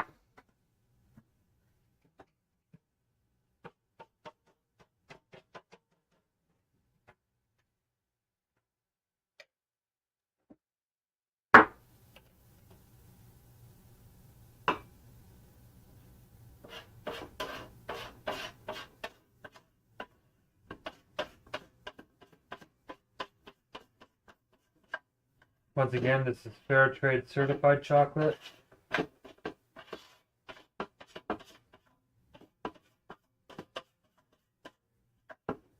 Wow, that whole chocolate bar didn't even come out to the bottom of this small glass? Really?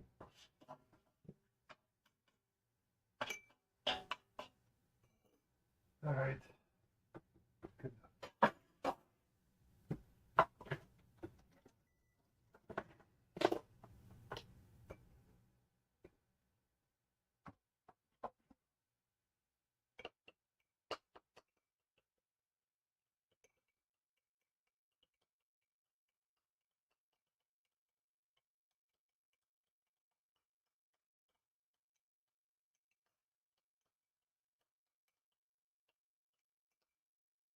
It looks really good.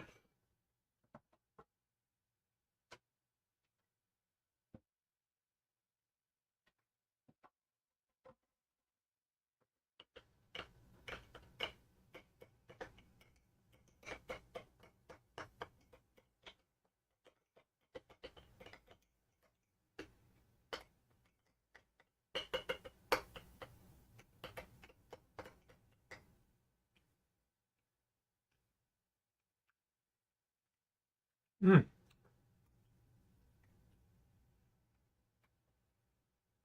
Ooh. That's pretty darn good, I have to say.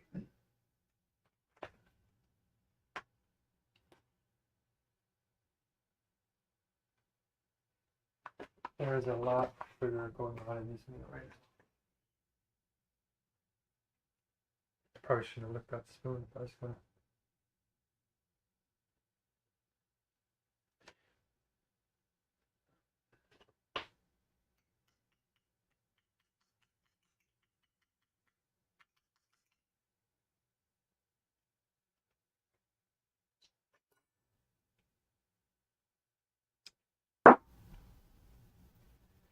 Okay, we are pretty much there, I think.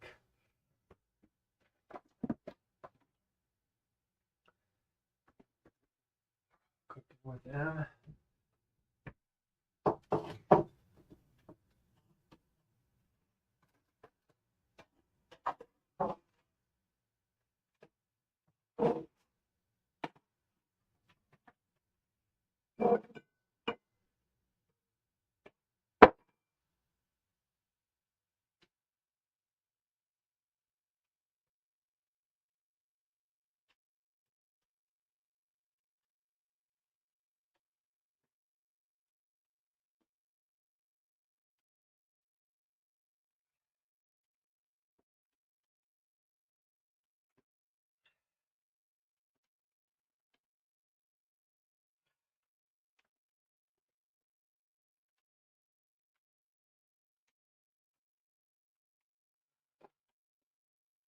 All right, cooking with it.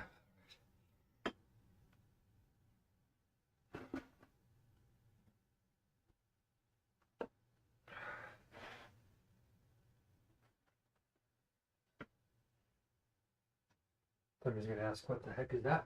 What are you cooking it for? The potatoes need a smaller dish. Here it is.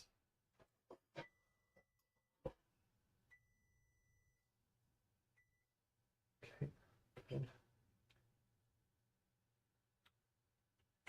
We need a small spoon.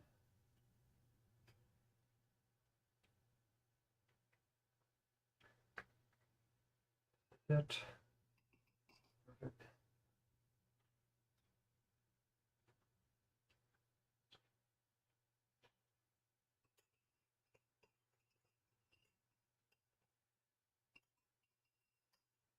Patatas bravas.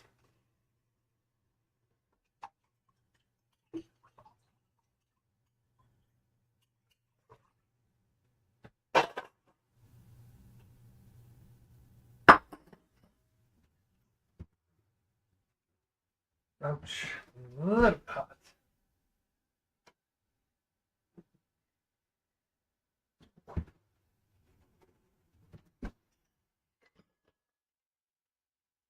Burned.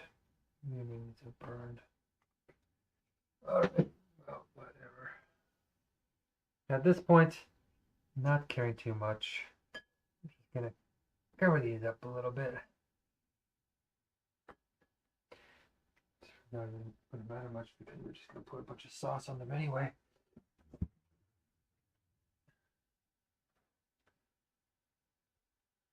Right. So this guy paella will go like there.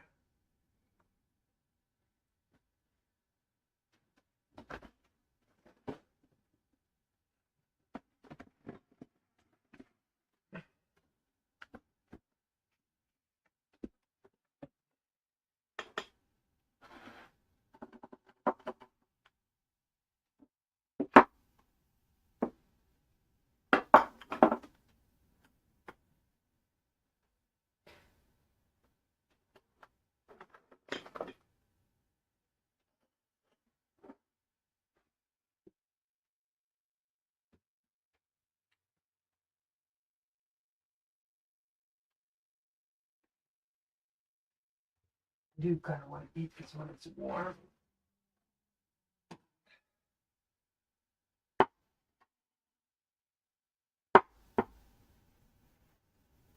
Oh, it is true. I am feeling it. I'm pushing the limits on this one. Okay. Is there anything I'm missing that I really want to have here part of this?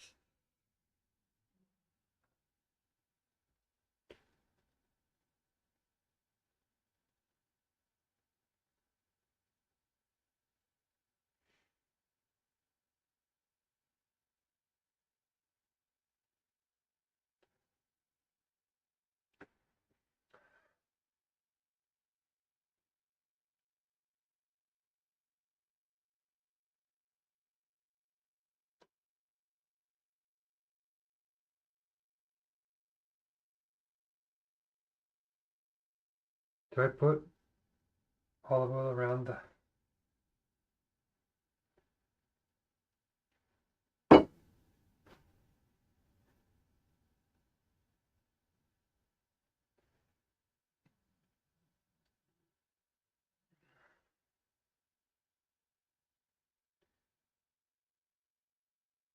Ensalada mixta. Yet?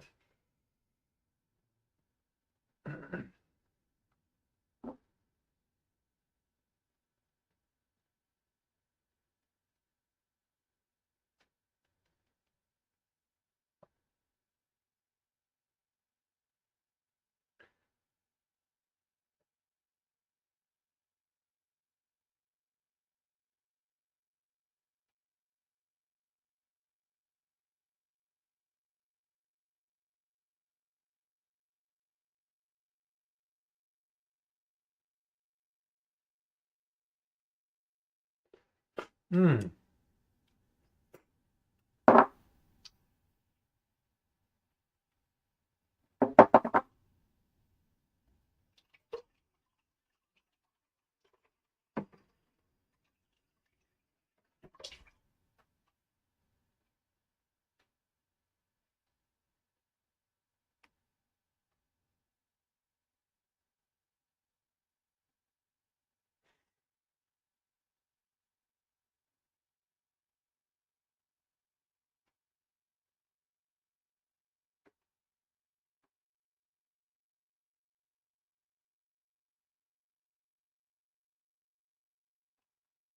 Um,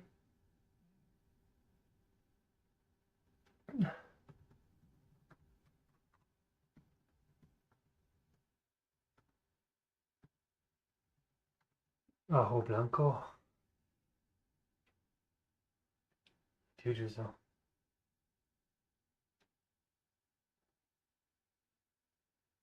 Alright, I guess we do drizzle some more olive oil.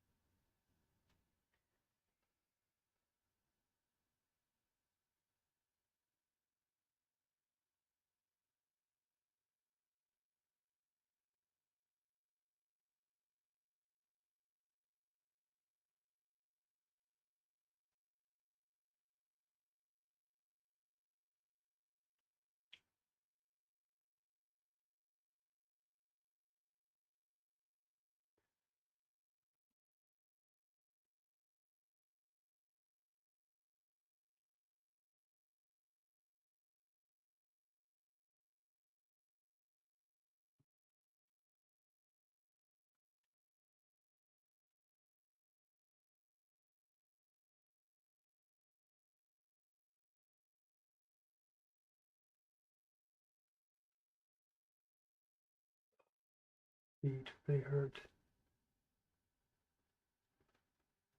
Oh.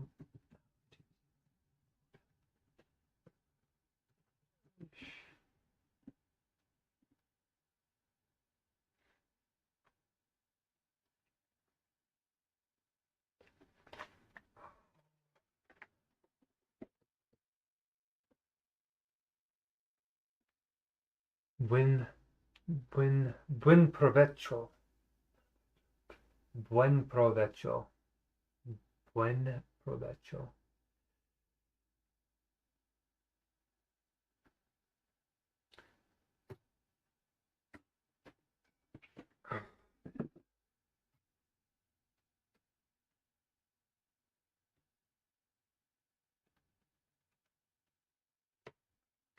Okay.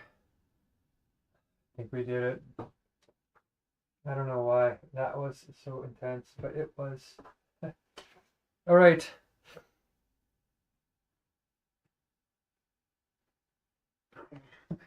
Ouch, ouch, ouch, ouch. I'm pretty satisfied with that.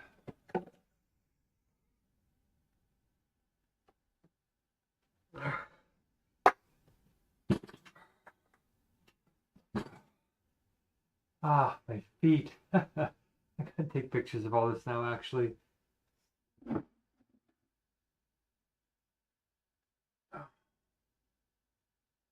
Do I have everything I need? I think so.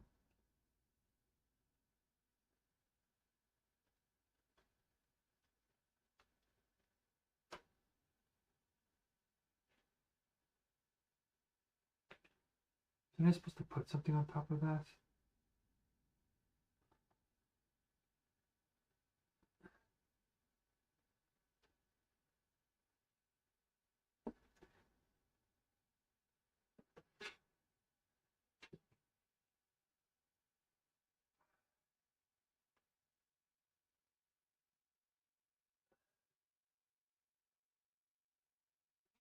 Where's my knife?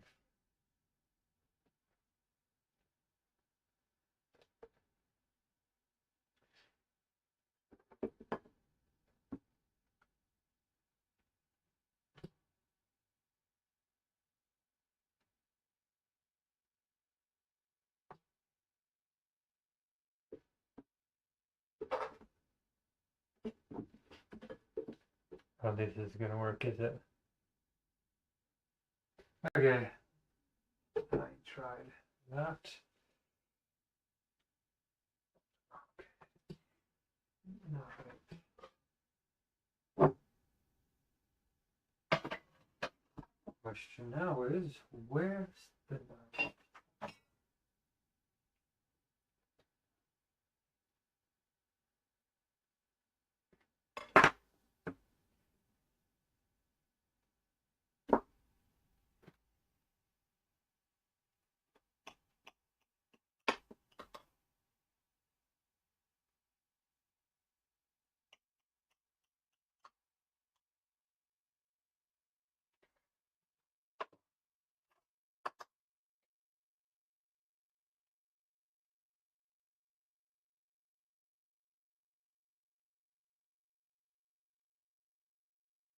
Wow, that actually looks like it. That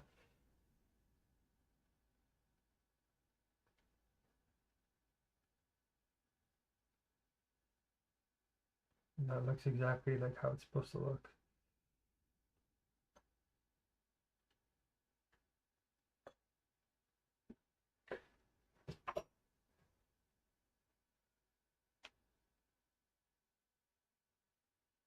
I wonder if I'm supposed to verify.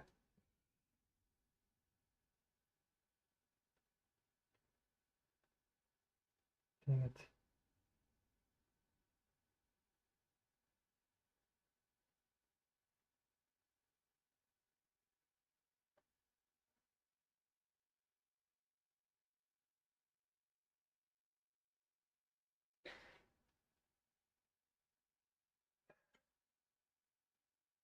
I think it looks great like that. Good enough.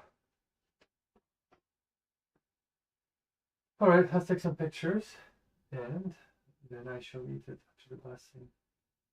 1 minute. Am I alone on here? Oh, Esther, welcome. I didn't see you come in. I just can't pay attention to all this stuff. It's so hard. But let me take care of this for 1 second.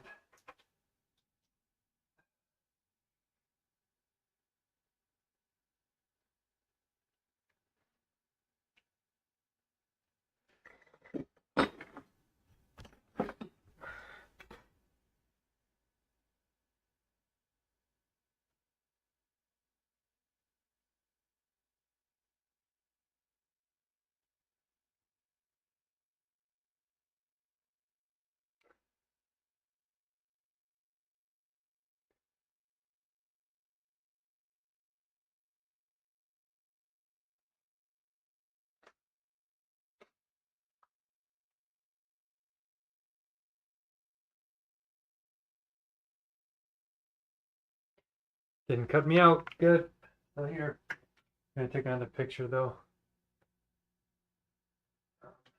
Okay.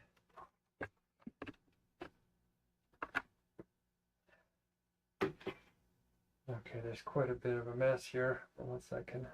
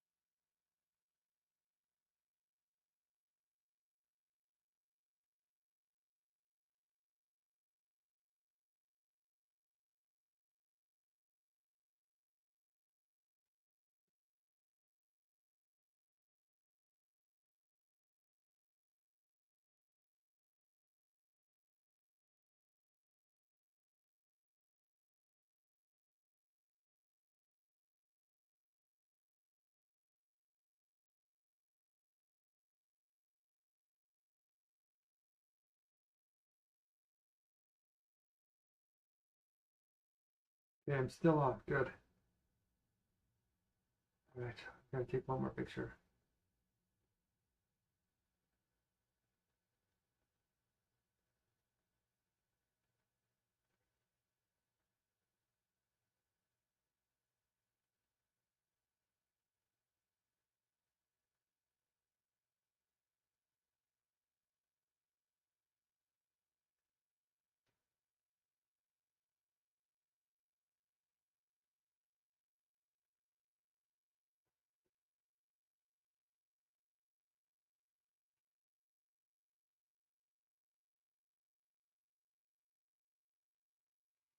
Okay, I think we got her. Oh, it's not charging. Okay, well. Spain, thank you for everything.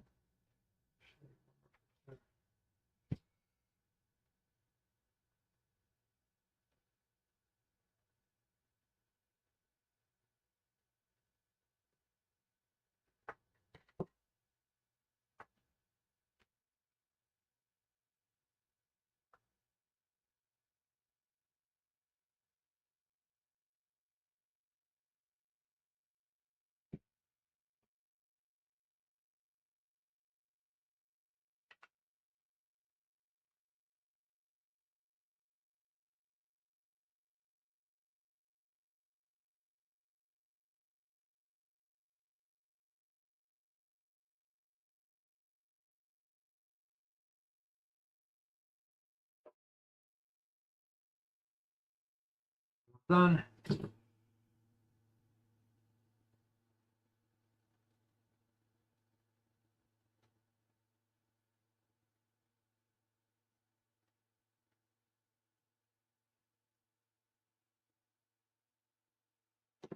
Okay, I'm about to eat this thing.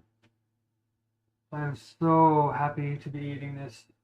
I can't find my fork. What did I just do with it? I got like stuff all over the place because I've been cooking for so long. It's like pretty shocking.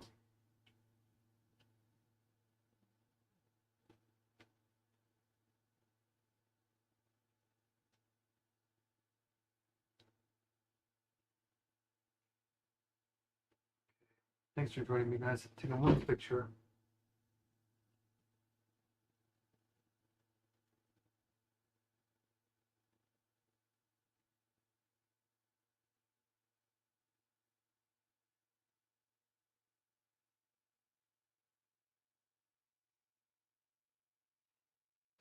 Okay, there we go. Let's eat. Thank you guys so much for the journey. These cooking shows are really challenging. I have to cook under these conditions.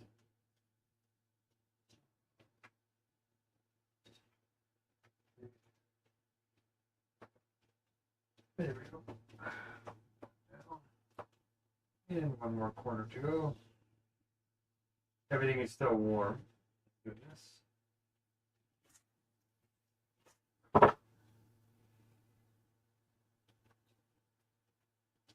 Voila. Power back in. Okay. So I wonder if I can lift this up a bit more.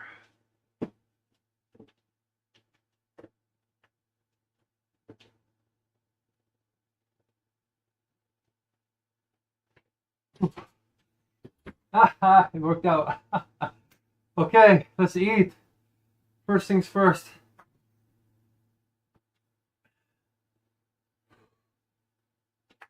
To those who helped me with the blessing, the Nigerians who really were there for me this time. We didn't get any Spanish blessings, but if you are Spanish and you see this and somebody puts a compilation together, know that these are good people. Now you're here because you're a good person. No matter how you've done wrong, there's goodness inside of you. And I've taken the vow of unabandonment for you, so you may take it for others. And so this candle represents 730 million people going to bed hungry tonight. And those who are experiencing the tragedy, the mega crisis that we're in right now, whether it's cultural decline, whether it's AI taking jobs or causing nightmares, or CRISPR genetic editing stratifying human beings between those who feel like they're not human and those who feel like they're beyond human. And then for those that are in World War III, the millions of people who died in Palestine, Ukraine, the 60 wars around the world, climate change, natural disasters, biodiversity loss, all the animals, the 1 trillion animals we torture every year. It's not normal killing anymore. It's not normal agriculture. It's not normal anymore, you guys. We've gone beyond what is normal for human beings in a natural cycle of evolution. We have transcended and we're ready to take the next step. All of the food here is vegan. Everything I cook is vegan. It tastes delicious, gourmet. And I'll tell you what it is here in a second. But it also goes out to those who are experiencing a realization of how bad it actually is when you see the full picture. And it's causing a mental health crisis. Loneliness epidemic in North America. So with that said, this candle is for all those who are losing hope. We are hope. We have a solution called universal logic. It's God's logic or science in itself, pure objectivity. If you're an atheist, hopefully that makes you feel like you belong as well. We've solved 200 contradictions that are ripping our species apart. We've brought it into a super coherent, a sense making, that is a harmony again. So with that said, let's say the 2 sacred sentences. One World Spirit meetings follow sacred time, empowering people with the rights to flow using universal tools. And that One World Spirit is our inner government with the ultimate goal of flow states for all using universal logic. Thank you again. Let's enjoy what we have here from Spain. I love eating different cuisines. So we're going to have one of each, and then I might turn off the screen, give you some top 10 facts about Spain as we're talking here. So, my cake fell off. So these are cold dishes, soups. This is dessert here. The oranges con canela, oranges with cinnamon and sugar. You know, maybe I should explain it as I'm eating them. So, okay, where should we start? This is the star of the show, this bad boy right here. So I'll eat that last. I will do the cold dishes first. Maybe we should do the warm dishes first, but anyway, this and this are the soups. So we have a drizzle of olive oil with onions and green peppers, which I didn't cook, but we should normally because they have lectins in them. But not that bad. But this is oh whoa. Oh, hold on a second.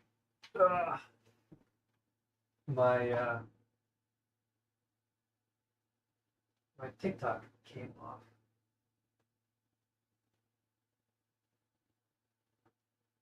Come on, load up.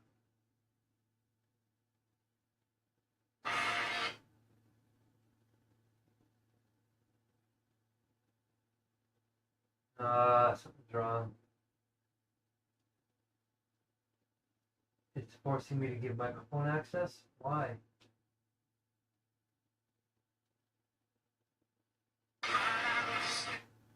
Oh man, everything's changing, you guys. So much stuff happening. It says give access to microphone. There's no option to give a microphone access. Oh boy. Sorry about this, guys. It doesn't give any option to allow TikTok access to your camera and microphone. I already did.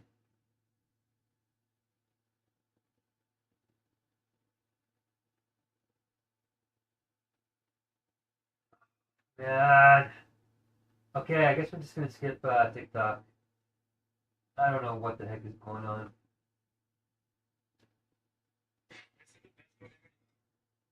Oh, man. Couldn't access photos. Why?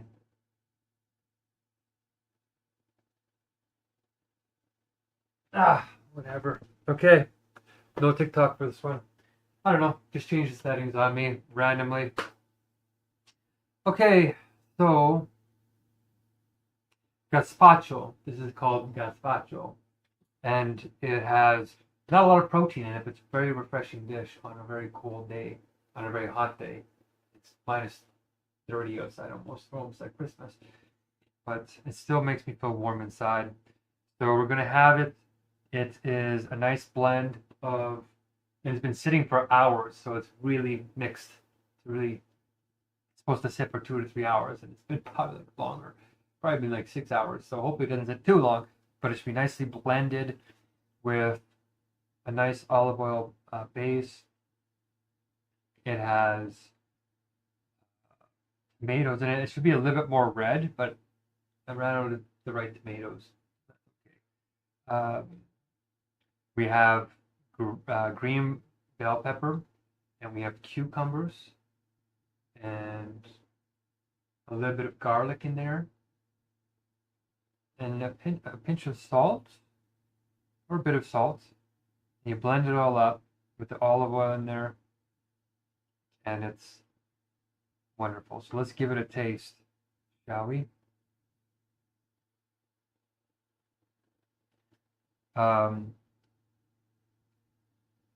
Buen provecho.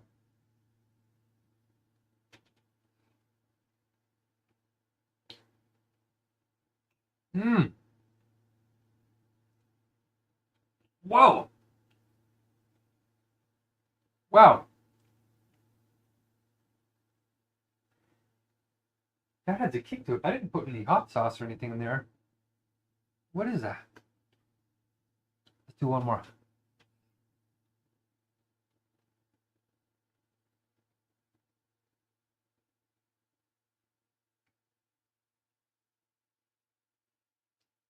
There's something really.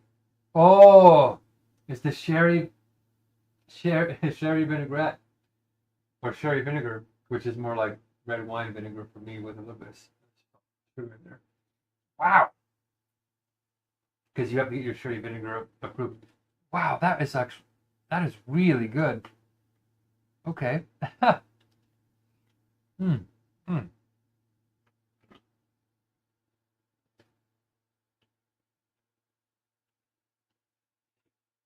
Wow. I really like that. I can see why they like to eat that. Okay, that's surprising. That surprised me. I didn't. I thought that was going to taste watery. Nope, that does not taste watery. All of my beard.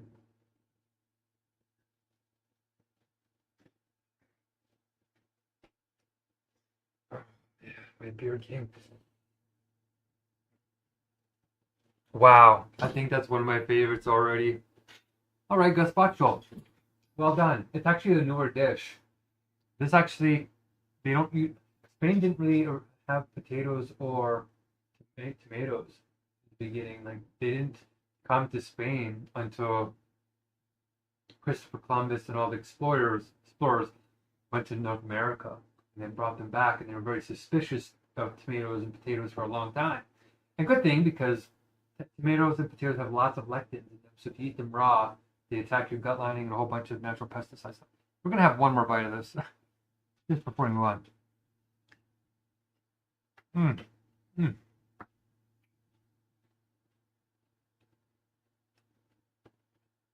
You know what? A little bit more. Mm, mm.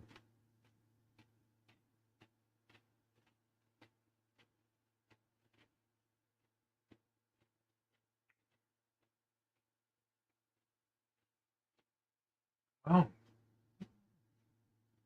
mm. Oh, it down. That's really good. Mm. You can taste the cucumbers. You can taste everything in there.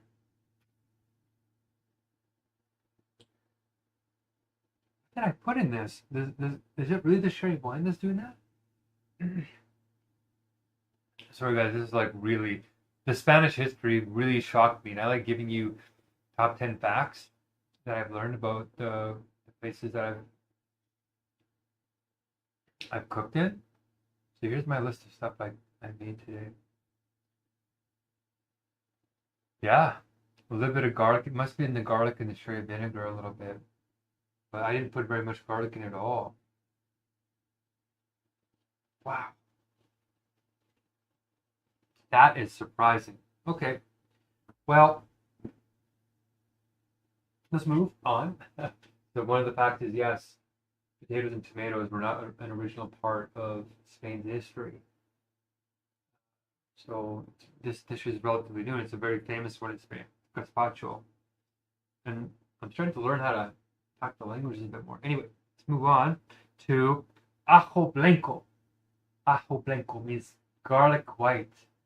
So this is like a garlic, and garlic's not even a big thing in a lot of the dishes in Spain. And same as spices. They don't have a lot of spices. All those stereotypes are actually not really real, not the main history of Spain. So I was really surprised when I was doing some research into Spain, because I like to get to know each country's culture. And I used to know a bit more, but now I'm refreshing. If we're going to run a world government, we need to respect the culture's eccentricness and particularities to a certain degree of wisdom, but still have the oneness in essence. So there's ultimate diversity in art, but there's this unity. So ajo blanco is even simpler than a gazpacho, or almost as simple. The star ingredient is white with almonds, and I had to peel every almond by hand because the skins can be bitter. So this blend is very white because I took off that brown there. You're supposed to toast these almonds with a little bit of olive oil drizzle. And one fact is that Spain has one of the highest life expectancies ever, and it's because they think of the Mediterranean diet. And like I said earlier in the previous video, that's because Spain has less meat in their diets, and the meat that they do eat is smaller proportions, and a lot of it is seafood, or a good portion of it is seafood, which is good omega-3s, good for your heart. But it's mostly the plants and the nuts that they eat. Very, very healthy. It's very much in line with vegetarianism and veganism. And that's why it was one of the first countries that were in my list that was made for this initiative, because Spain has a really easy vegan menu. Like, a lot of this stuff is naturally vegan. So anyway, let's move on before everything gets cold. So here we go. Let's try ajo blanco with the almonds, olive oil, bread. I made my own homemade bread. And then you mix it all together. Here we go.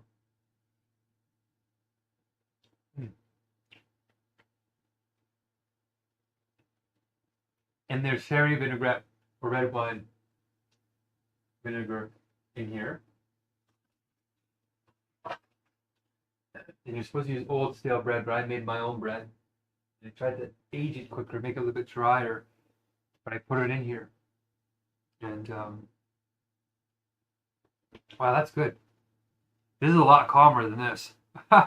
This is like, I don't know how to describe this. That's really something wonderful. Okay. This has a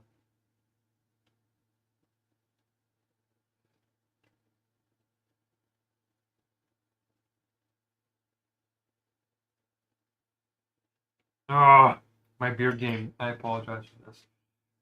What's going on?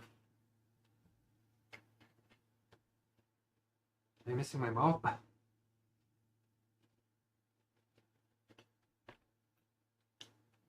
It feels light but hearty.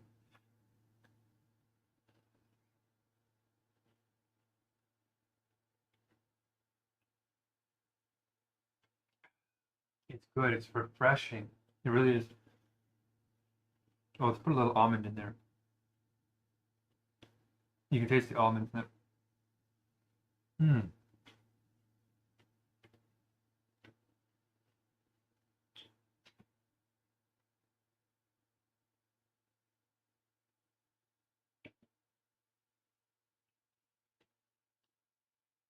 What is going on with my beard?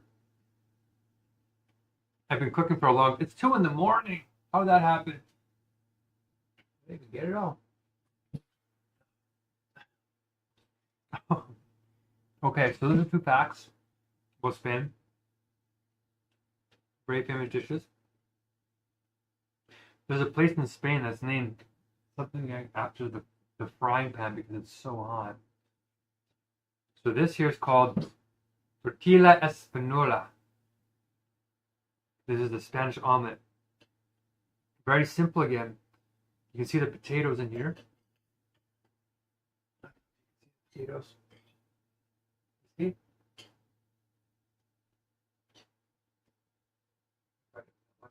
can see the potatoes in there and the onions. There's olive oil and basically everything.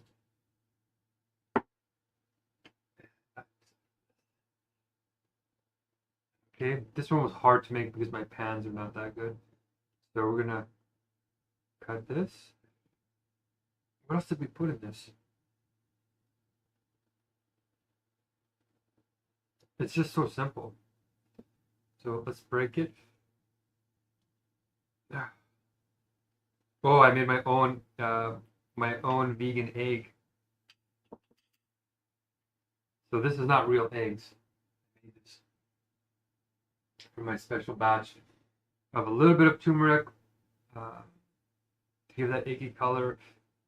Black salt, kala namak, which we got from India. Delicious, gives it that eggy taste.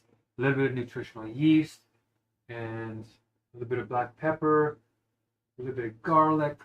So let's give it a shot here.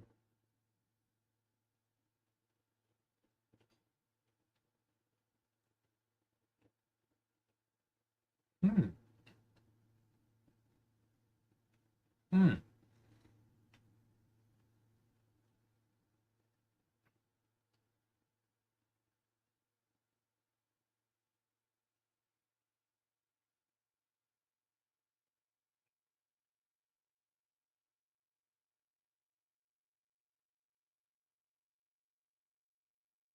That's hearty. Hmm.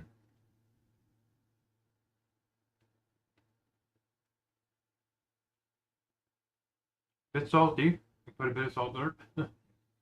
Hmm. That is dense. I can hardly swallow it. That's thick. That is good. Very tasty. Okay, so this one, I was so happy about that. I made my own little bottle too to like spray it on here. This is a very special sauce, hot sauce that I made with cayenne pepper. This is called patatos bravos, which means fierce potatoes or spicy potatoes. So I fried up these potatoes. There's 2 different types here.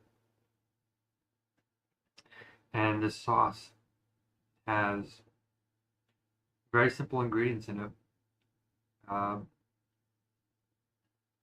Sofrito, which is like this tomato base with sauteed onions, a little bit of garlic. There is a bit of garlic in these actually, and except for the paella, you kept it pure. Reduced it down, put the sherry vinegar in there. I put a bay leaf in here actually. I bought bay leaves for the first time. I bought them from Indigenous.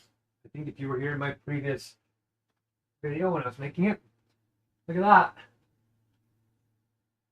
So bay leaves are almost in everything. Almost every country so far uses bay leaves. I'm like, man, what's bay leaves all about? So let's see what it's all about. And I fried these in olive oil. Tried to keep the heat low because you don't want these to smoke. It turns cancerous. Okay, here we go.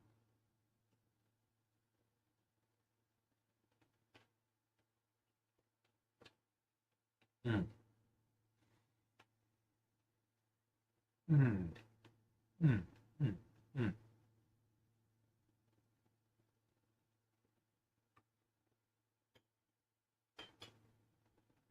Ooh, it's got a little bit of heat. I love it. This is really good.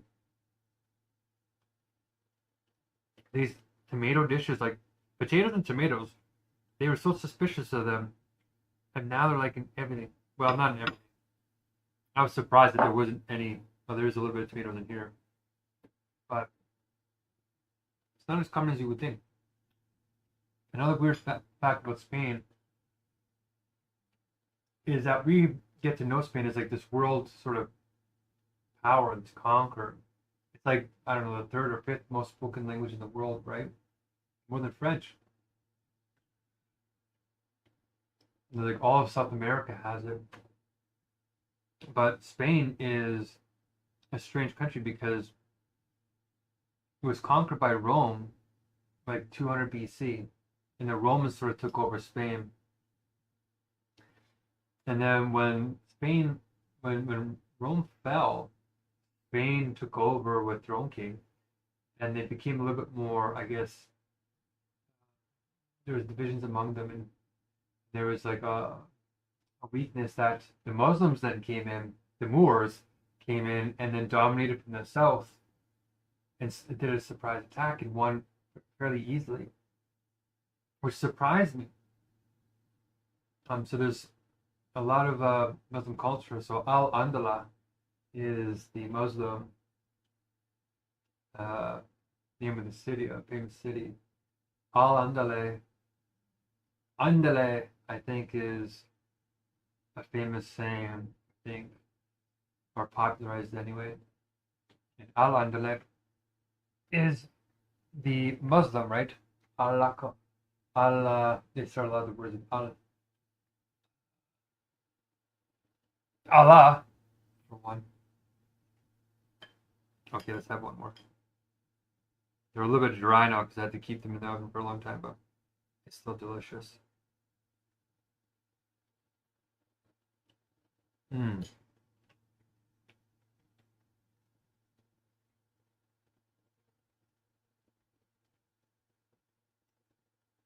I can see why people want to eat this all the time. Okay, that's a little bit of history for you. So this was supposed to be something called Hamoni Iberico. Hamoni Iberico, meaning ham. So Spain is famous for this very fancy gourmet pig carcass that sort of ferments and rots for 3 to 4 years, and they feed these pigs acorns, so there's extra fat between their muscles. You know, I'm not a big fan of making impersonalized meats now, but this to show Spain that it's okay to take pride in certain things in our cultures. You can make this kind of delicious tasting taste without any meat, without killing any animals. You just need to apply yourself, Spain. We can make hamoni iberico delicious, but this was seitan that I made myself, and instead of steaming it like I normally do, I had it all, like, you can see that I put some patterns in it. I didn't realize that when I put it in the oven, I thought it was just gonna like cook like dense, and it blew up like a peanut, as you can see. And iberico is supposed to be cut very, very thin, so that at least that's the one thing we can do is we can kind of like cut it very thin here now because it bubbled open. So you can see how it has all this like delicious looking strains in there. This really look like delicious stuff. But if we sort of rip it here, it still has this chewy texture, and it is very thin, but it doesn't look like a Iberico now. So lesson learned, but I tried. This is delicious anyway, I think. So I tried to make it like I have never had Harmoni Iberico. It's like $5,000 for a piece. But with the help of AI, I made it. I can understand what the taste is supposed to be like. It's like very not very smoky, but it's like aged, deep flavored, salty, cheesy kind of taste. Not really cheesy, but it's got that flavor to it. So I tried to do that a little bit. Next time I try and make something like this, I'll have to start days and days ahead of time so I can ferment it. But,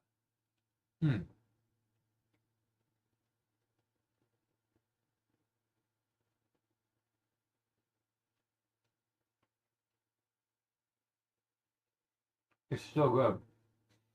I even had like injected fats into it that I was trying to make. If you look at my other video, I made my own little fat. That's okay. Okay, before we do any desserts, this is the main guy right here. Paella.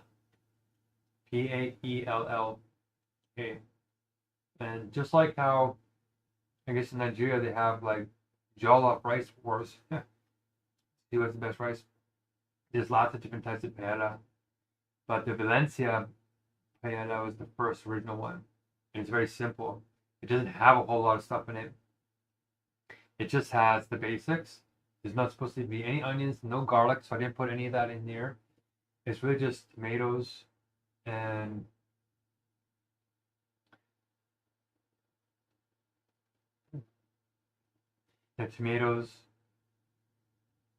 beans. I have butter beans in this, but you're supposed to put kefera, I think beans. Kefera. And I had some makeshift fake rabbits in here. And there's some artichoke hearts in here, which aren't in the original either, but I didn't have any other meats to put in, so I got some of that. And I had the wrong kind of tomatoes in here, so I put a little bit of red pepper in there, even though that's not traditional, just to like get it back to the right taste. And then we put saffron, and when I was looking up, it said you need to get special, like really expensive, like Spanish saffron. Oh, I got saffron, but that's the Spanish kind. It is the Spanish kind. Like it says Spanish saffron right on it. I thought this was like an Indian version. I didn't even read it for some reason. And I have it. This is the fancy stuff. So when I was doing Moroccan, I had the right stuff, and I made it proper. So this is proper Spanish paella, almost Valencia style. I had to overcompensate for a few things. So let's see how it turned out. I think it turned out pretty well. Succotta, I think there's katara at the end, where it's like charred sort of on the bottom, and it's like really chewy.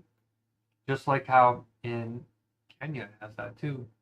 At the bottom of your goosey. What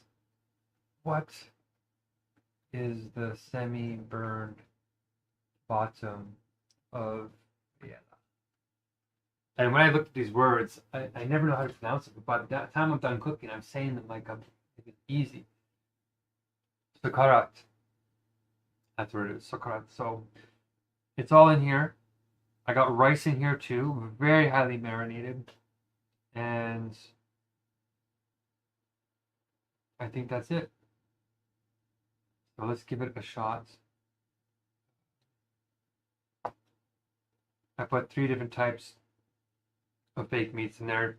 We have this stuff in here, the iberico, which you're not supposed to mix in there, but I did anyway. The artichoke hearts and some of the leftover of this, except I turned it into a deeper, meatier flavor. Ready? Oh, it's still steaming. Okay.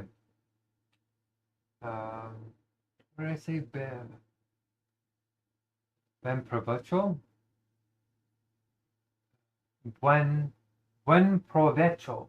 Buen provecho. Okay. Ben provecho.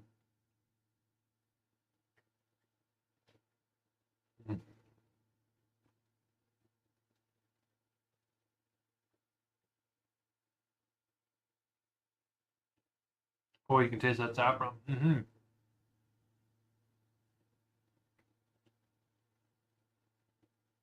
Cigarette.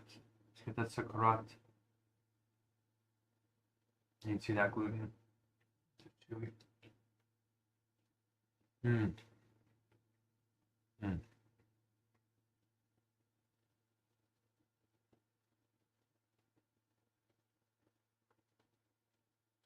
That's good. I can see why these are national dishes, honestly. Mm.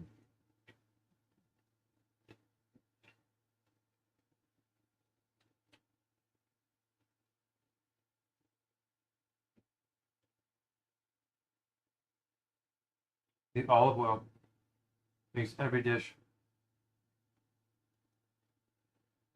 so deep. And even though I've been putting olive oil in all my vegan dishes instead of all the fats and the butters, Spain has mastered it. And here's another fact for you. Spain is the largest producer of olive oil in the entire world. I actually have 2 bottles here. And it's not the fanciest kind, but it's good. And olive oil, like I said, is the only seed oil that's good for you. No canola oil, no sunflower oil, no other oils. Just olive oil. And then again, that's why they think that Spain has one of the highest life expectancies, some of the oldest people, and some of the healthiest people. We're going to give this one more taste with a little bit of this fake meat here, this fake rabbit.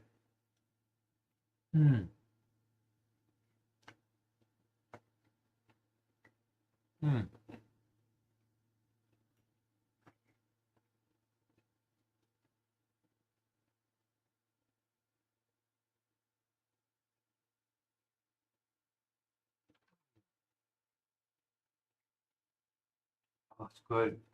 It is like shakshura from I think it was Nigeria. No, it's Kenyan.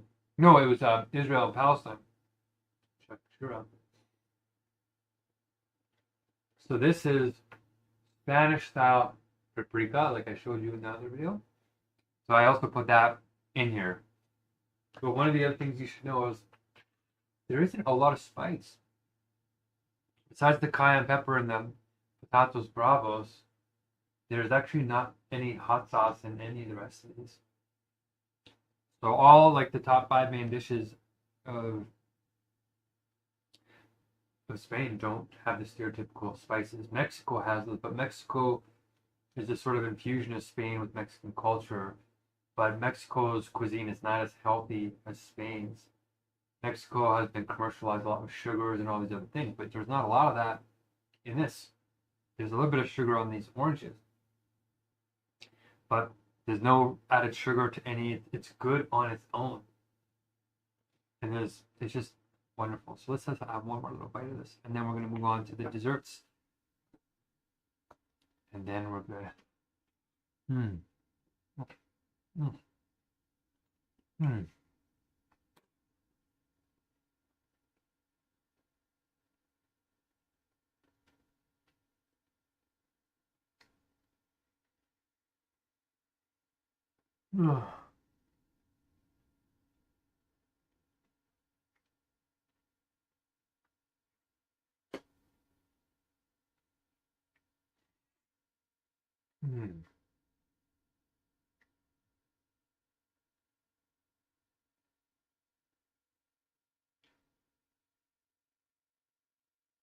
Man, I would eat all of this, but oh, my back's so sore. Oh. Okay, we're gonna try the desserts, and then I'll turn off the screen. But another surprising fact. Speaking of these, there's a lot of sugar on these 2 desserts, but there's a lot of natural fruit, I guess, in the Spanish diet. There's a stereotype that Spanish people, Spaniards, are lazy because they sleep in the afternoons. It's kind of like the same as a siesta, sort of, that Mexico has. but it's because it's so hot there. But to work in the middle of the day can be dangerous. And Spaniards seem to get up late and are groggy. But what happened is that they're not actually lazy. What happened is that when Spain was in World War II, they set their clocks to European Central Time, I think it was, where Nazi Germany was. And they were trying to stay on the same clock as Nazi Germany. So that means they had to push everything 2 hours later, I think it was, 2 or 3, like it's quite a bit later. And so instead of eating at 6 or 7 o'clock in the evening, like most people do around the world, Spanish people eat late. They eat supper late, like 9 or 10 o'clock, like late. And that's because they never switched the time zones back after World War II. The rest of the world did, like the UK, everybody in that time zone switched back over to their proper time zone, but Spain didn't. So Spain is actually quite amazing, actually. Like their history is just whoa. So that's a stereotype that I'm very glad to help dispel.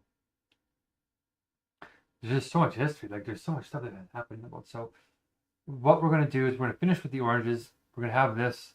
These are called churros con chocolate, and that's because we have a chocolate dip. Well, it needs to be heated up a little bit, but churros is very simple bread. There's no eggs supposed to be in these. They're just like naturally vegan. Back in the day, a lot of the stuff was very simple. And so we have like sugar and cinnamon, and this is fair trade certified sugar. As you guys know, I don't eat any sugar, any added sugar that is not fair trade certified with this logo on it. As you guys know, I show it multiple times. That little logo means everything right here. Fair trade certified, not just fair trade certified. Okay, that's the sugar I'm using. And of course, just like with any chocolate that's in Nigeria or in Africa, I always buy fair trade certified vegan chocolate. Okay, this is certified. That's what's in here. And we have a little bit of oat milk. So that makes it a little bit more creamy. And these little rivets in here, there's like 8 little rivets. I had to make my own custom, as you saw in the other video, my own little squeezer because I don't have a pipette. Right, so here's what I did. I got a water bottle and I cut the tip into, well, you can't really see. Can you see up here? Oh yeah, you can see it. See how I cut it? And I made these little rivets. The reason why I do that is because it cooks a lot faster and it holds the sugar in there better. So let's try it. Okay. Churros. Buen provecho.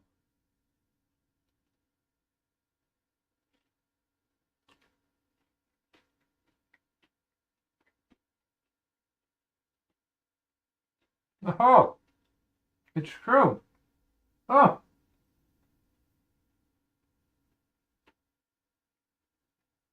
they were saying that the outside is crunchy and the inside is like kind of gooey and really tasty, and it is. I made them right. See that? I don't think you can see it. Sorry about the beer game.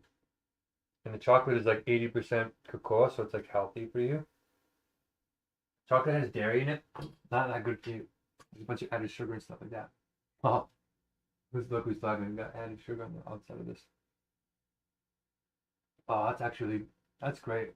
Very simple, but great. Oh. Mm.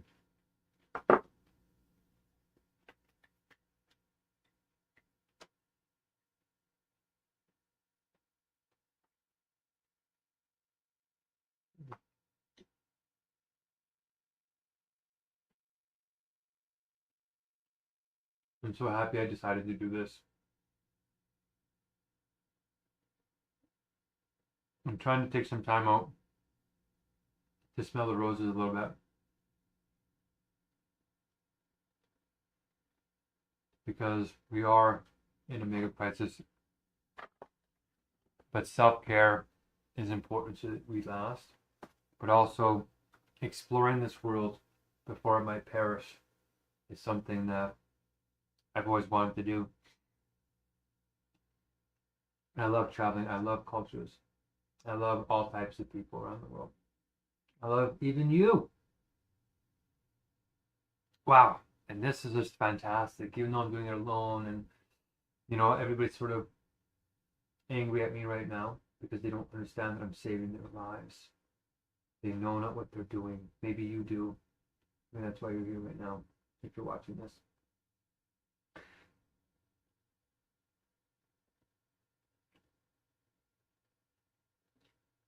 I did the right thing. Choosing messiahship. Rising up. Because we love and we care. Can't just stand by. Kingdom come. Comes now. Okay, last but not least, we're going to have the smallest piece. So you're supposed to let this stuff sit for hours. It's been more than 2 hours, so it might be a little bit too long sitting, but the sugar and the cinnamon pull out the juices of the orange. So who would have thought? I wouldn't have thought to do this. Maybe as a kid, maybe I did something. But let's try it. This is called naranja.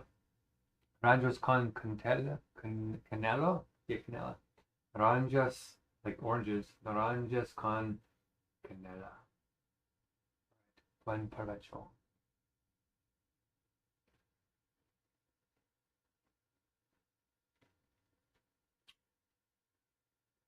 Huh.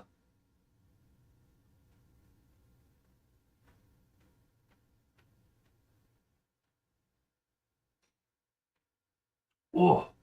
Oh. Wow.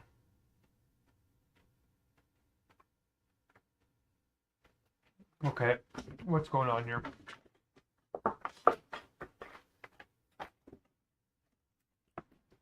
This is the poverty trap 101.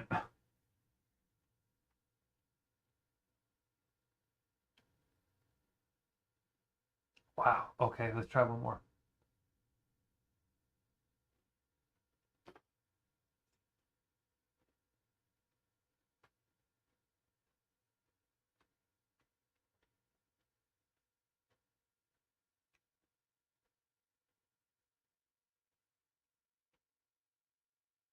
Whoa.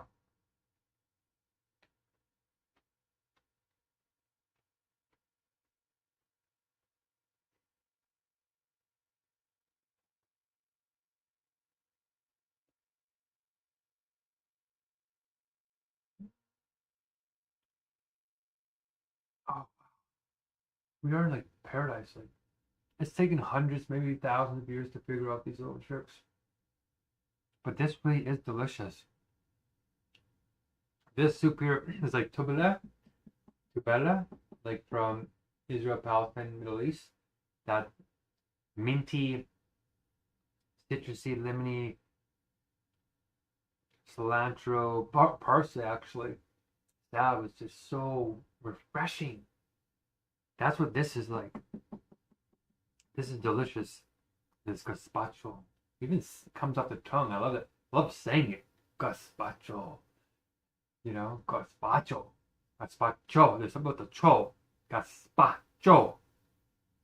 Facial workout. It's like, yes. It's like, what's that word? Kitsch. Got that right? It's got that charm. It's got that chutzpah, or it's got something going for it. So we tried everything so far. I was going to try and boil the orange peels because you can make cinnamon orange tea, which I might do later. But for now, I'm pretty proud of this. This took me for quite a long time for it being so simple. But the poverty trap really is getting in the way now. Almost all my dishes are broken. I broke a measuring cup today. I broke it on the bay. Like I was just taking a scoop of flour and it snapped the handle right off. I was blown away. Like, look.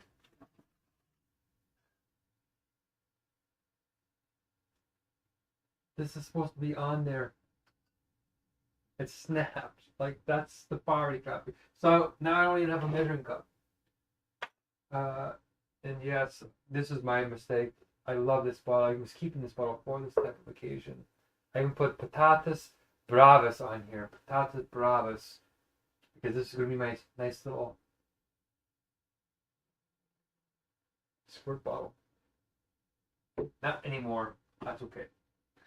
So, I'm pretty happy that I actually got this done, even though it took me a long time.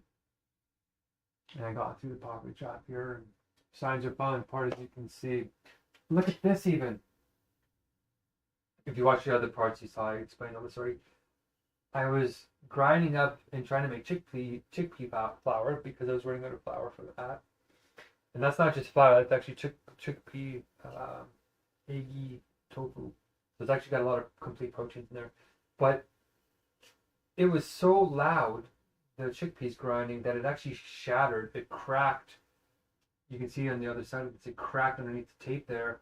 And it was starting to leak. But I was trying to make this meal, so I had to tape it up in the middle. So that's another thing I dealt with. I don't have proper piping stuff, so I had to make my own pipe bed. So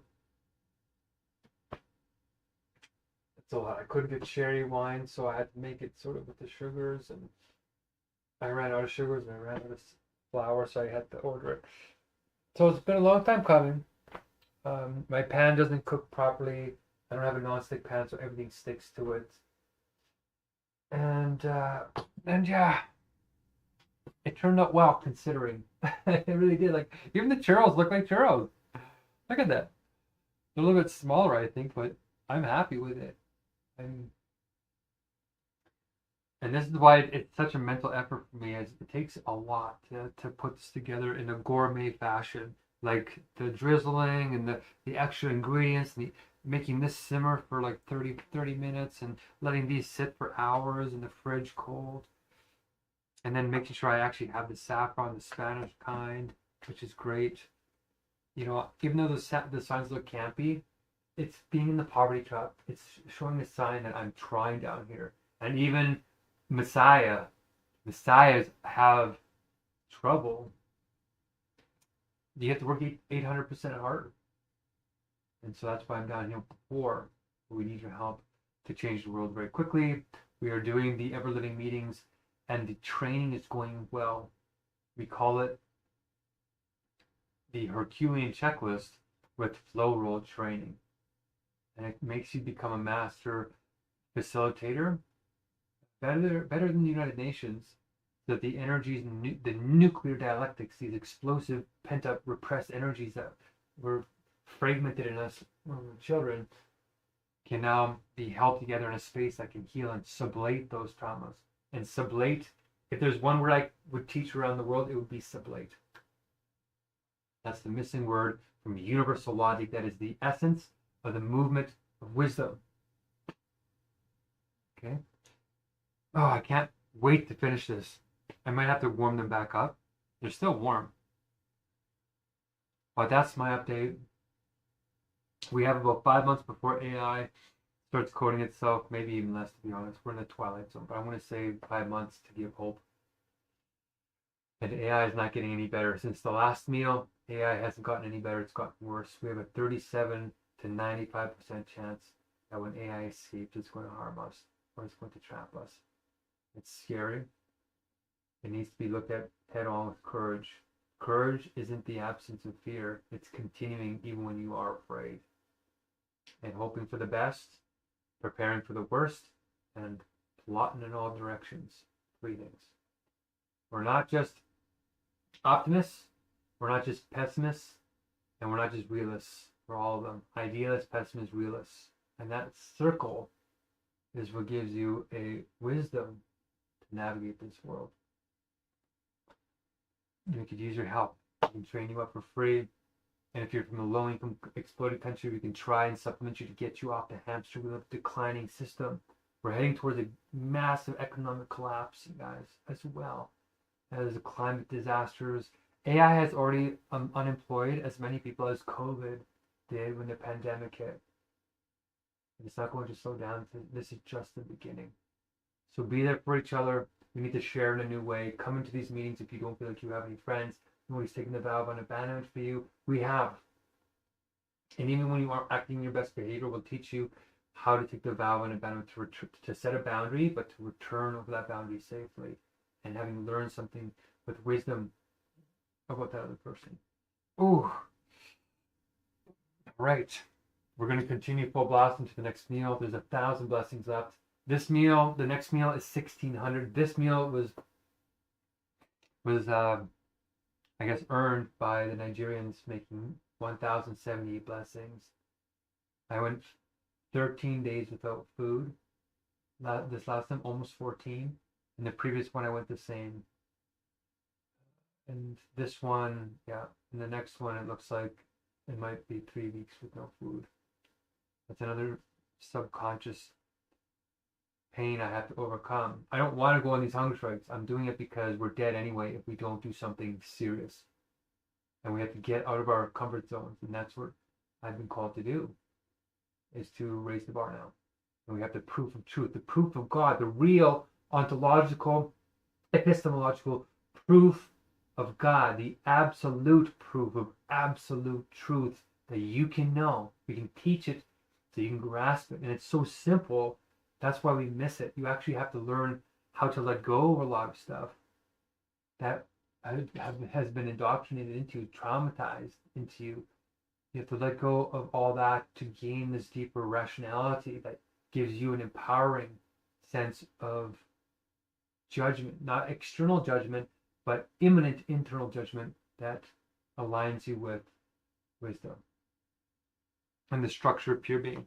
So with that said, my next goal is to survive until the next meal, but also build the 6 degrees of separation. Right now we're at 4 degrees of separation in the flock strategy. We're going to try and get to 5 and 6 by the next meal.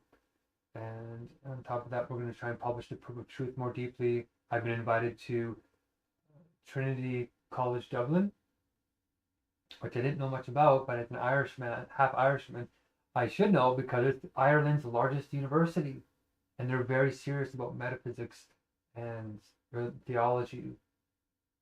So they invited me to come make a talk to not their main philosophy lectures, but to their metaphysical society, which is one of the oldest student societies around. And they actually have one of the oldest societies ever, which is the history society. So if I make a good impression there, it might raise the proof of truth to a more serious academic level in time next month, before AI begins to code itself 100%. And then we won't be able to code it with universal logic very easily because we won't understand the code it's writing about itself. It's going to leave us in the dust. So with that said, it's 3 in the morning. Oh my gosh, I'm tired, but I'm so jazzed about eating this. I'm going to stay up and eat at least half of it. And then yes, should be eating the rest of it with some peanut butter, complete meals, making sure that I get everything I need the last 2 or 3 more weeks. I'm still underweight. My muscles are weak. My back, I almost pulled my back here. It's hurting right now. And I never had back problems. I've gotten rid of 2 more mice. There's 1 more mouse in the house. I don't know where they're coming from. So it's been waking me up. So I've been a little tired. I filed the constitutional question. The judge, Alberta's Chief Justice, crushed me in every way. Just like I predicted. They're giving me nothing because they know if they give me an inch, I can win the case.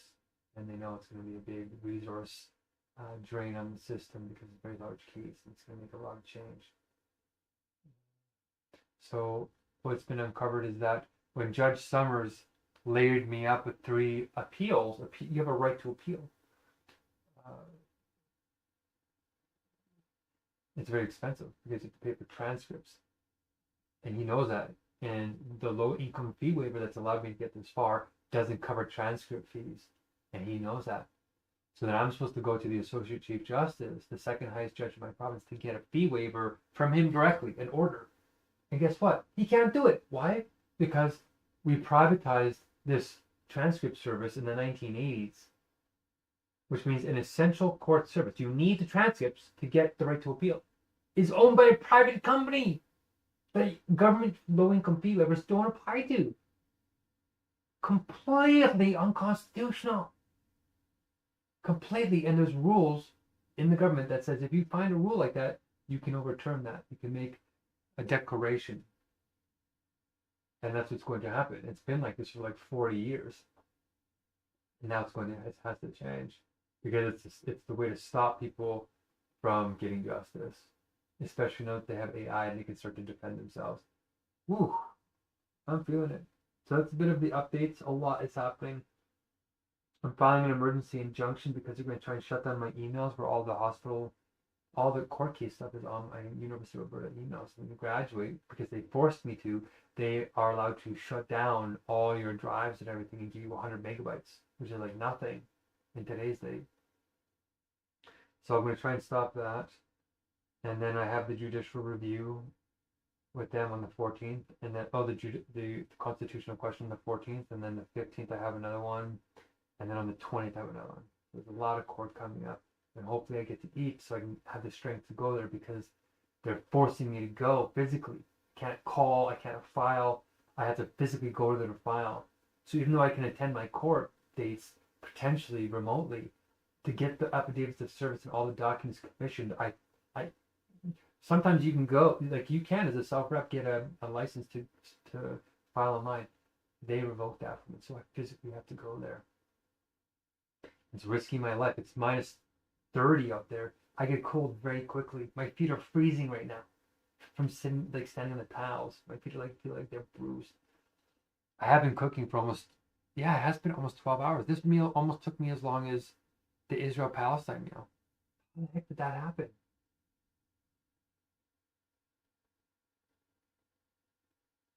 I don't know.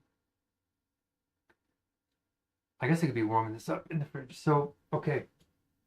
Not in the fridge, in the oven. Okay, with that all said, we're heading towards the Supreme Court again. My friend donated enough money for me to pay my transcript fee. It was $750 for the cheapest one. It's actually supposed to be over $1,000 for one day, a half day, a couple of hours, 2.5 hours. So thank you to my friend. I don't know if he wants me to say who he is. We'll just call him Mr. J. I really, really appreciate that. And somebody else made a donation to get the blessings done. And we have the platform supposed to be made. We cross this gap with the Muslims, but they're not talking to their mufti to get permission to do this because I am making messianic claims. And we started the Universal Sublimation Championship to allow them to do dawah, which means teach Islam through the competition. If you think that your religion, your belief system is the most reasonable and wise, then you should be able to win a tournament. If the judges are fair, which we're making the criterion to make it that way. Okay. That's a lot of updating. But this is the 17th gourmet vegan meal in 6 months. Can you believe it? We're on day 213 of this Hungerstrike. I'm still underweight, but I'm still doing fairly okay. If I move quickly, my muscles hurt. Like I was trying to cut today and my hands kind of hurt a little bit. That's okay. Small price to pay. We really don't have a lot of time left. So it's going to start getting very serious here with the Hungerstrikes. And I'm glad you're here. All right. Wish me luck. Is there anything else I should say? Yeah.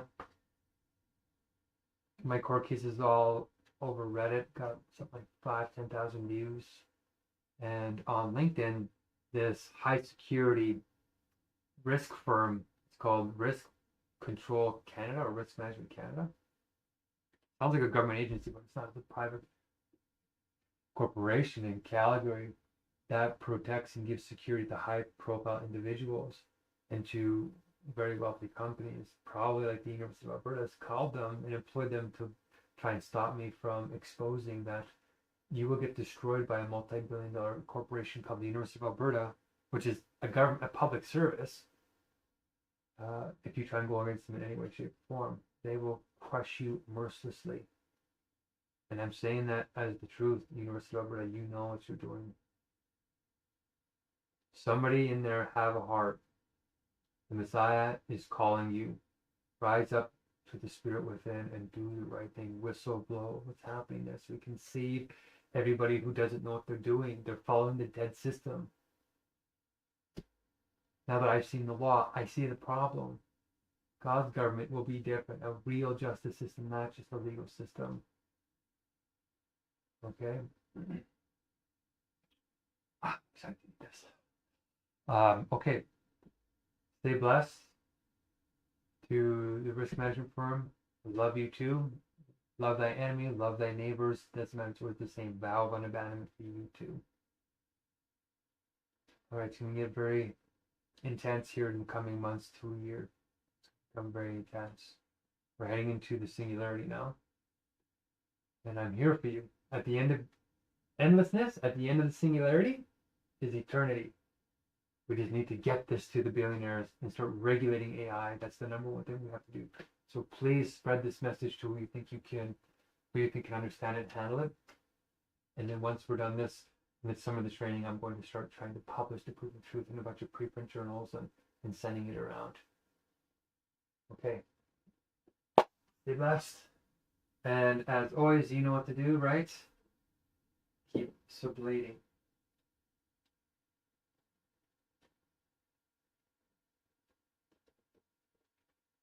See if I can turn off my phone. Okay, now keep sublating. Peace.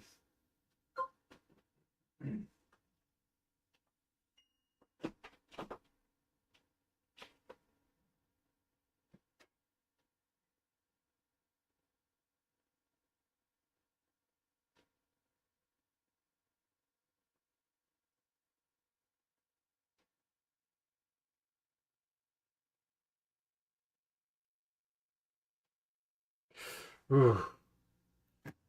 Oh, I'm tired. My eyes are actually lowering.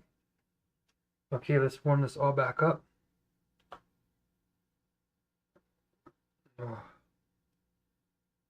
Mm.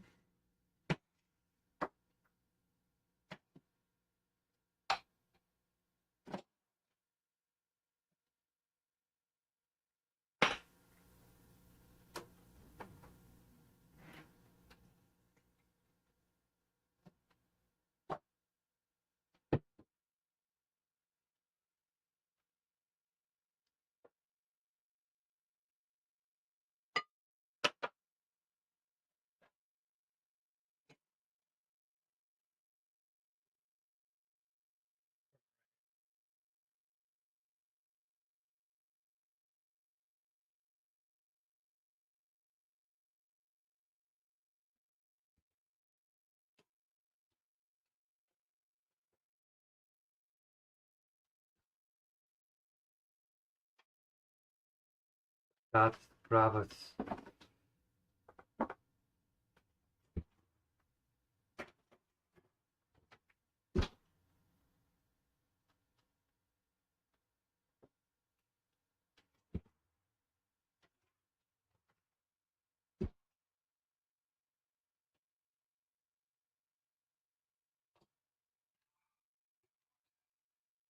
It's like a goosey soup right here, good.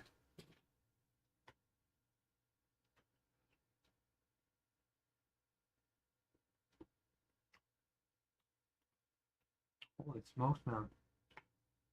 Love that. Hmm.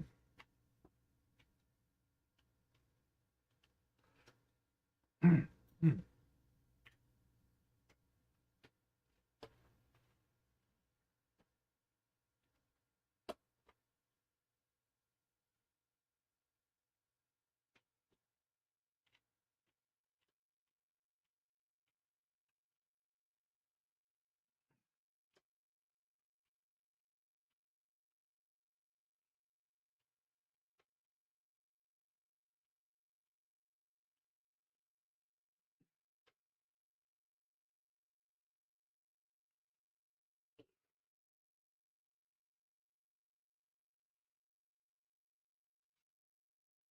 is going on with that?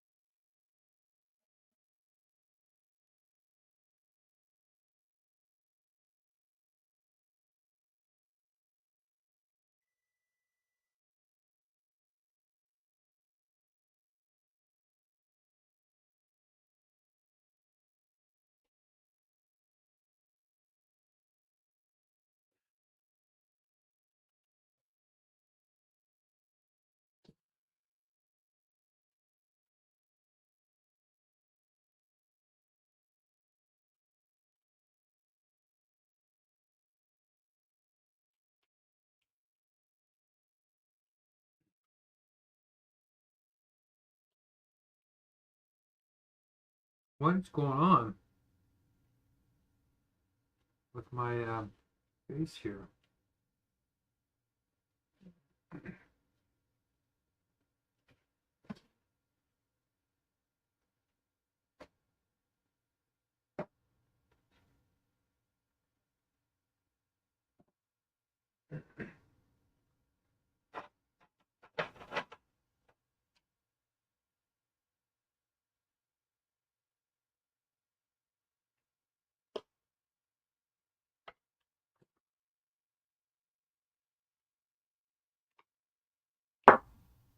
Like, what the heck? Am I not hitting my face?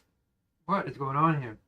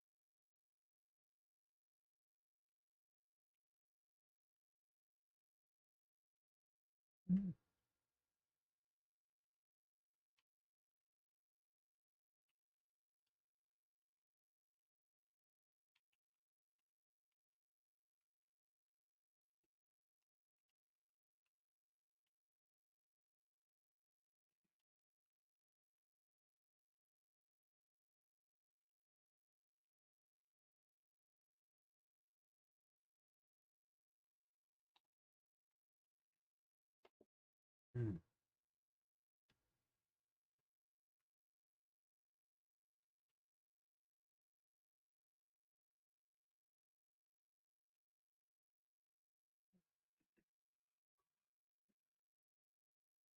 Ah,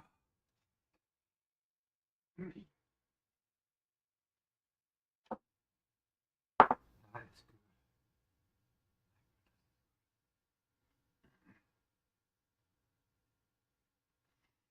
good.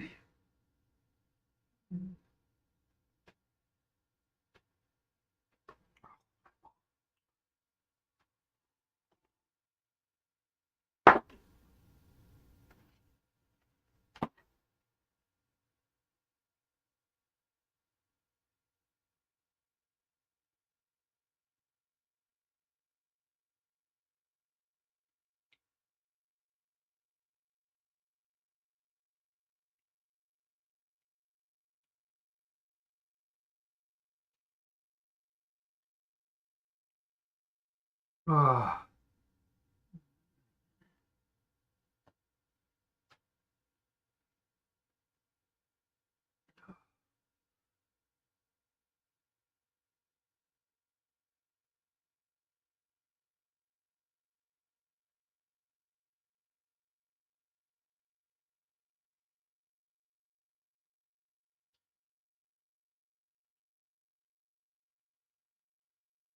Is it all of my beard?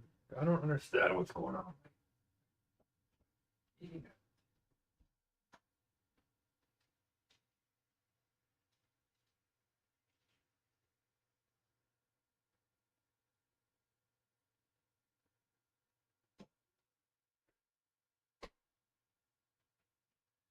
I am very cold. Uh-oh.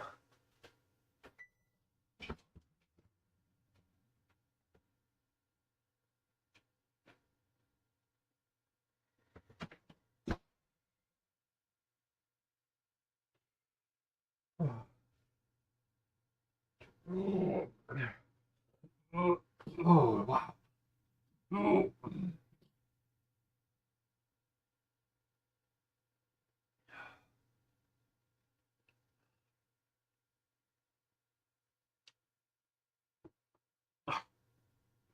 Oh.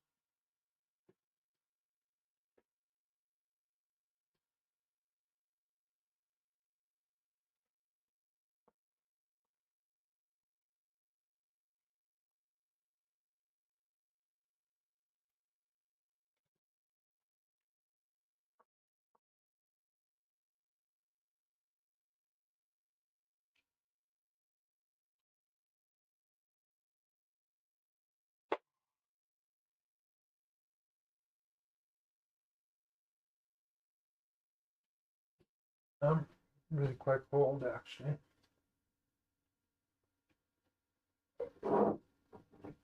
Just put the foods that are going to spoil back in the fridge.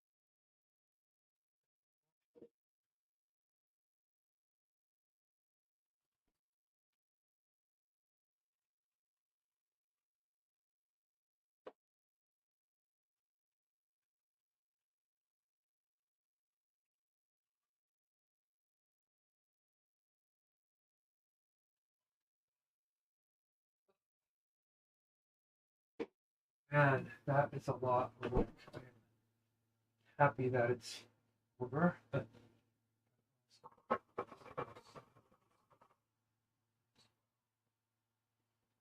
should put these up.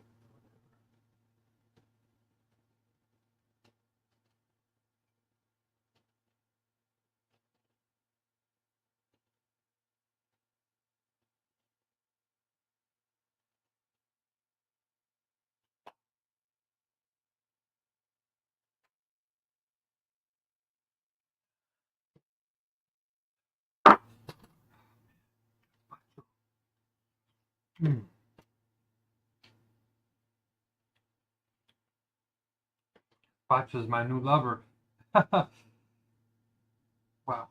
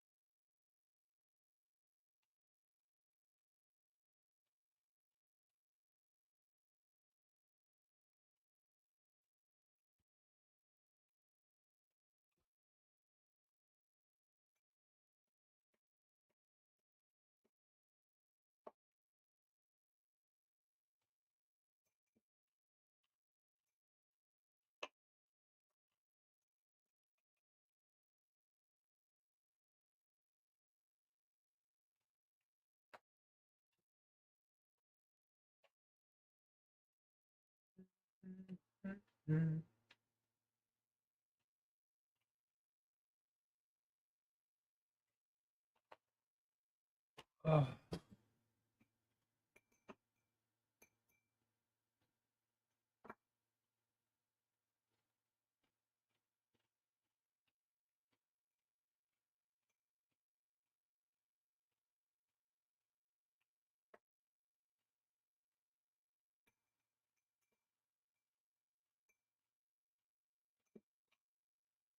Mm.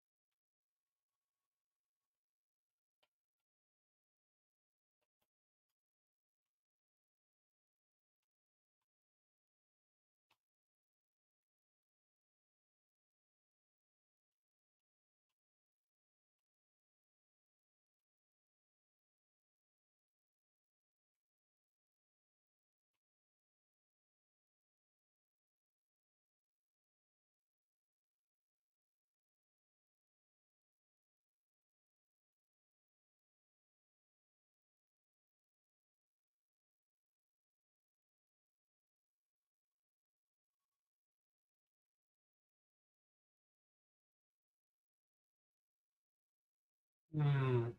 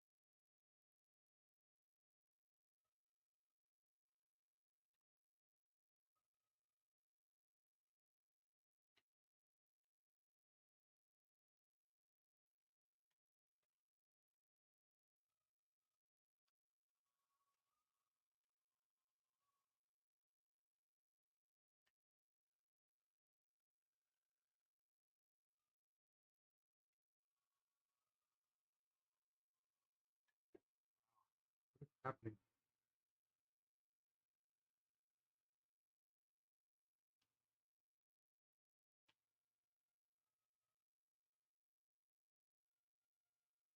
I'm not getting this in my mouth. What's happening?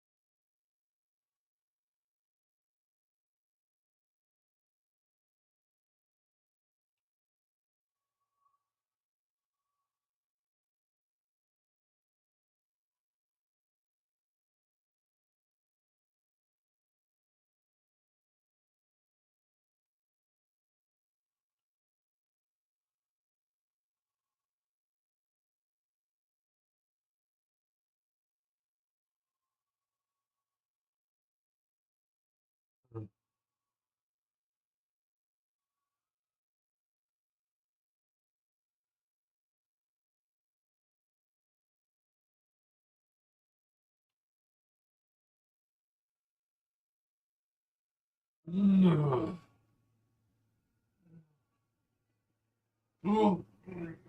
what's happening?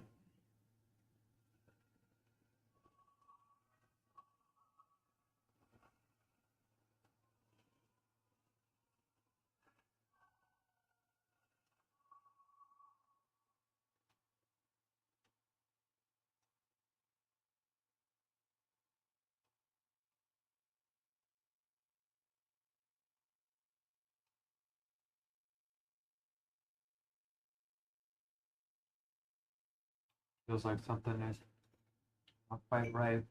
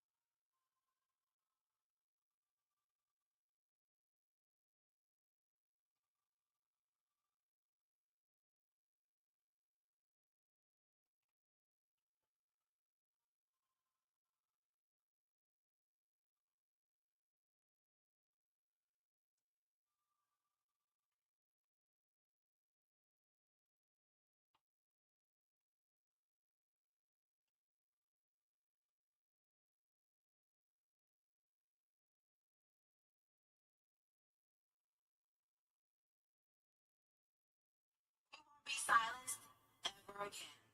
We will speak up for Christians wherever they are in this world.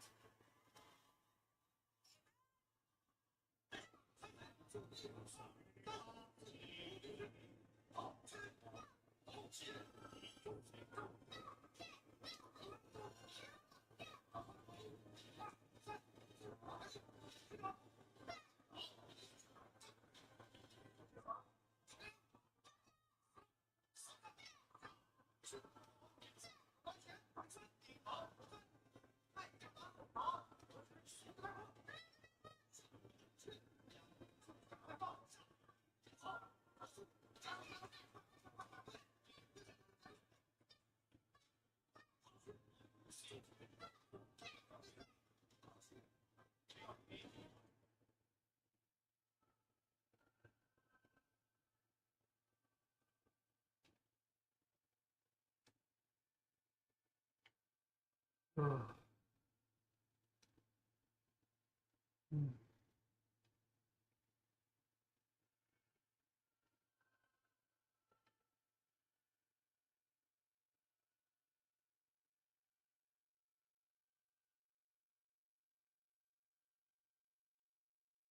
Oh my God. That's the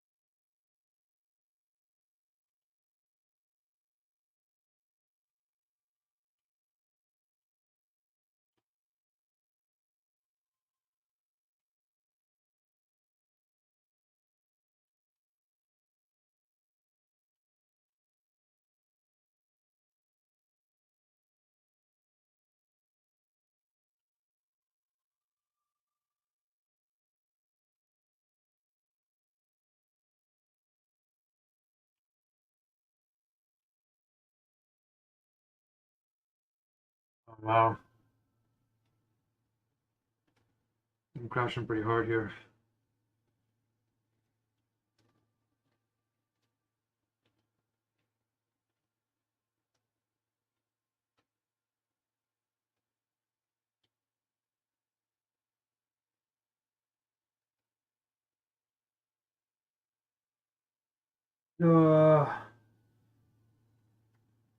Neck. I'm crashing. I need access deep here.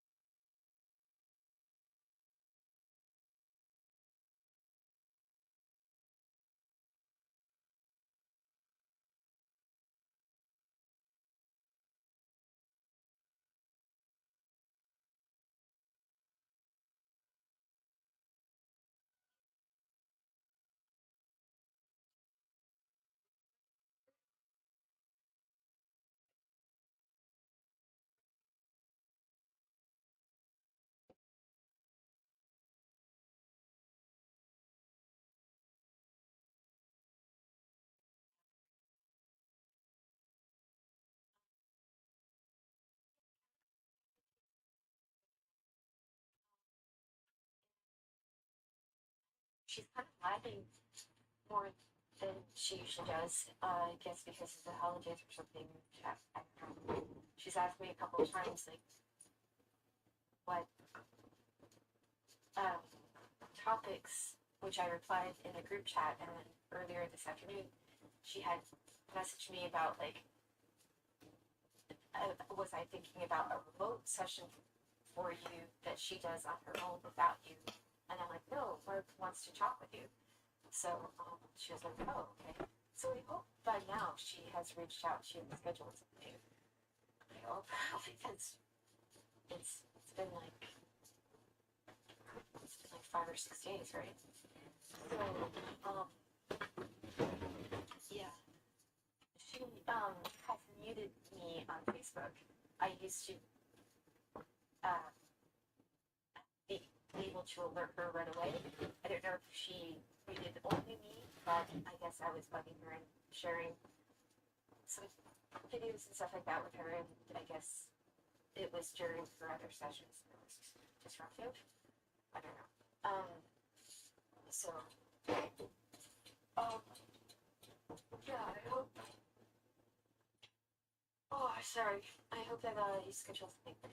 Anyway, you were asking about the secret contracts, Carolyn Myers, the archetypes, and I remember what the fourth one is. So we have a wheel, kind of like for the 12 aspects of the zodiac. There are 12. We have 8 customized ones, individual, like unique ones to describe us, kind of like human design.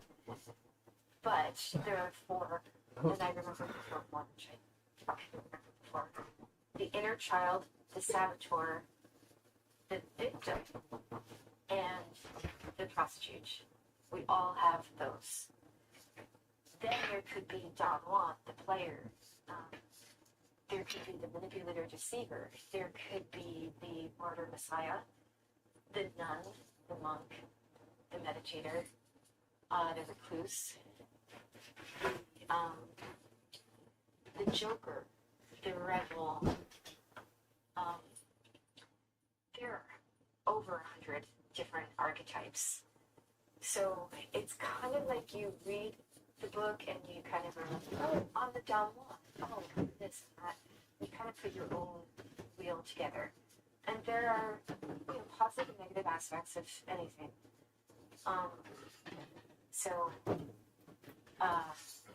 Like, for example, if someone is a martyr, well, it's positive that someone cares about someone else other than themselves.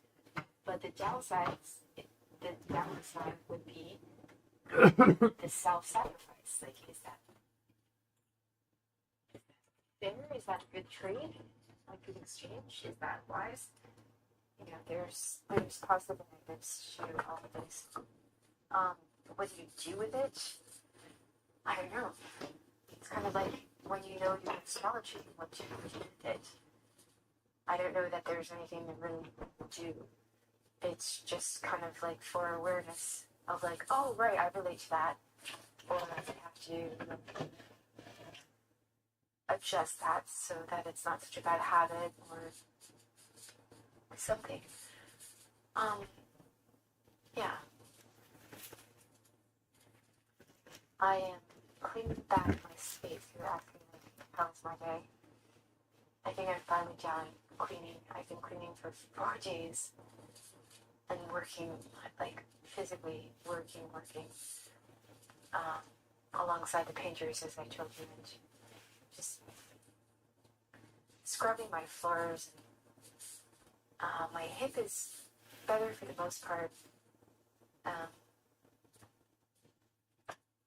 Yeah, I haven't had access to my heating pad in a couple of nights, and I definitely feel the difference without it.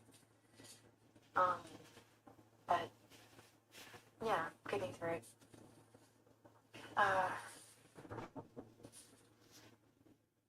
Yeah, I'm not expecting anyone to come barging through my door at the crack of dawn. So, it's a good feeling. I wish I could, communicate more clearly to my cats. It's like, hey, you guys don't have to worry, no one's coming. I did explain that to one of my cats, and he wagged his tail. I was like, I think we're done. He was happy. It's been really rough on him. Yeah, I think I'm out of the woods. I can clean back my home, my root chakra. It's been feeling very invasive. I've had, probably 11 people with dirty boots and snow and salt come through the door, and it's just, wet, muddy footprints. It's been a lot on me. So, anyway, I'm glad that's over. And, yeah, cool. Well, it's tomorrow's Sunday. Do you rest on Sunday, I hope? Do you give yourself a break, I hope? Okay. Nope. Alright, good night.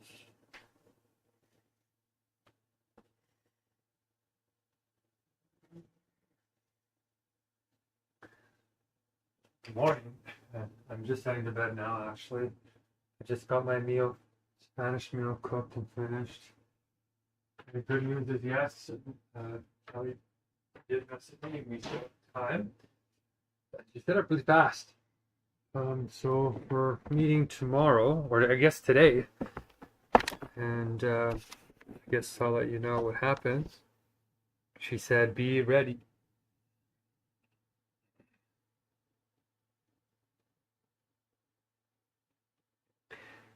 Good morning. I am just heading to bed.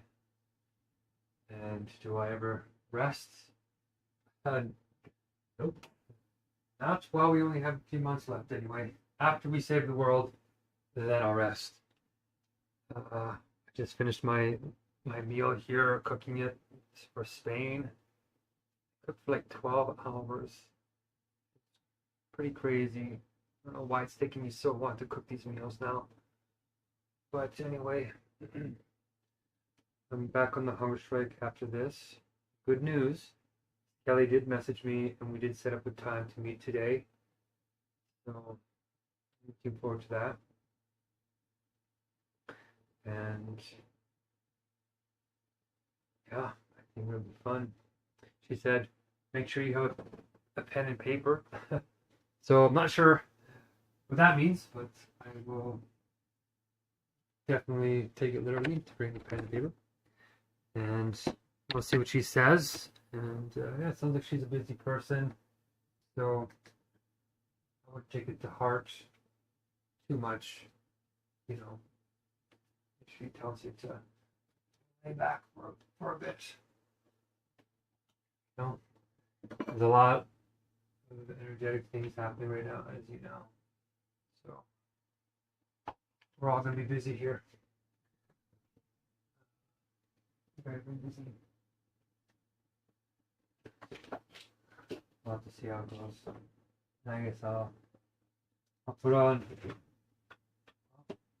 my best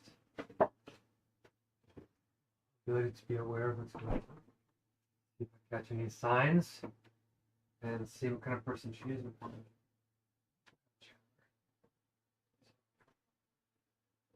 For now, though, I'm just going to head to bed. Dress up. Tomorrow, see what destiny brings. Find your cats are watching out for you. That you're watching out for your cats and you're not expecting anybody to come anymore. Good. I am going to enter into the doorway of dreams now. And I really appreciate you stepping in and feeling like it's important to, well, I guess, check out this opportunity. See what she thinks that my Messiah should do. Okay. Talk to you soon. I think she wants to be a few hours away. I can sleep. Rest up for her. Okay. So you have a good day.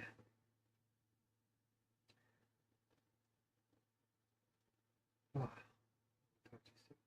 Okay, peace.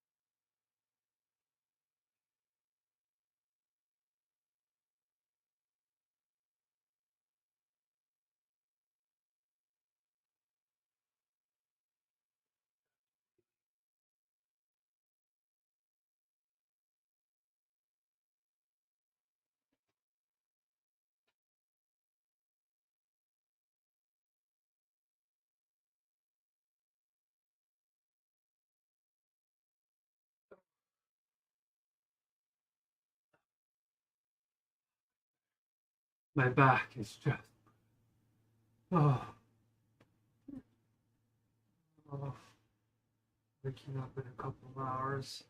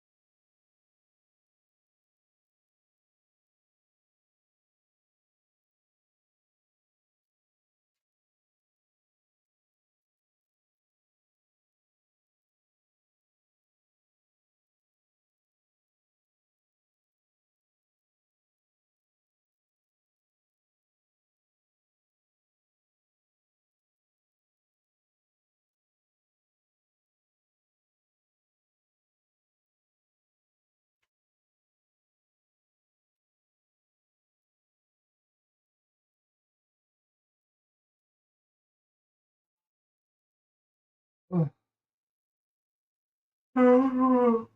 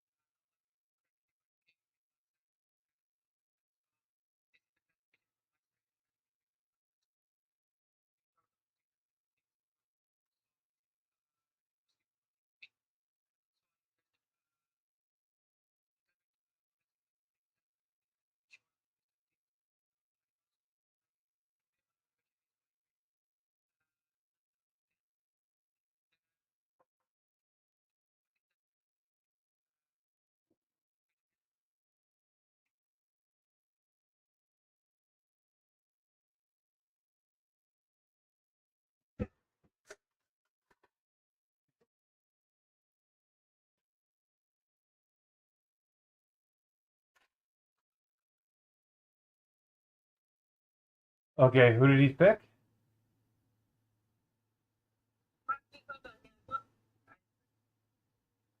Yeah, I just reposted here. Yes, yes, I just sorry for that, but I just tried watching your eyes. So later I picked back. So Peter Piper picked a big for a bigger paper, and I still must say it 3 times fast without tripping over my words. So this is your answer.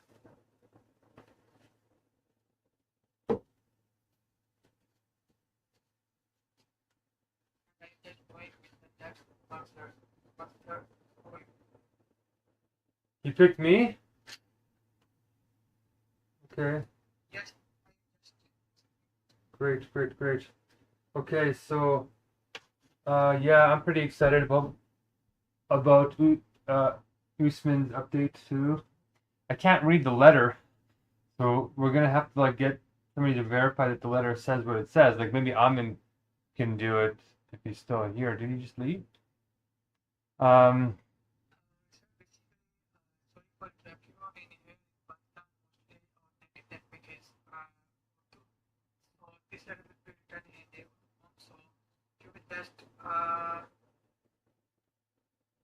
to clarify from what to speaking in order, I just saying what the letter will be saying in this letter. So I will just read the letter according to this. Okay. So well, we can talk about that. It is my check-in though. We're not supposed to interrupt on check-ins.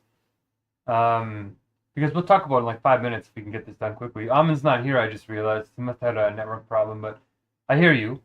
But it's still, I think, good news. I'm exhausted because I went to bed only 2.5 hours ago. I stayed up all night. I cooked like 12 hours, maybe even 13. It was longer than, I don't even know why it was longer than the normal, than even Israel and Palestine. Like these meals are taking a long time. I don't even know why. So I'm exhausted. I'm gonna take a nap probably well, after the ELM today, and gonna wash my hair and a whole bunch of stuff from cooking and putting stuff in my hair and whatever. The food is really, it's very tasty, but it's upsetting my stomach. So I think the milk I put in has gone bad or something's gone bad, but still tastes great. I'm a little bit worried that I ate some toxic stuff, but that's okay. Um, so I'm going to say that yeah, I'm feeling like exhausted, like maybe a 4 out of 10, 4.5 out of 10 physically, but 10 out of 10 spiritual, especially waking up to all the good news that I got from Esther and Usman, and I can't wait to see the code. And the saying goes like this: Peter Piper picked a pair of pickled peppers. So that's how you say it in English, I guess. And that's called a tongue twister because it's hard. And yeah, I guess I'll pick Abubechi.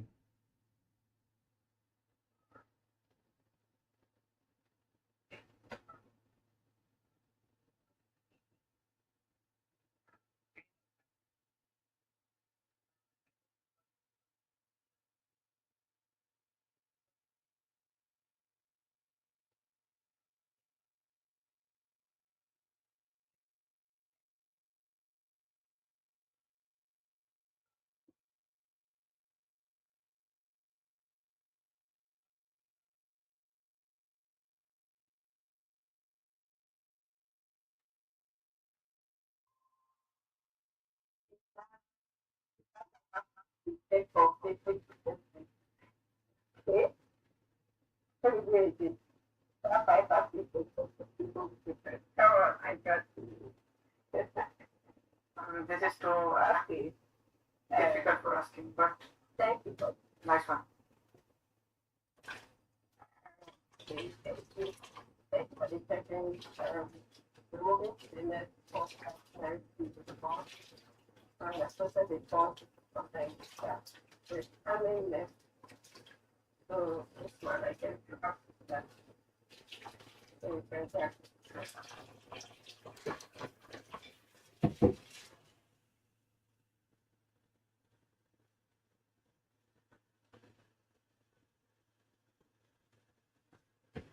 Sorry,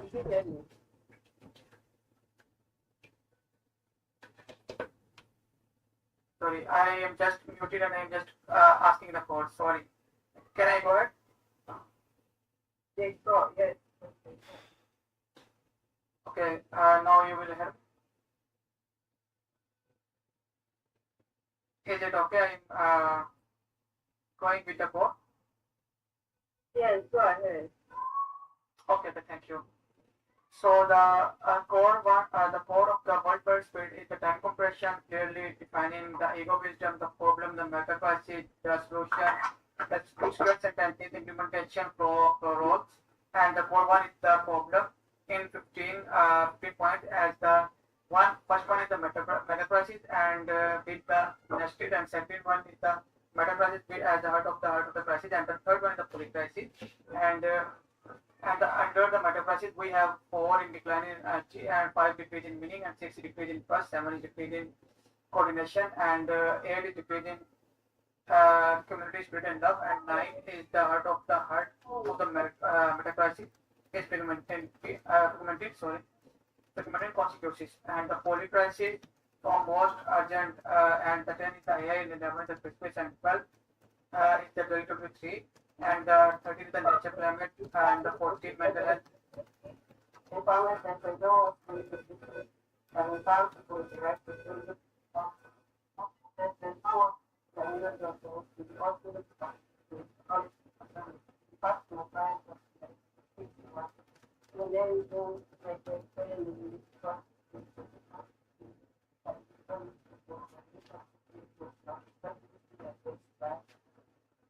And perfectly so perfectly we are doing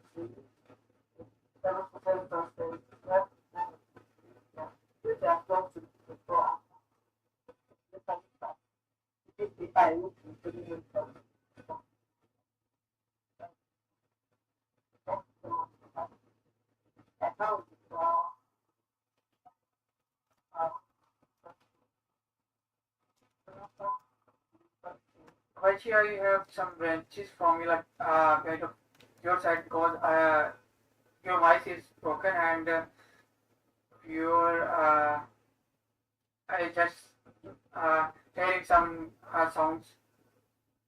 Can you fix it? Yeah. Can you hear me? Yes, I can hear you, but it's I can hear you some broken. Your voice is broken and you have a little bit noise in your background.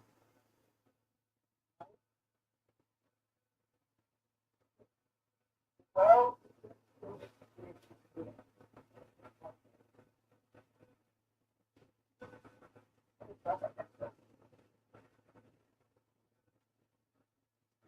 Okay, and hoping to get some data there set quickly. Yeah, Ebubechi, your sound is very fraying. Like it's very hard to hear you.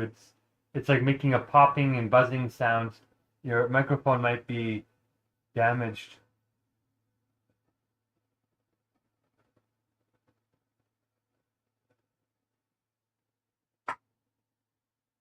can you hear me? Yeah, much better. Thank God, it's perfectly okay. So, purposely, that's about the explanation. To ensure you can get this on. People be get it done over. So let's go ahead and so that's my answer to this answer. Perfect, sure.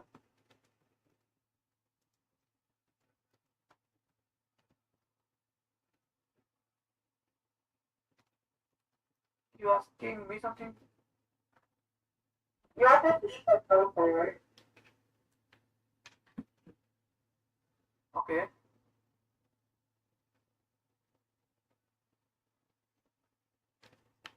Go ahead.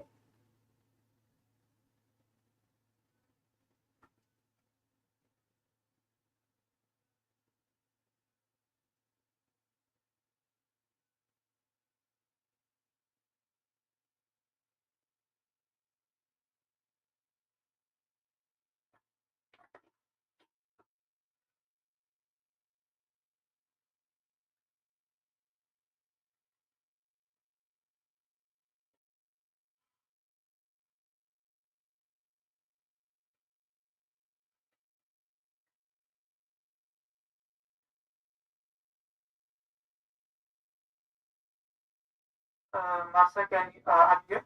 Yeah. You will see the changes in there. They will not reflect from other page. They will show only in there and with the timers. The timer will be working perfectly. And here is your Jersey meeting. When somebody comes in there and just asking start meeting, they will be start the meeting right in here. And the username and the track also seen bottom of the Jersey meeting. Hold on. Maybe put the timers below the meeting, Usman. Scroll up. That's good. Let's see. Does it work perfectly within the frame? Okay. Jersey will be embedded in the iframe, so they will be not redirect to other pages. So they will be redirect on the server.html page, and there the reset button. When you will just clicking on the reset button, there will be the reset specific timer only. They will not attract any other things. And you will see the username in there and track in also in there, and also in URLs the username and the track name also in there. But hold on, Usman, this is great. It's starting to work, but it says wrong witness to something on the video. But before that, oh, it hasn't started. Okay, before that, whenever somebody donates, right, and there's a whole bunch of timers, it's gonna push the video down, down, down, down. So like, if it's a long list, people are gonna have to scroll down to see the video. Whereas we want them to like start with the video on top. You know what I mean? So you can have the reset button. Sorry for interrupt you, sir. You want to upload the videos top of the timers, not the bottom of the timers. Yeah. Oh. Okay, right. Or you can put it right underneath the reset buttons, right? As long as the donation history and everything is below the video, like the buttons above the video, maybe nobody should touch except for the executor. So it's a nice kind of break. And then underneath is the donation history and then the timers. In fact, the donation history might be nice to have underneath the timers. No, it's good. Yeah, put the video underneath the reset buttons, and then put the history, the donation history, underneath the video, and then have the timers underneath there. And if we need to switch that, we can switch that maybe in the future. But yeah, just change the video, or else people have to scroll down to get to the video, and that will be annoying. And the video will like move down during the meeting, which will be annoying when people donate. So yeah, you're very close. Okay. My first task is right now I will just embed the video top of the timer. Then when everybody comes in a meeting, they will be join the meeting button. The video will be show up on the top of the timer, not the bottom of the timers. The first thing is that. Is it clear? Yeah. Is it clear? Okay. Well, right underneath there, right underneath there, like right between reset and vote counts. If you can put it there, that'd be good, maybe. Yeah, that might be good. Or I guess we could put it above the create timer too. Either one, either above the create timer or right between, no lower than vote counts. So yeah, try that. I think that would work great. And then make sure though it's still popping up the Google Meet option, so they can do the Jitsi or they can do Google Meet. They can choose either one, I guess, until we can learn to integrate Google Meet into the iframe. I don't know why we can't do Google Meets with the iframe. That would be really nice. But so basically, I'm using the both of you asking me. You will just go with the both of Google Meets and Jitsi. So you will just see in the code. Here's the track, and I will just embed the functionality in the join meeting. And when everybody comes in join meeting, the value.prim and the track will be here, and press into your name, and everything is going good. And just Jitsi rooms in there. You will see the Jitsi room, track 1, track 2, track 3. That redirect only server.html to plus timer page, not redirect on the effect on the other sides. And Okay. they will be also working with I am just also embed the Google Meet links in there, and we will have two options like when everybody comes in your Jersey link and if when everybody comes in your I think Google Meet link. So I will my preference that I will just go with the only one. This is the more preferable and professional way. So if you can go with your Jersey, you will I think you will just go with your Jersey link. And if you have got both of links, there will be a problem and maybe if a newcomer in your meeting, they will be joining the Jersey and Google and both. They will be complicated. So this one I think will be preferred for you. But in your opinion, what's your opinion? It's not cutting on my opinion. If you can just asking me your opinion, I will just do that. But my opinion is that I will just change it. Okay. Now you will see the note everything is that when somebody is coming in your meeting, that your login page will be showing there, and there will be only put as them in there, and they will just select it the track which one will be going and just join the meeting. You will see the timer will be show, but the one thing you asking me, the video will be show in the top of the timer, not on the bottom of the timer. I will do that right now. So you will see the username and the track also in there in the bottom of the chat meeting link. Okay. So I will just figure out when everybody comes in a meeting, join meeting, they will be show the top of the timer, then will be bottom of the timer. You will just add the timers and paste the timer in there. Yeah. Yeah, exactly. And I sort of wanted it so that when you logged in, yeah, you have the total meet timer and the fudge timer, and then you would have like as the people log in, it creates the timer sort of for them with their name in there. Like the name that they put into the login would be in the timer, and it would just add to the bottom of the list. That was the point of sort of putting in. That was sort of the point of putting in the name in the login, is because when you logged in, it was supposed to do that. But I don't know if that actually made any sense to you early on. But we might be able to do that in the next round of updates. But yeah, if you just switch the video for now to the top, then we're getting pretty close. And then as long as the Jitsi pops up, but then also the Google Meet pops up in another tab, unless you can put them in the same iframe, keep both options open, yes. And then people can choose if they want to do the Jitsi or if they want to do the Google Meet. I'm just thinking though the track option might be hard to do, because if it's true that we're going to exponentially expand, we're going to need like to expand the track numbers to dozens or hundreds of these meetings. Usman.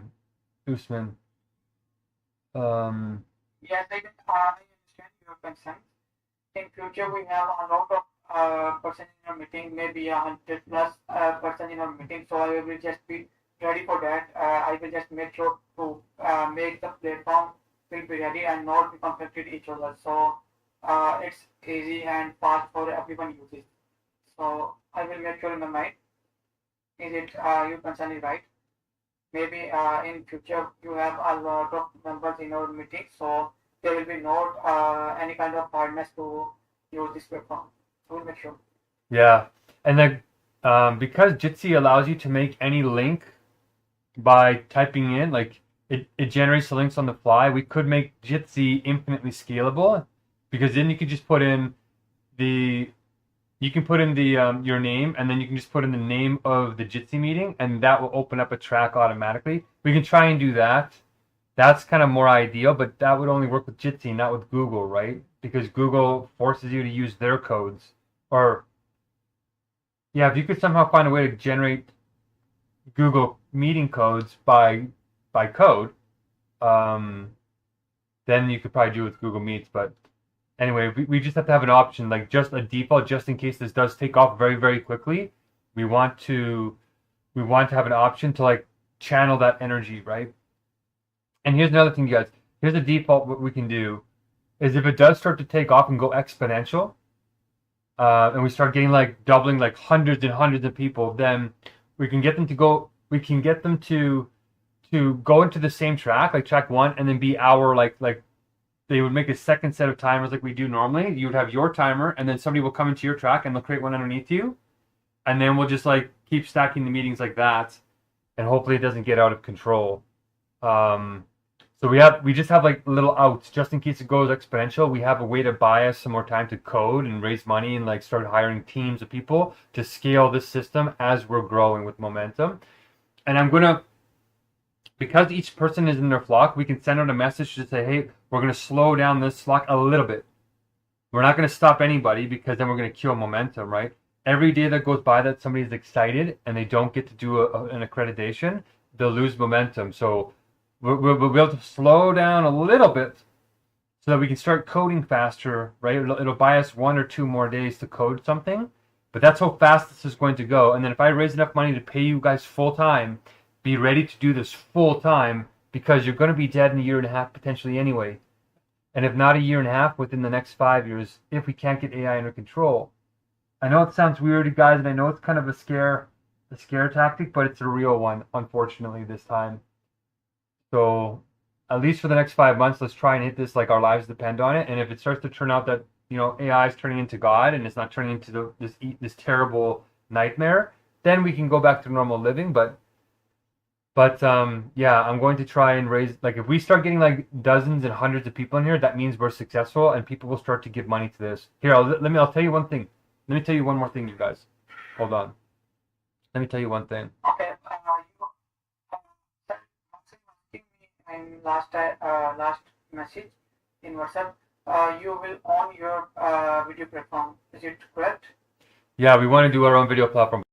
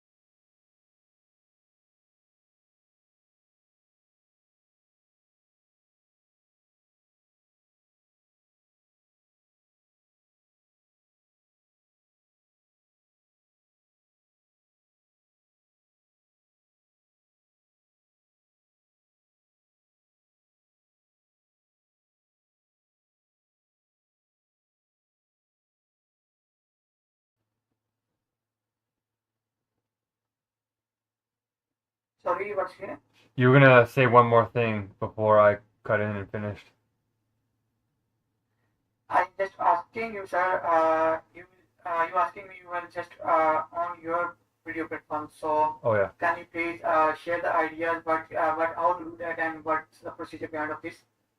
Well, maybe you will just on your video platform. If you look, I sent you a document earlier, I think, didn't I? It was called Lucid. I'll send it to you again here, just in case. And let me know if I sent this to you here. It outlined a video on what to do. And there was like 3 options. There's another coding option, but I was talking about how making our own WebRTC platform. WebRTC. I don't know if you remember me saying that, but I finally but anyway. Freedom in What's that?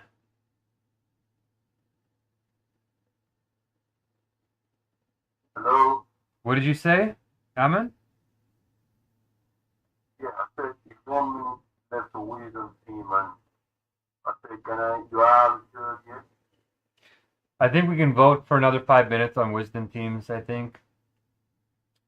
And you can vote if you go to the timers, Amin, because you should have a timer created from Ebubechi. And because you were here sort of on time, I guess if I have any time to donate to him, I can try to donate to him, or you can give him, yeah, I'll donate to him 2 minutes if I have any 2 minutes left. But yeah, I'm just trying to pull this up for you.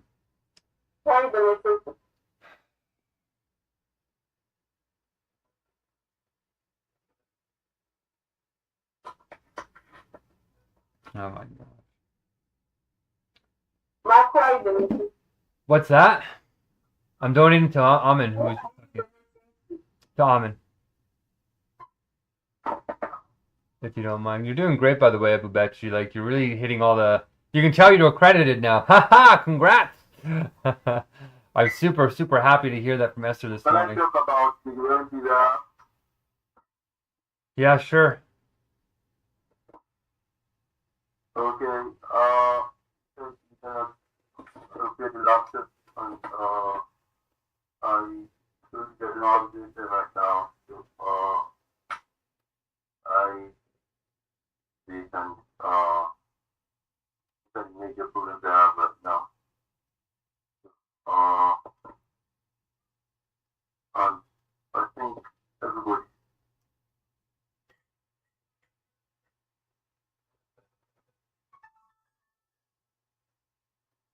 Say again, we can barely hear you.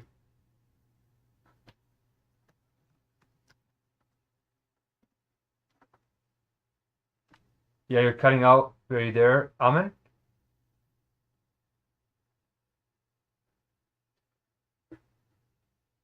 Oh, I don't think Amin's there. Amin, are you having wrenches? Big problems?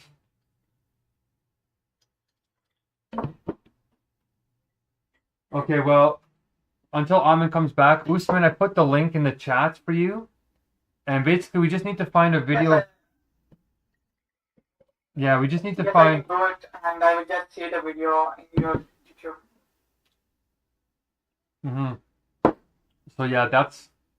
I thought I sent that to you, but it has a document in the description, which I think lays out some of our stack, like what we were hoping to do. But I don't know. I tried using WebRTC, which is a free peer-to-peer videoing platform technology. It's open source. I did start to get it to work using AI, but I never got it to work properly with the WebSockets. Like, it got to work enough that it would display 2 people, but it would be out of sync. So I know WebRTC is free and open source. So you can use that to make a... We don't have to host all the videos on our own server. We can spread it around. But if there is a way to run it on our own server, then that might be even better, because then we're not relying on peer-to-peer networks. But that's the stage that I was experimenting at. I was trying to hire somebody who might know of the best way to go forward. That's the least risky. So this is the sort of setup. We have Google Meets for worst case scenario. Then we have Google Meets best case scenario. Then we have Jitsi for backup, and then we have our own video platform for backup. So if our own video platform starts to work really well, and we can code in emojis and all this kind of functionality, then we'll use that. But yeah, that's sort of what I meant by coding our own video platform. And then you can embed it within the timers in any way that we sort of want. And then we can customize the code. Sorry, I had to just now, man. Okay. Yeah, so saying something you already can, sorry, because you're my... Yeah, I was just donating some time to you to explain what's going on.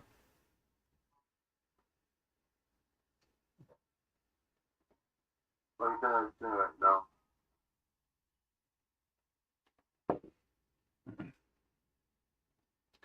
I was just donating some time to you to explain what your wrenches are and what you wanted to say to us. Okay, so Francis said he's gonna talk to me about it today, so he didn't say anything yet. He just today replying to messages and I'm sorry, I thought I'm gonna make money from this, so I'm getting that for myself. I only know what the whole thing's about. Yeah, I knew the call already. So I'm sorry to continue right now because my network would go off again, and I don't just want to do this when I'm doing the meeting right now. Okay, yeah. Francis has a hard time coming in during the day because he's traveling a lot, but he comes in the mornings. That's usually when your mornings is when he comes in.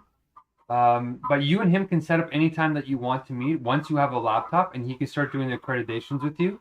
So did you get your laptop working? Like, are you getting it fixed today? Okay, he's not gonna be for me anymore. What's happening? I said, he's not gonna fix the laptop for me anymore, right? Oh, so they're not fixing your laptop anymore at all? So what? You're not fixing the laptop at all, or it is being fixed? Yeah, I wanna fix it today. I thought you said I'm gonna fix it today. Okay. Okay, great. What? That's gonna be out on about 2 weeks, so Okay, once Monday, so. okay, once you do that, then you guys can set up times outside of the meeting so that Francis can accreditate you. And then once you're accredited, he's going to accredit you a second time. Accreditation squared, we call it. And he's going to watch you accreditate your friend and make sure that you're able to do that with your laptop. So there's going to be 2 accreditations that are going to happen with you and Francis. And then you guys can report back in here to tell us how it went. But yeah, Francis comes in usually during the mornings because he has a hard time making it during the day. So once you get a laptop, then he'll set up some time with you, and if not him, then we can get Esther or Ebu Bechi to do it because they're both accredited now, which is awesome. I should probably I should design a certificate to give to you guys because it's kind of cool. You're doing good jobs. You really are doing real skills in real life. These are going to come in handy. So okay, just wait for your laptop, and once you get it fixed, then tell me and Francis, and then we can start to set you up to get you like trained up quickly. Okay, does that make sense? I think you're gonna raise me some little bucks, maybe some money to pay the laptop. Oh, I see. Well, I don't have money right now. Well, this is the thing is we've done that sort of before and it doesn't work. What we're gonna have to do, like, let me just think here. Because what's gonna happen is we're gonna be in debt to you to get you in here, and we want you to be in here. But the thing is, if you just leave, right, there's no accountability at all. And like my life is on the line, right? Like I could die. And I just invested like $2,000 into Muslims who just ditched me to die. So I'm very hesitant now that if you can't find a way to get a laptop and get in here, then your life might be too unstable to be here in the first place. Actually, my laptop is just about, I think, $100. Because the board is having issues with board. The IC board, we have an issue, and I think I need to buy a new IC board. It's an HP Folio. So you're not investing up to buy with the Muslims. Just I'm sorry if I'm costing you, or I just have to tell you the reasons why I'm not using this. The primary, the first floor, which is the time why I'm not taking it very serious. Why I'm having children. So. It's tricky.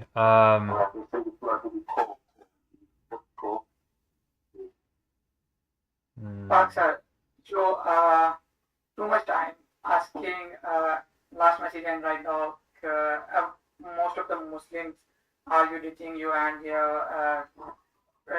left it to die, sir. I note saying about all of the Muslims make a same, but we have a lot of people in around the world. Some people are good and some people are not good, but it's not only specific in Muslim. No, I'm not making. I'm not making. I agree. I agree. No. You ask me. Okay, I will just ask. I will just explain you. No. I'm not saying that just Muslims do this. Time's up. Okay, well, good executing. I guess to merge, I can merge into the Chizzy. So if you want to get us into Chizzy, then I'll explain.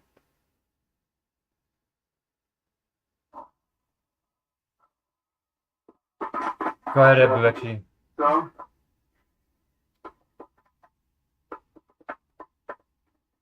what are you saying? I'm just saying we're gonna do a merge. So I was gonna try and get Ebubechi to introduce the Chizzy, and then I was just gonna finish the comment and then get into my wisdom team, or my tribe. But I'm not just making a Muslim specific comment. I'm saying that this goes for anybody. But the reason why I'm thinking about it is because the Muslims woke me up that this is a real risk, right?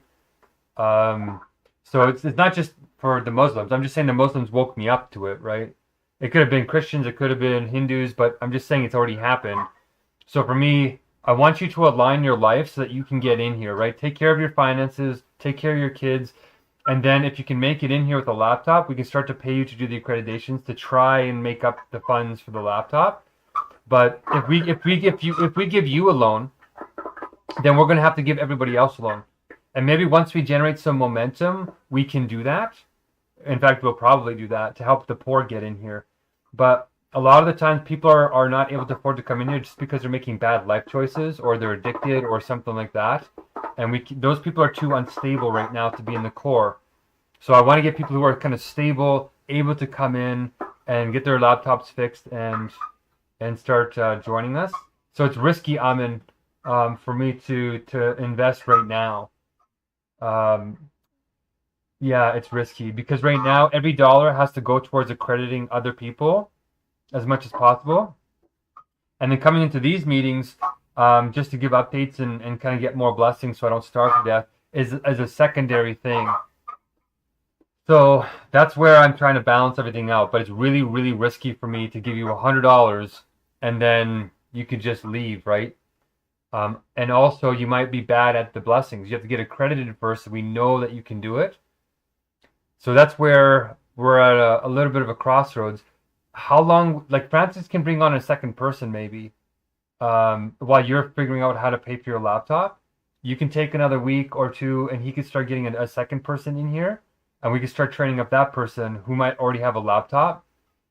But try and see if you can get your laptop figured out. Like how long will it take you to pay for it if we didn't put up the funds for you?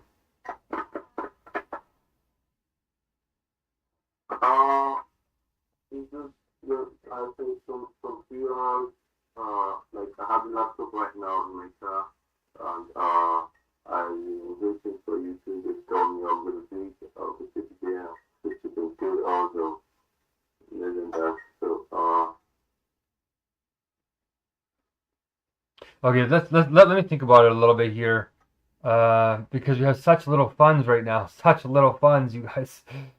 So, let me think about it. We can even talk about it more in the next hour if you guys want to stay on. Ebubechi said her laptop is low. So let's do a little bit of Chizzy here and think about this.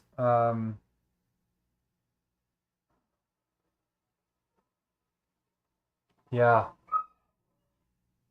Because I still need to pay you, Usman. time right now. What's that? What's that? Yes, it's fine. So what else? Yeah, I'm training. I'm training time right now. First one, please speak it down. Okay, I will do. This is so. And put it in the chat. And welcome to season. This time. I'm going to try 5 and favor. I'm going to try 5. The ultimate 5.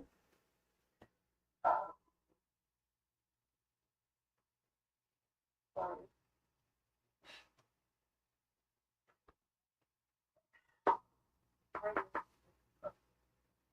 And don't forget to taunt somebody. Evabechi, you can taunt somebody who's in a different tribe or in a different part of our tribe. I think.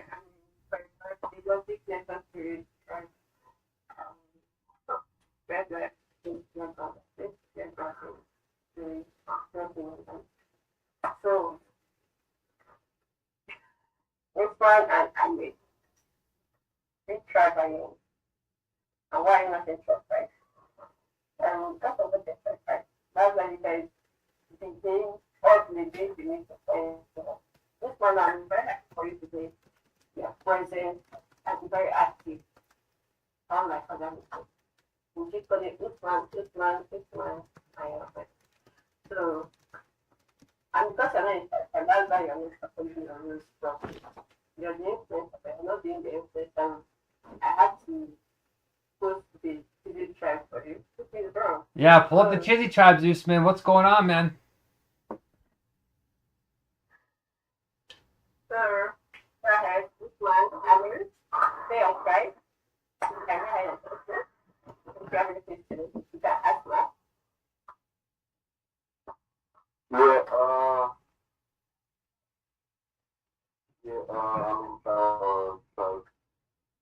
very ready. I think okay, I'm satisfied. Logic. Spirit and love. Spirit, logic, nature, spirit, yeah.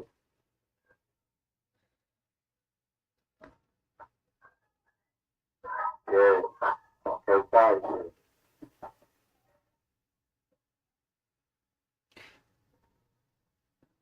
Yeah, but Usman, spirit,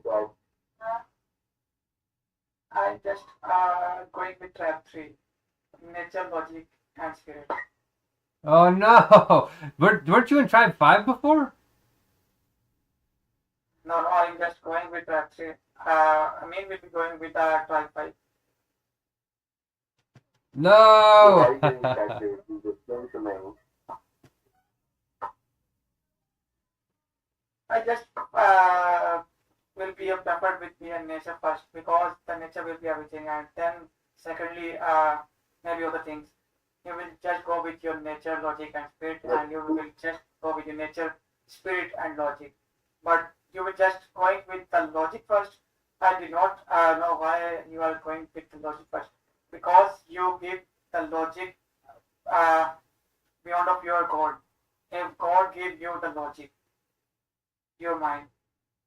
If God send you in this world, God send you in this world, and they will be provided you the logic, the beautiful minds, and every people's minds have different opinions and different everything. So when you were just going with the logic first, I will be not going with this one because nature will be the first. The nature will be coming the first, then logic will be You're coming. going to make sure that it's just generating nothing. So, because if the common, you have to go with logic for because if you need the common sense, then,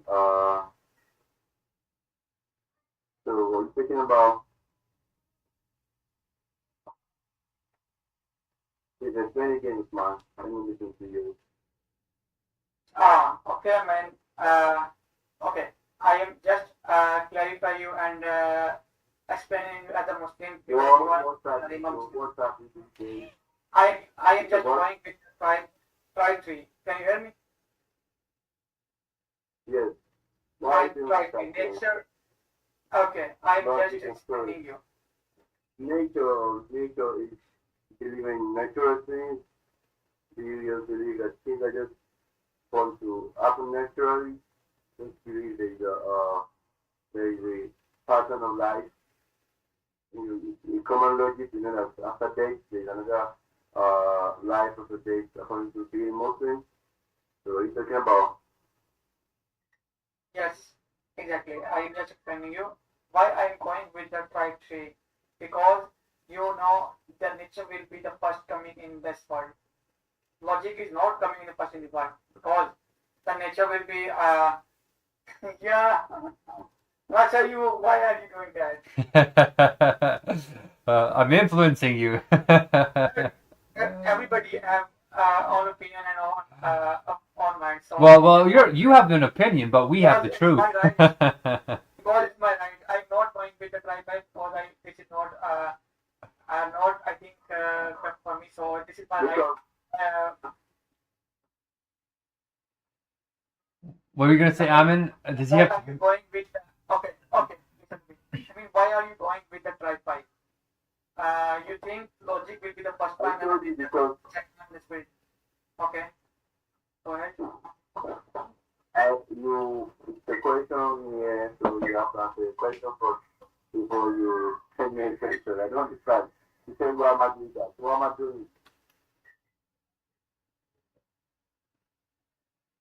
Sorry, I didn't You ask get what me you a said. question. You ask me a question first before you say, why am I doing that? And I said, why am I doing it? I asked you a question. Yeah, I told you because you need your fucking logic to understand what the light is all about. Then you see the natural things before the spirit things. So, well, you went with track theory, which says nature. So, are you saying you just believe in nature? Everything that is supposed to happen, that means you don't care about what's going to happen, or you explain yourself, man. You know what I'm talking about.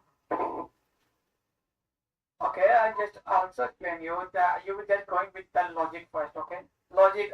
Maybe my logic is today is something, and in future my And logic will actually, be. I see that.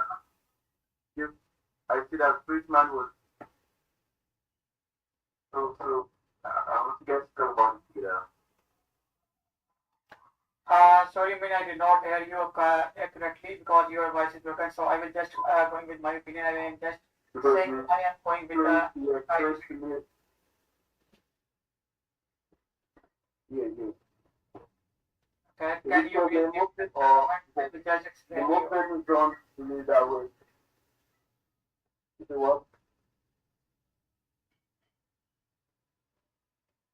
Sorry, I didn't get you. Yeah, your connection is muffled. Yeah, your connection is muffled a little bit, Amin. My tribe is tribe 5, logic, nature, spirit. Why the vibe tribe 5 of the spirit is high, yeah. And my taunt is that I think Usman's not eating his vegetables, honestly. He's doing too much coding, not enough thinking, because he's in the wrong tribe and he's justifying it incorrectly. I think we need a real Muslim like Amin to come in and correct Usman. That's what I think we need to have happen here. So, hold on, I'm not done my primer. I'm not done my primer. Well, going with the other try one, they will be not they will not going up Muslim. What is the reason behind of it? This is not this is not the answer. Wait, hold on. So you only got 26 seconds left to refute, but let me finish the Chizzy primer. So I'm just saying pure being is in logic, pure God is in logic, as you know. And my question to you, Usman, is you never did answer my question, which is, how does nature come to exist without God's mind, right? And if God has a mind, that means God has logic, right? So that's what I'm thinking here. But also, I wanted to say one more thing quickly too to merge is, are you going to be here, Ebubechi, for the next one?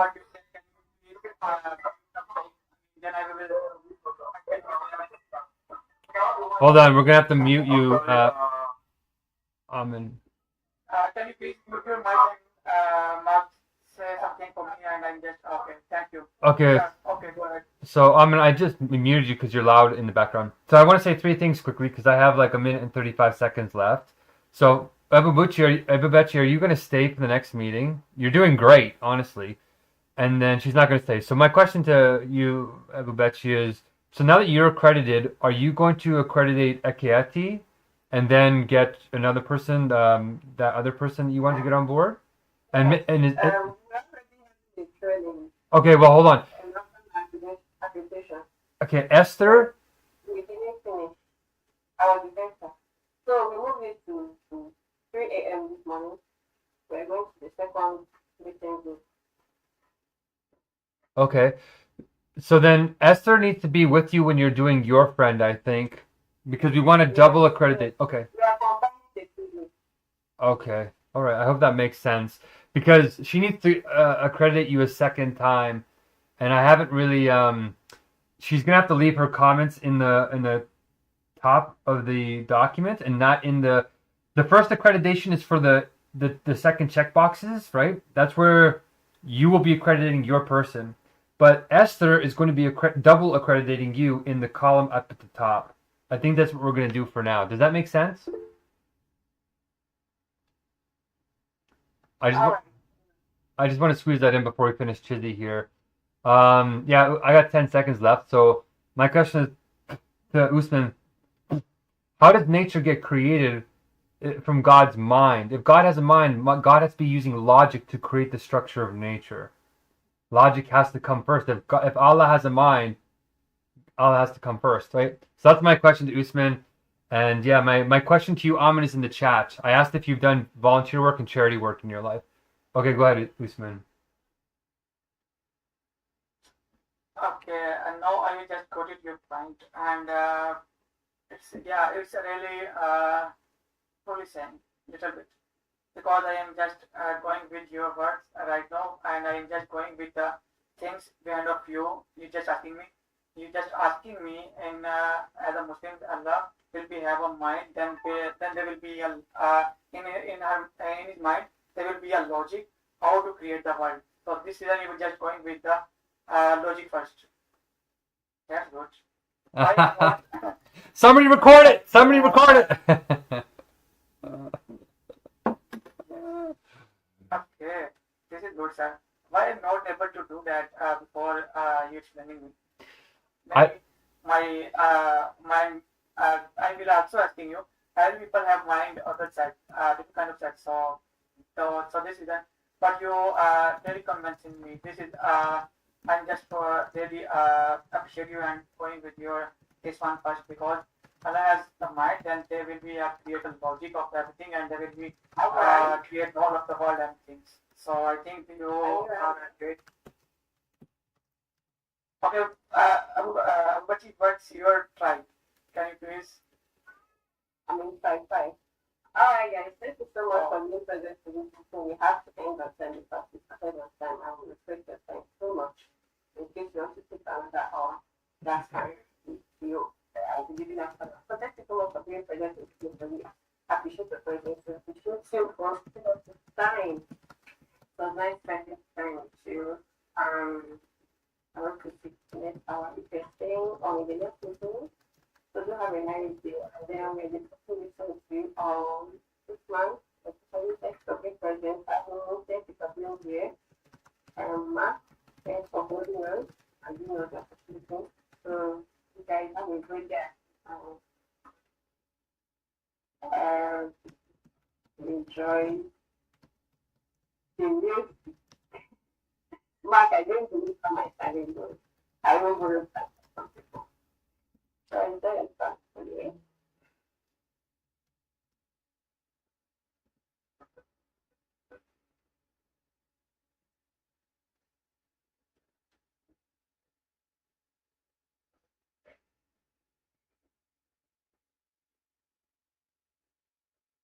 Oh, we can't hear it though.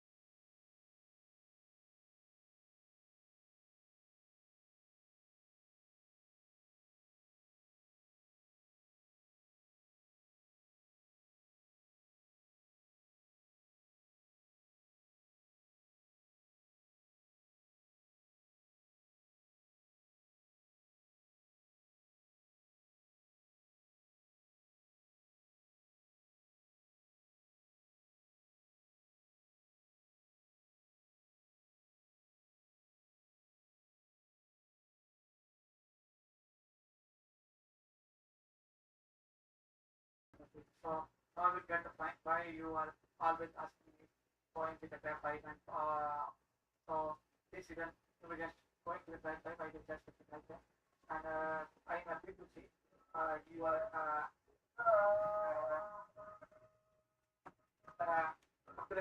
I think Okay.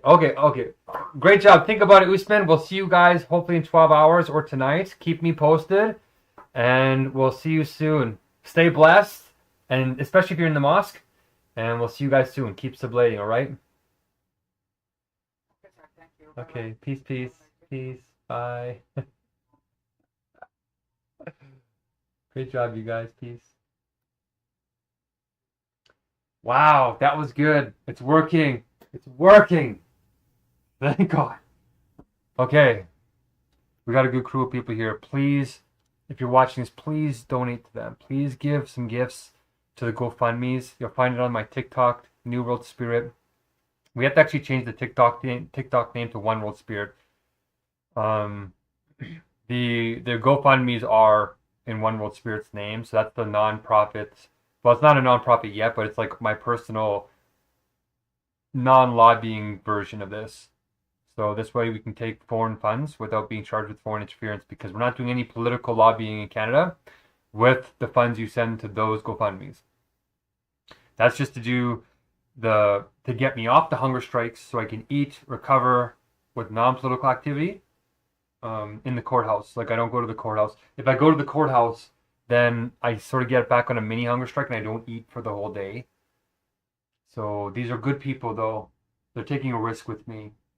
And you can see that their hearts are in it. They're not just doing it for the money, they're engaging in the spiritual conversation.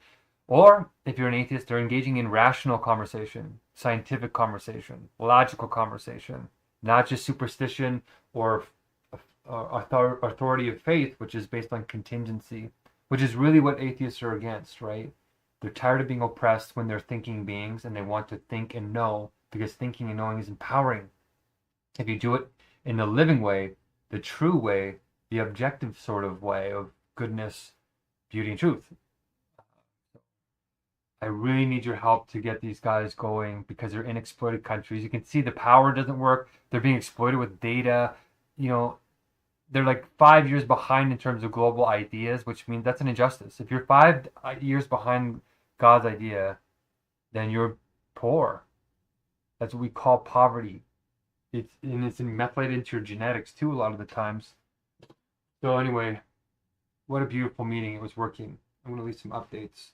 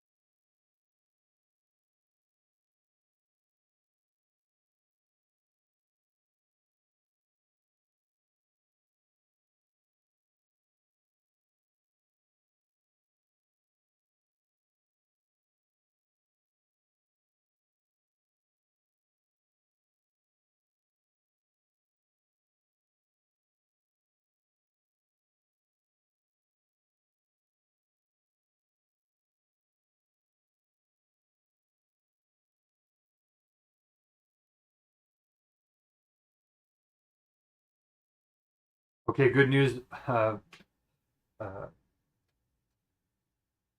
Marlena.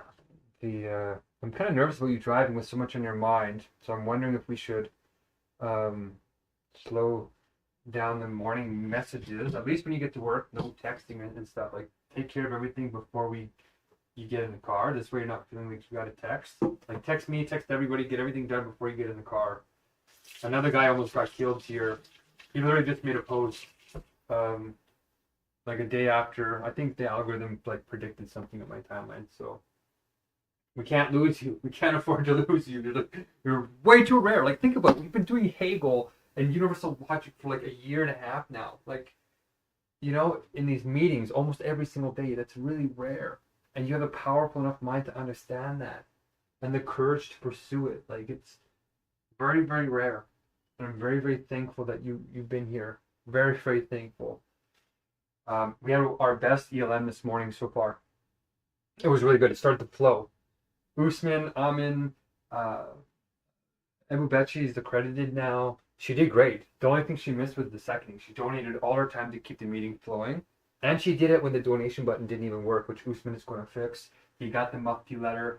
So I'm going to transfer some funds once he fixes the timers. And then the next $100, we're going to get the timers actually improved. So now the meetings are splitting. We got Jitsi in the meetings. So everything is growing. And I'm going to be telling Joe this because Joe is really falling behind. If you can send him some loving comments, you know, when you're in your 40s and 50s, it's a really brutal world. Like, white men in their 40s, the suicide rates are almost as high as indigenous suicides. I think it might actually be higher. So it's shocking because you wouldn't think that white people have higher suicide rates, but they do in their men do in their 40s. But yes, we had a really good meeting, and Amin wants us to help him buy a laptop, but I think the criterion for me to lend money to people is that they have to have momentum in the direction of doing volunteer work and charity work if they have low Pareto categories. And we have to have a trauma category too, because trauma is the only thing that doesn't allow high IQ and other Pareto categories to correlate with success. And then we have to basically invest in that person and get their life figured out, because if the rat park isn't stable and we can give them money all we want, then it's going to go into heroin addictions and other addictions and food addictions and whatever addictions are causing them to cope without us, right? God's government is what's going to be their coping mechanism, like it's supposed to be, and then when we give money, it'll go in the direction that'll actually build better rat parks. Okay, wow, it was just a good meeting. I'm tired, and I got into flow state, and yeah, there's something wrong with the food that I cooked though. I think I don't know, one of the bottles melted, and I'm wondering if some of the plastic got in there. They're so delicious anyway, and I think the plant milk is rotting, and like I'm really pushing the boundaries with these meals. Even though I'm getting donated funds and stuff, it's so expensive. Like that video you sent, the cost of living is going so high. But yeah, I'm glad that you guys are safe and sound, and that your work is, you got to work on time. We ended the meeting in the 1 hour because there's lots of, like, the wisdom team blessings are starting up. Like, there's just a lot to do, which is great. And Usman converted to Tribe 5. I thought he was in Tribe 5, but he wasn't. So I found out how to communicate to Muslims in like one sentence how to get to Tribe 5. And he said it worked. He said, why didn't you just tell me that in the first place? And I'm like, probably did, but he missed it maybe. But now we nailed it. So within one sentence, we can. It's kind of like the Infinity Key or whatever, like in the Avengers. It's like when he snaps his finger, it's like we snap our finger and they're in Tribe 5. Like we've compressed time that much. And I love that I can talk about time compression, and you know what that means. Our language is starting to compress, right? So yeah, I'm flowing despite only having 2 hours of sleep or whatever it was. My neck and back hurt from cooking for so long. I'm trying so hard to make these meals gourmet so that people want to go vegan. But yeah, I hope you're having a good day. I'm like feeling like an 8.5 out of 10. Esther has people accredited. Like, they got like 10 people that want to do this, and like they're buying laptops and getting their laptop fixed to come in here. And if we double and triple our numbers, I'm going to ask for more donations. I'm going to ask for, you know, I'm going to start saying this is it. This is the movement that's going to work. Especially if we get the Universal Sublimation Championship going. And I think you'd be a good judge, just as long as you're not really judging my rounds, because you might be biased, right?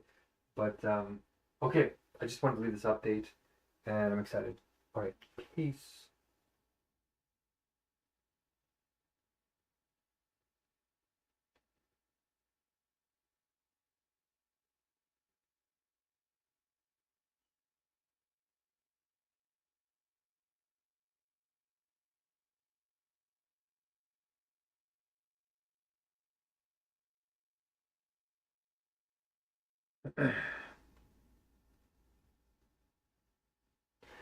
Yeah, okay, good clarification. Yes, it sounds a little confusing to do the accreditation squared. We're calling it squared for a reason. This weird language that I'm using is actually universal logic. Everything in the universe is more simple than it looks when you're in wisdom. So you actually only ever need self-reflexive loops to explain things that are true, which means in mathematics it's called squaring. So because we're applying an accreditation to an accredited person, it's applying accreditation to itself in a certain way. So we're calling that accreditation squared. It's also how consciousness works, because you have an object, right, that you're conscious of. So consciousness is the realization that the object is yours. You are a person that's looking at something. You don't explicitly know that you're what a person is, but you know that the object belongs to you, whatever you are. Then when you apply consciousness to itself, right, consciousness is usually between the subject, you, and an object. That's what consciousness is. But then what happens when you apply consciousness to itself? Consciousness squared. That's what we call self-consciousness. Okay, so that means consciousness of consciousness. You are conscious that you have an object that you're conscious of. So those self-reflexive loops, like when you apply something to itself, is the squaring. So I'm noticing in the training that we need to do 2 levels of accreditation. In the beginning, I thought it was just 1 level of accreditation to do the flow rolls. But then because we're doing the training now, we need to make sure that somebody is not just good at doing the flow rolls, but they're also a good trainer. Right? There's 2 levels of skill there. So the first accreditation is just to make sure that they can do the flow rolls, right, in the meeting. And then the second accreditation that you're watching for Ebubechi is now your object isn't, you're not watching Ebubechi do the flow rolls herself. You're watching Ebubechi do the accreditation on somebody else. You see what I'm saying? So, shoot.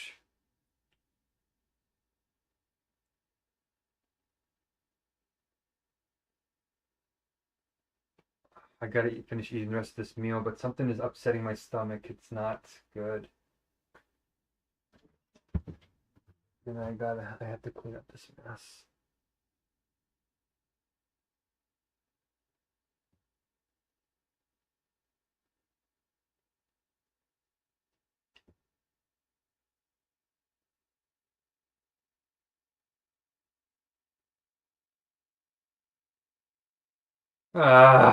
It deleted that message again. Okay, great question, Esther. I just left you a 2-minute voice recording that it deleted. Oh, that's frustrating. Okay. So what I said was that you were in the right direction to be a little bit confused, because what I'm trying to show you is called accreditation squared, right? And that sounds weird, but I'm actually using universal logical terms, because everything in the universe is a little bit more simple than it actually looks once you know what wisdom is. And everything in the world doesn't really need to have a whole lot of this extra complexity. You can explain it all in what are called self-reflexive loops, where you take something and you apply it to itself. So squaring in mathematics is that. It's like you take x to the power of 2, right? You're squaring it. And that means you're applying it to itself, x times x. So when we're doing the accreditation and the training, we're sort of doing the same thing. We're doing a self-reflexive loop. We're applying accreditation to somebody who's accredited, right? That's what we're calling it accreditation squared. It's kind of like consciousness in a way. it works like this. Like if you are aware of an object that belongs to you, that means you're conscious of it. You have a subject, you, and an object, and you know that object belongs to you. That's what consciousness is. But what if you apply a consciousness to itself? The consciousness of consciousness. That's consciousness squared, right? That's what we call self-consciousness. That's when you know that you are conscious of an object. You're not just conscious of the object, right? So that self-consciousness is where you really start to get more aware. And the whole universe works that way. So we're trying to make it so that we're using the squared language because that's a sign of the truth. So with accreditation, I noticed that we have the first level of accreditation, which is making sure that somebody can do the flow rolls, right? The blessings. So you did that with Ebubechi, right? She's accredited now. That's accreditation level 1, right? Accreditation applied to itself. Now you're going to sit in on one of her meetings where we're not just checking to see if she can do the roles. We're checking to see if she's a good trainer, if she can accreditate somebody else. So you're watching over her accrediting somebody else. So you're accrediting her accreditation on somebody else who's being checked to see if they can do the blessing roles. So hopefully that makes some sense. And why I'm using that strange language, squaring, is because that's a sign of the truth that we're getting close to the pattern of how God's mind and being works in true nature. So it's kind of like exponential trends. They're non-linear trends is what they're called. And that means eternal life. Things keep being fresh. They don't get stale. They don't end up in what's called the bad infinite. It ends up in the genuine infinite, which you'll learn more about in the Chizzy as you keep getting deeper. So yes, what you're going to do is you're going to, now that you've accredited Ebubechi, now you're going to do it a second time. But instead of watching to see if Ebubechi's doing the roles, she's not. She's just going to be giving feedback on her friend doing the roles. And you're going to give your feedback on how her feedback is. Did she miss giving feedback on a certain thing? Did she miss a detail in her person's accreditation? Right? And then you're going to give your feedback in that top column. We actually need to create 3 columns. We need to actually create 3 check boxes. But if I create a 3rd column, it's going to mess up all the scripts that I made that's calculating your guys' blessings.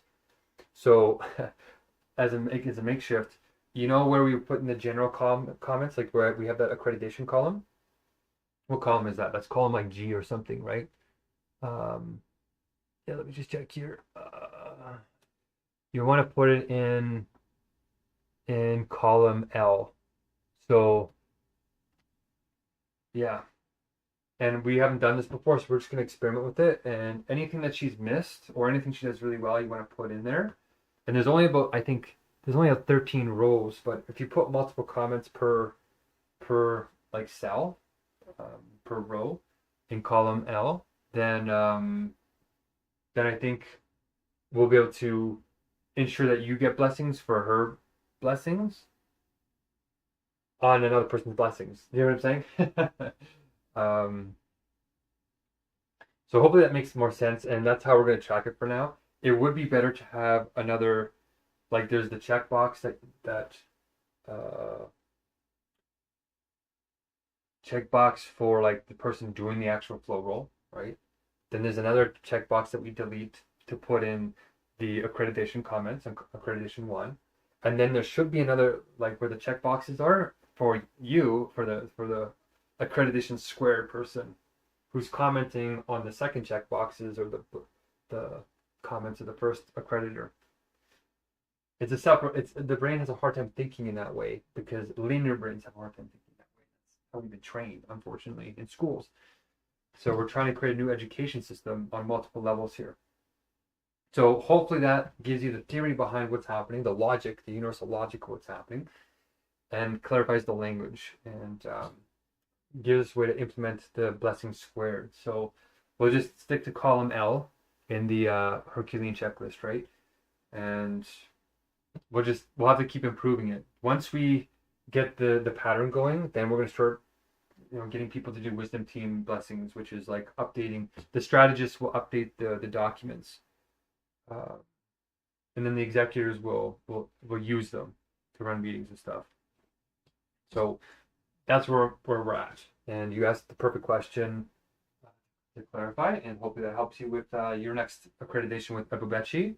And then you will be the first person doing a blessing squared after me, right? Because I did your accreditation, and then I did your accreditation of. Oh no, I didn't. No, I think I did actually. I think I watched you do an accreditation uh of I think it was who was it?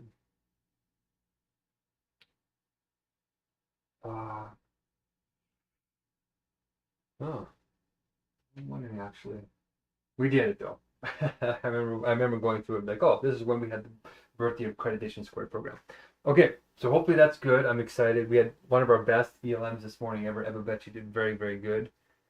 And now if you do it with her new person, then we got a chain. Now we have something that perpetuates, like that's alive. It can carry on without me, and it'll maintain that efficacy. We got to make sure that the seconding is done though. That's the only thing that she missed, and that's because I wasn't emphasizing it a whole lot. But she's donating all her time, and we want to get the voting going. And when you're with an experienced crew, you want it so that it's only 1 minute and 30 seconds maximum donations.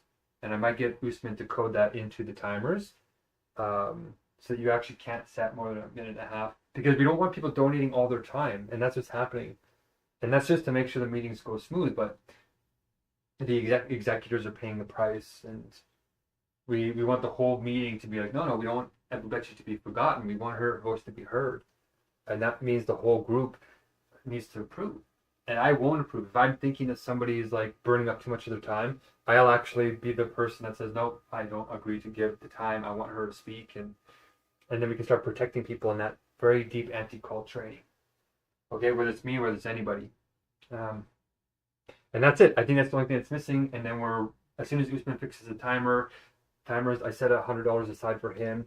Once we get the next level of accreditations going, and we have like real numbers of people, and we've doubled our numbers, then I'm going to go to our funders and be like, hey, look, we just doubled our numbers, and look at these meetings are actually good. As long as people can do the roles, right? If one of our funders comes in secretly and like comes to a meeting and somebody's been accredited and they can't do seconding, they can't do donations, they can't do the role, then they're going to stop giving the funds. And then they're going to call us frauds and stuff like that. And we're building God's government, so we can't. Integrity is very important. And it's somebody that wants to run a nonprofit. It's like, you know the nature of goodness. You know the power of goodness. Trust is built on that. There will be honest mistakes made. Some people will forget to do roles, whatever. But usually we can tell honest mistakes from just lack of training. Do you know what I mean? So let's keep the standard high, keep them doing the videos, and keep getting ideas and their feedback on how to make the process better for them. Like, get feedback from them to say at the end of the meetings, say, okay, we're going to do a round of feedback. What do you think can improve about the meetings? And we should end the accreditations with that. That they should contribute, well, it's in the flow rules anyway, they should be contributing one idea as a strategist, right? That makes the meetings better. And then we're good. Okay, very exciting. I'm going to finish eating my meal. I stayed up till like 4 in the morning cooking. And yeah, I'm going to be getting back on the Hungerstrike today. I couldn't finish the food last night. I was too tired. But today it'll be done. Okay, good job, Esther. I'm so excited. And yeah, hopefully these guys you get on board, it works out. Okay, peace. Keep it up.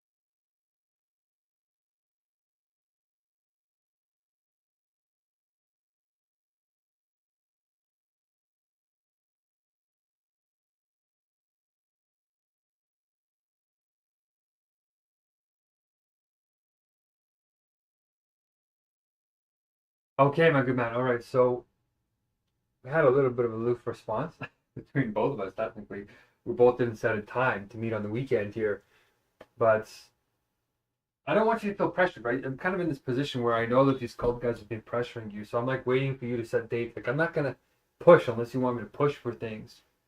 You know what I'm saying? I will. Like you know me, I'm pretty good at staying on track on things, especially when I know the world's probably ending. And it's like literally day by day getting bizarre, and it's going to get more and more bizarre.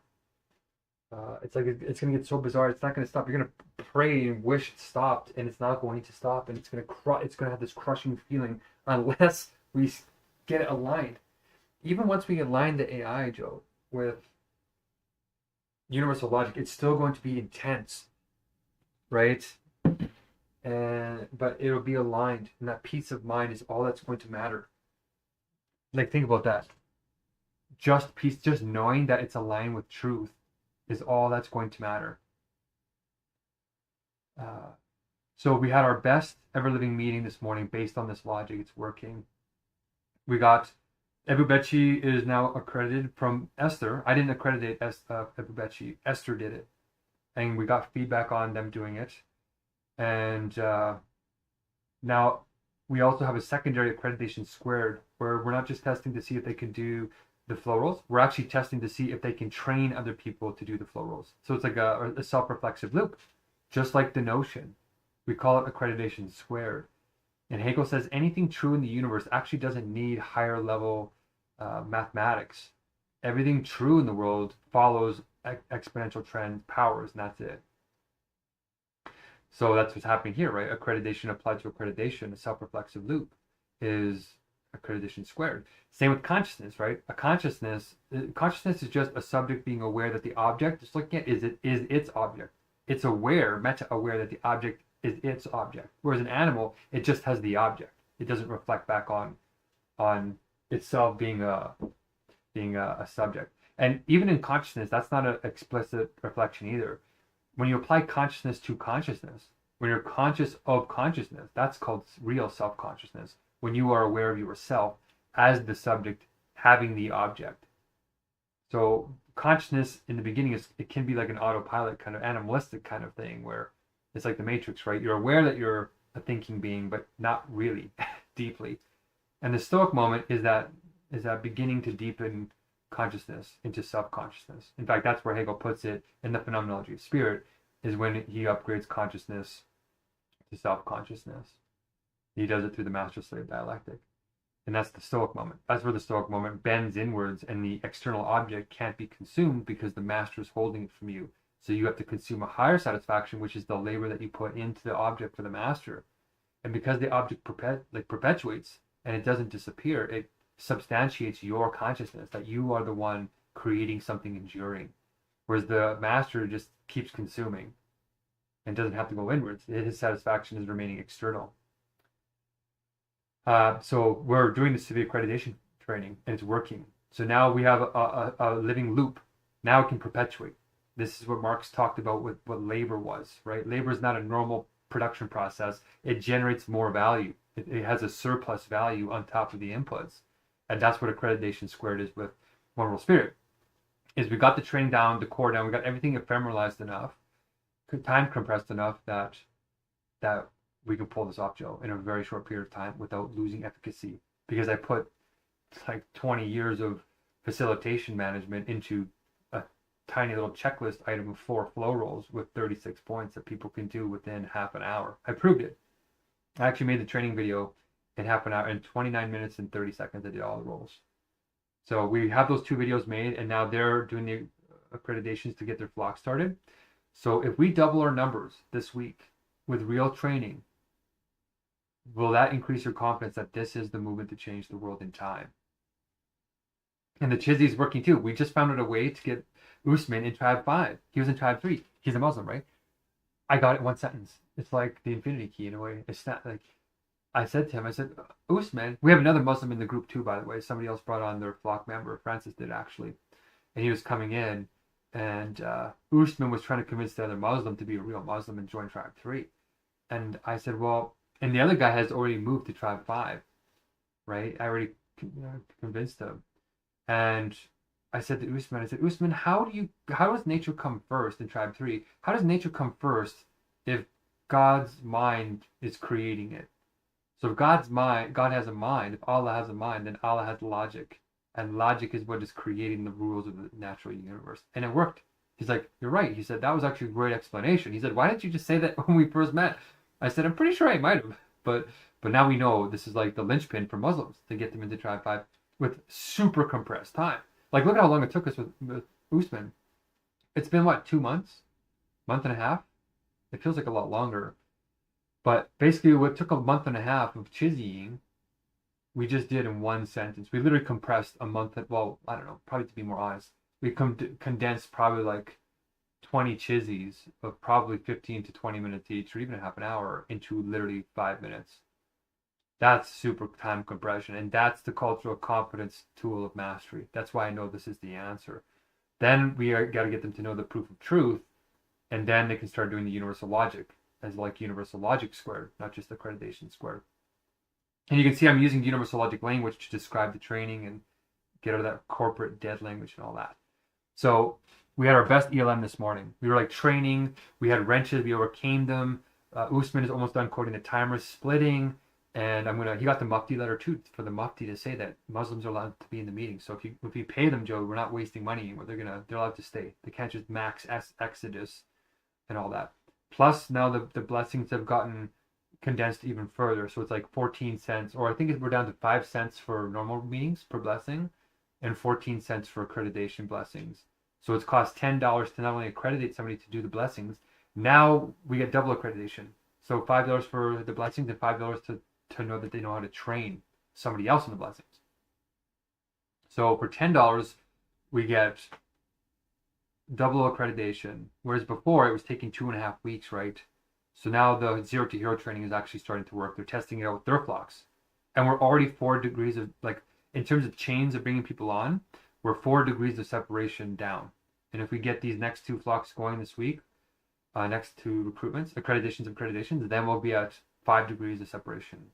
And once we get to 6 degrees, that's the whole world, right? We can get to all 6 billion or all 8 billion human beings through our flocks.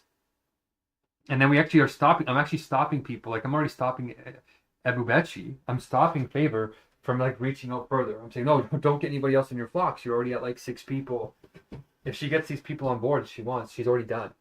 And then she starts doing wisdom team blessings, which we just created 3 more today.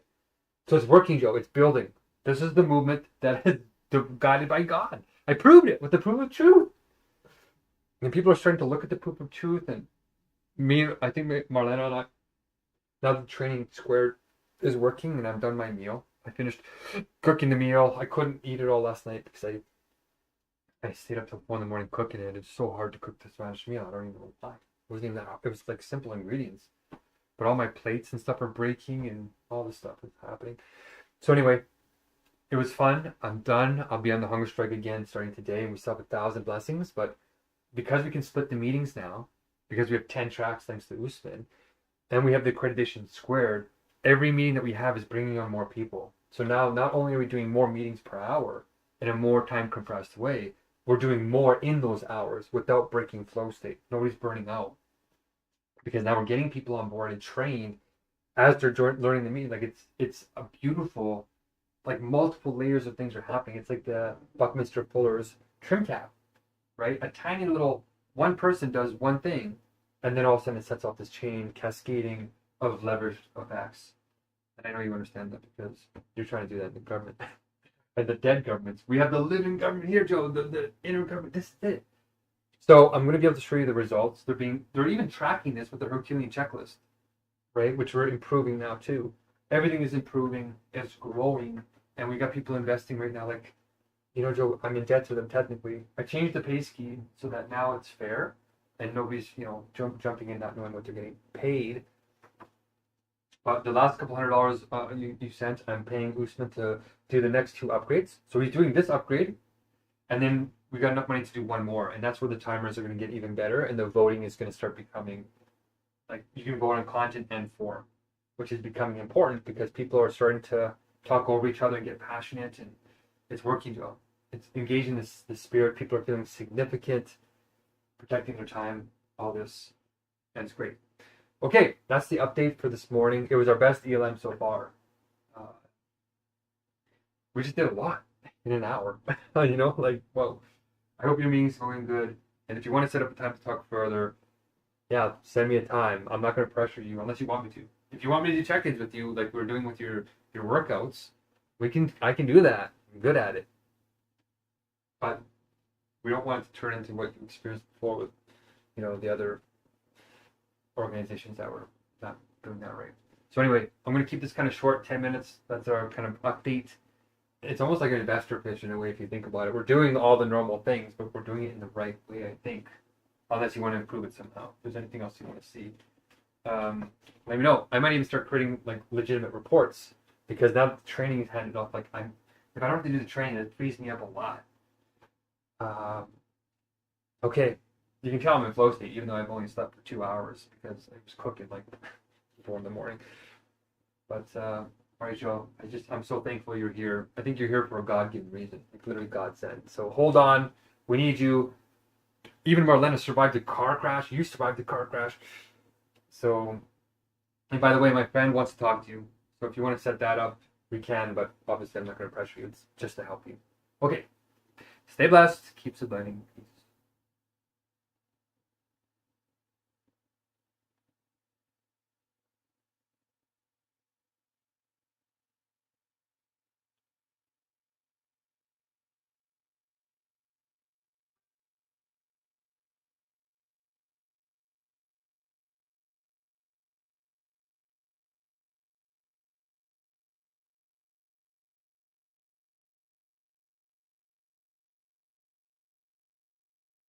All right, let's clean off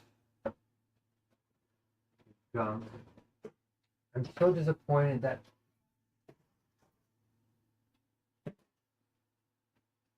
I gotta clean the bottom of the oven now. Okay, I'm in flow state. Probably not. Probably just burning like my reserve calories.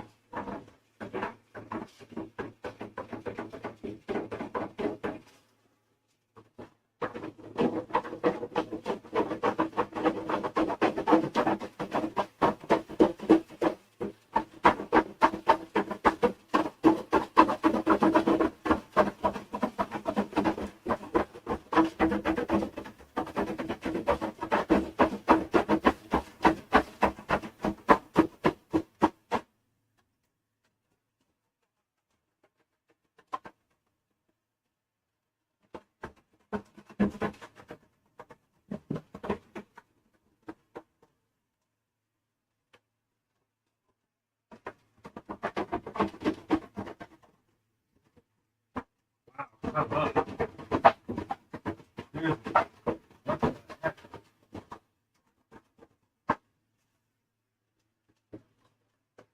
Alright, good enough.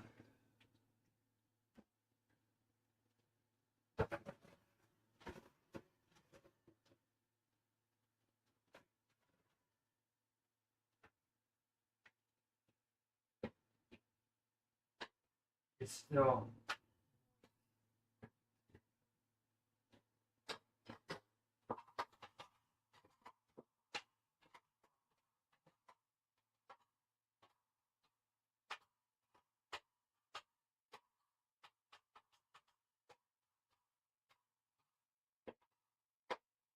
Dang it.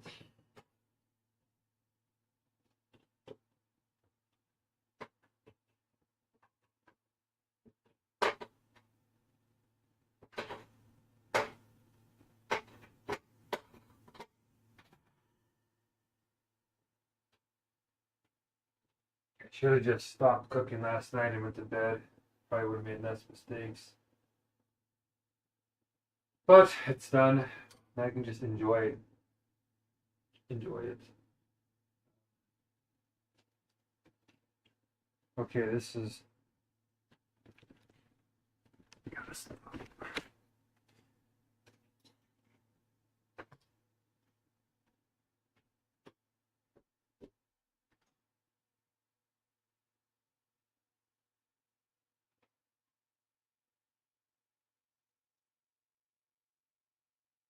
wash my hair. It's not good.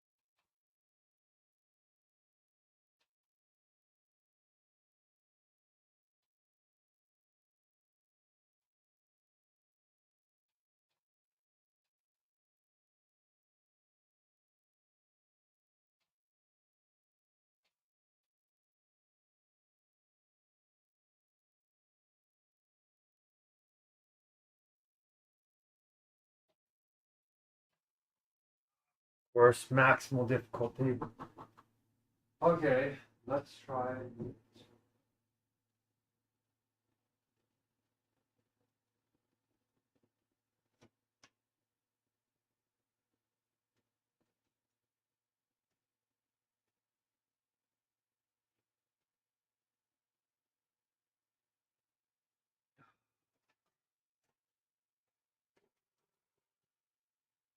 I should not have dropped that.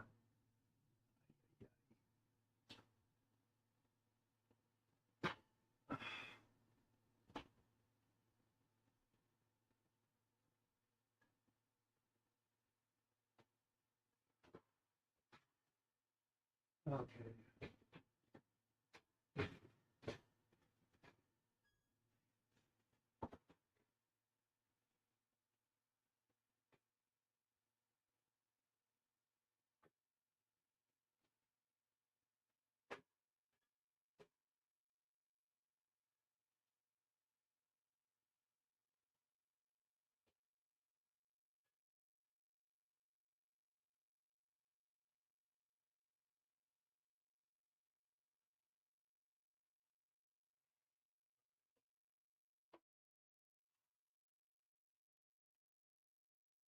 Okay, that's.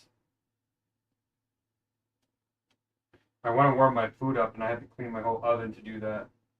So one thing is leading to another. I don't have to reset the stream yet.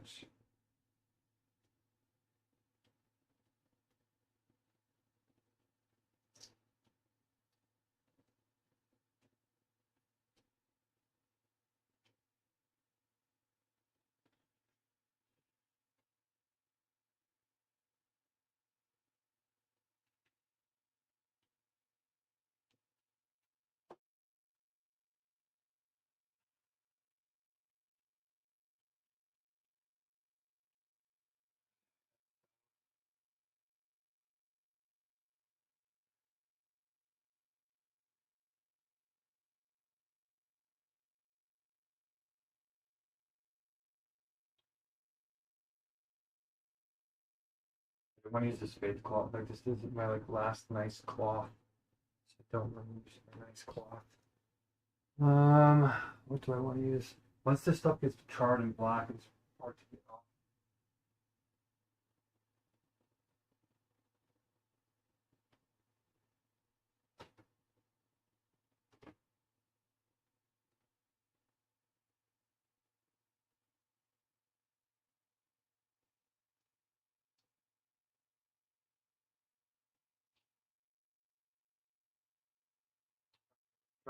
Brooch.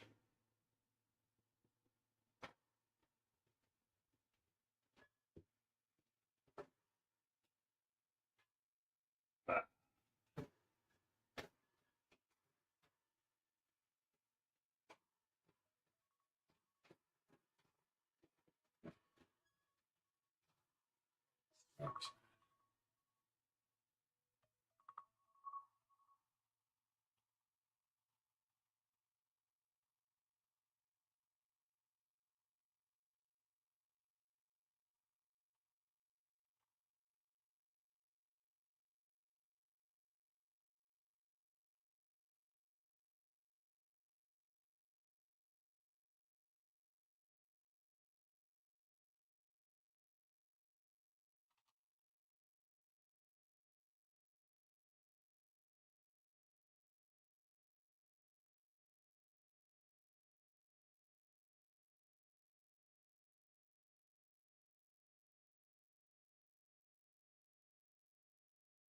Yes, you're exactly right with that sheet.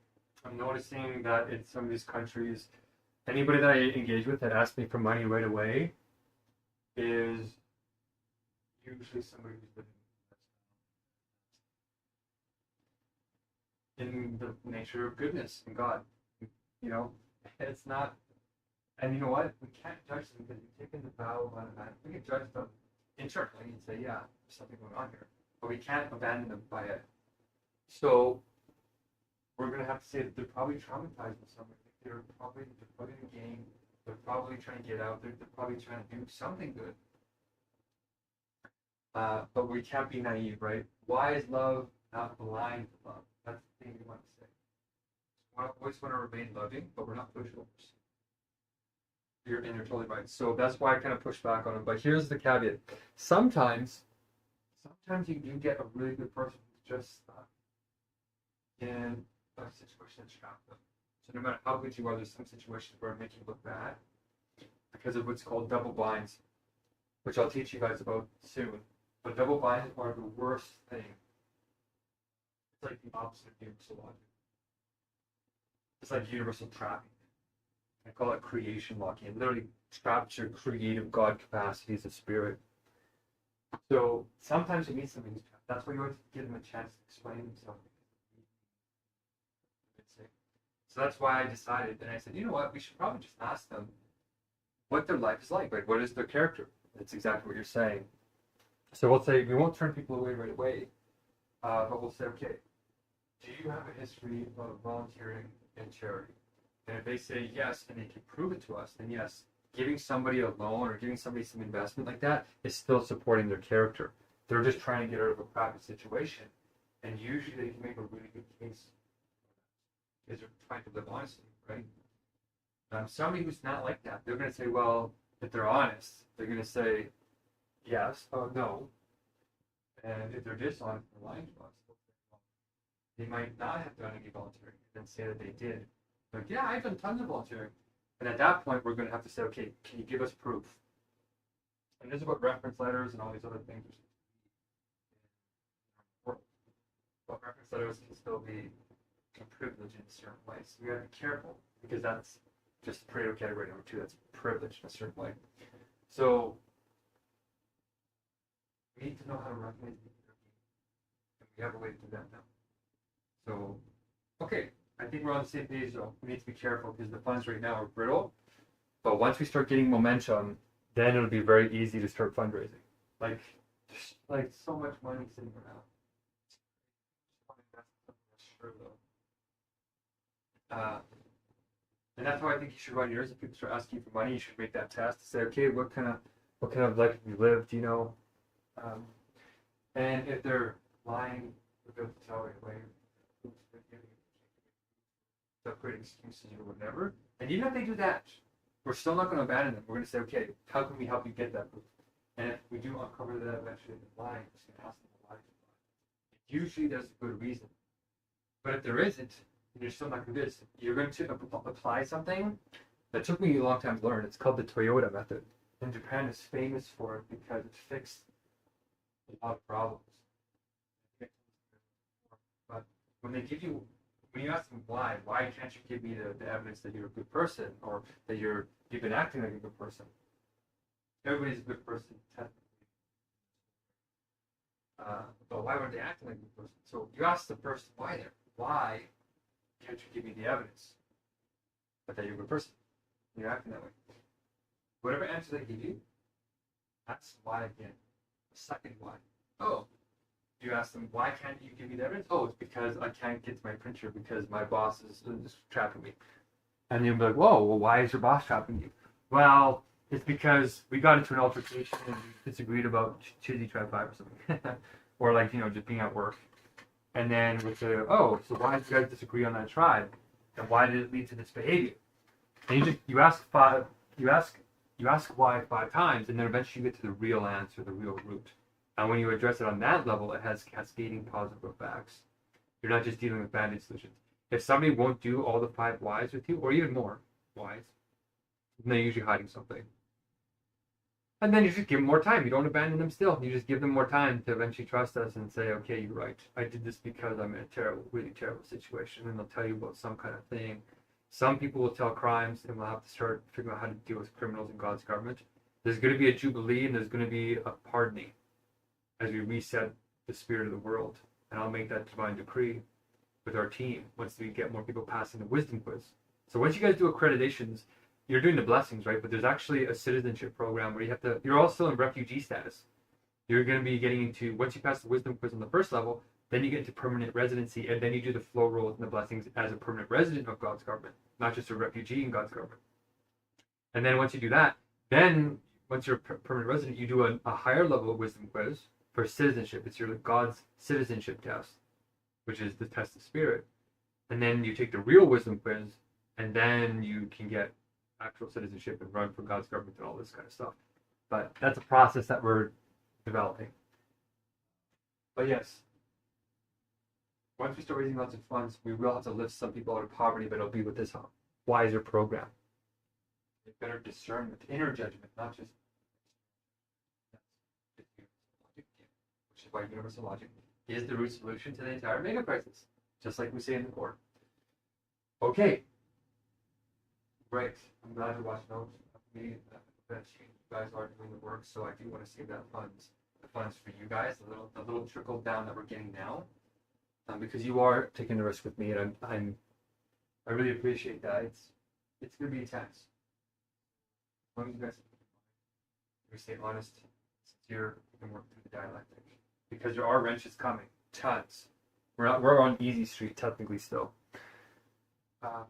Okay, I'm glad I got to share that with you, and that's the program that we're going to use. I think in the future as people come in. We're not going to turn away anybody, because at least I've taken the vow of unabandonment for them.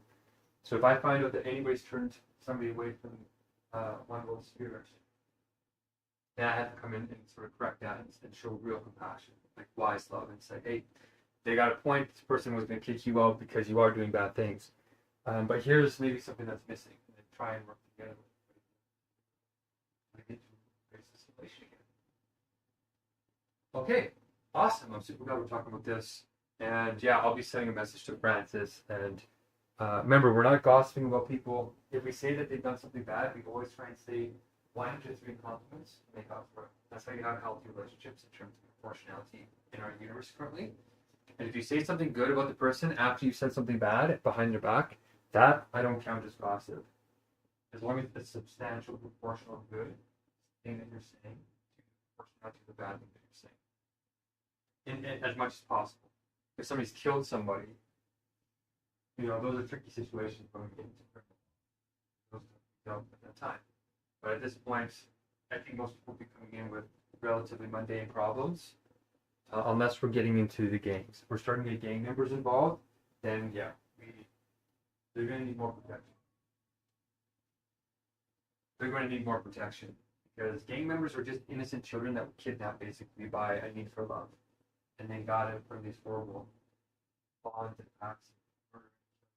You have to do a whole bunch of stuff to prove you're part of the child and stuff. There's a different way to do it. It's called the wisdom quiz, and these godly ways. So this is it. We're starting God's government. This is how you do it. I'll contact Francis, and if you want to contact Francis too, because you brought on Francis, right? Then it's me, you, and, well, actually, he's in your flock. Maybe I'll let you pass this message along to him, and then he comes into the meeting tonight, and we'll discuss it in wisdom teams. But this is how we keep communication efficacious too, so we're not duplicating efforts.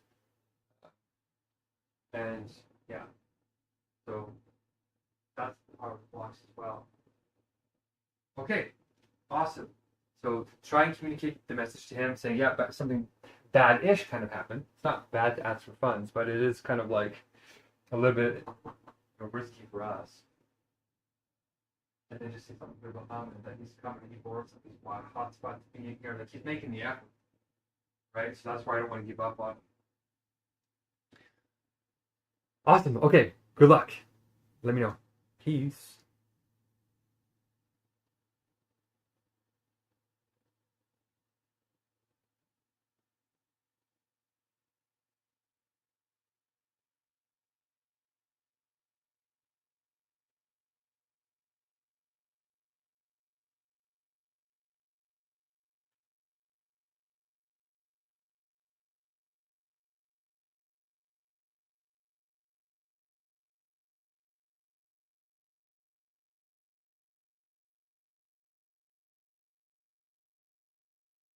Oh, Esther, you are making my soul relieved, because this is really good news. All these updates, if we can start making formal update reports, I'm going to take all of these and put them into like actual.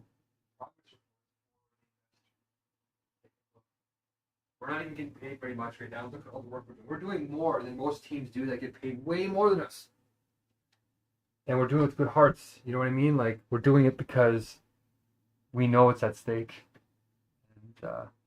And I'm going to send you another voice recording that I just sent Favor, because we're talking about asking for money. So I'm going to ask for money today, and this has happened to me a couple of times, and I bet she warned me. So I'm going to tell you what I told her in the other voice recording, and then you'll know too how to handle people who ask for money right away. We've taken the vow on abandonment, or I've taken the vow on abandonment for them, so we don't want to turn anybody away.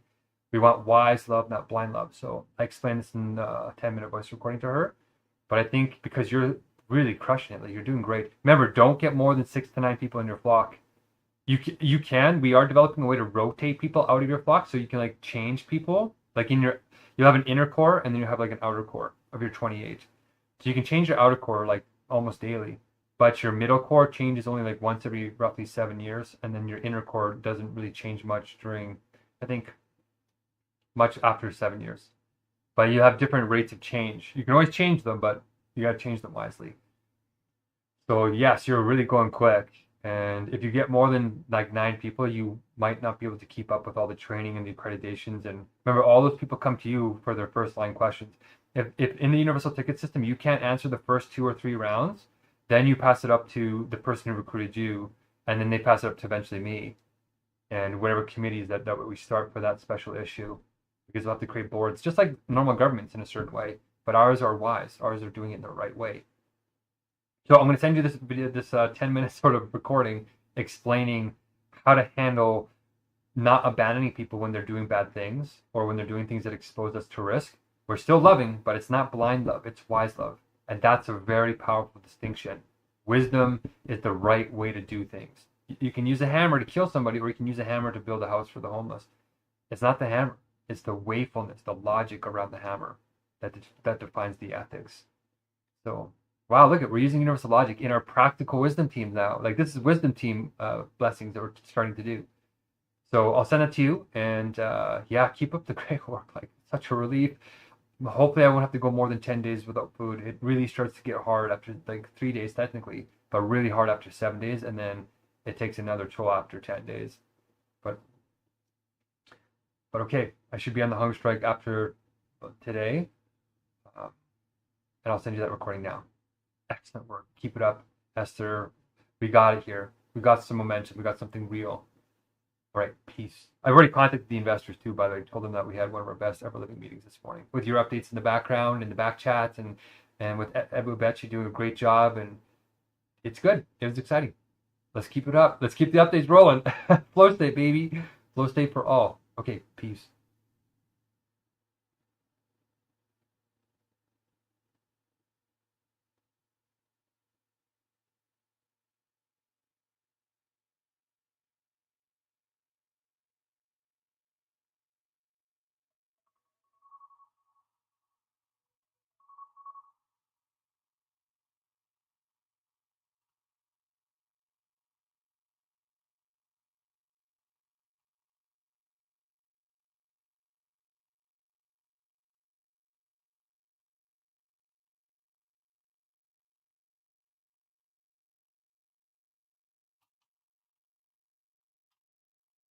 If you can listen to the voice recording on one of your drives home, great.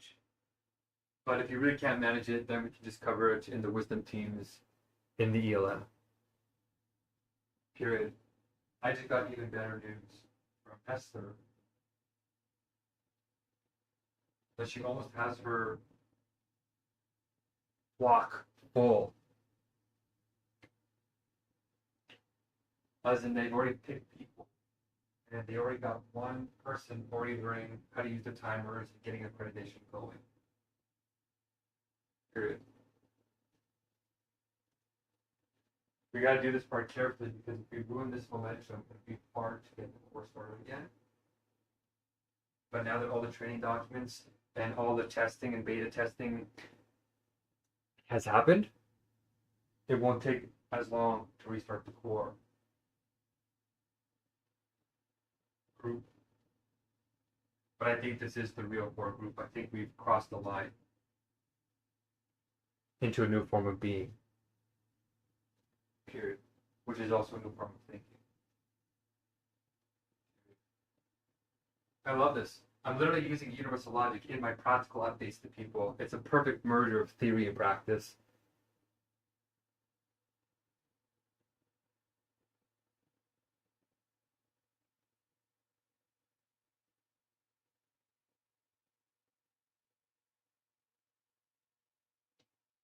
Hope to see you in the next ELM.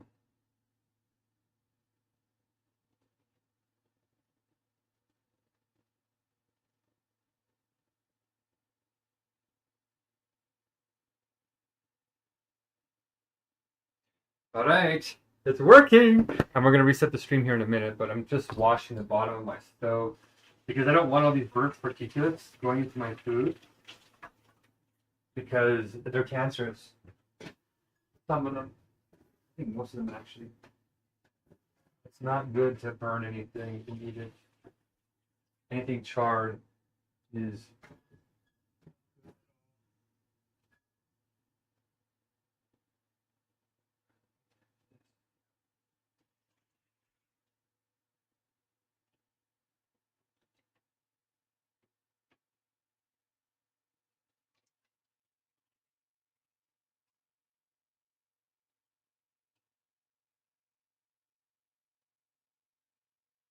okay. Cleaning the sink. I should have cleaned this sink.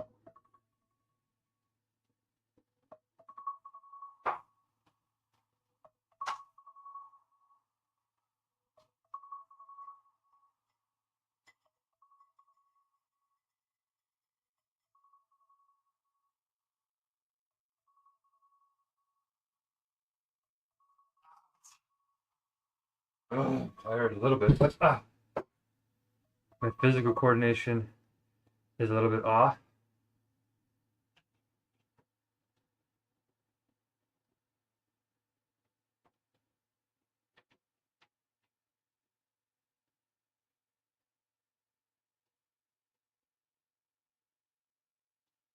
There's a lot of updates. I can barely keep up. This is very good, very good.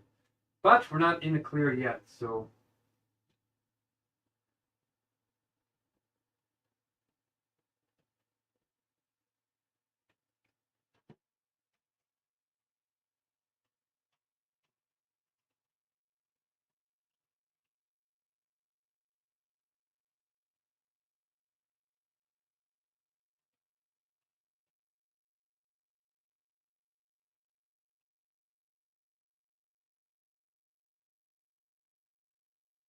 stomach. There's something going on in my stomach. Something I'm eating is not sitting well. I really have to stop. I really have to stop. Oh, I didn't put these in the fridge last night. Darn it. Okay, we gotta take these out of the cans. The artichokes and the butter beans.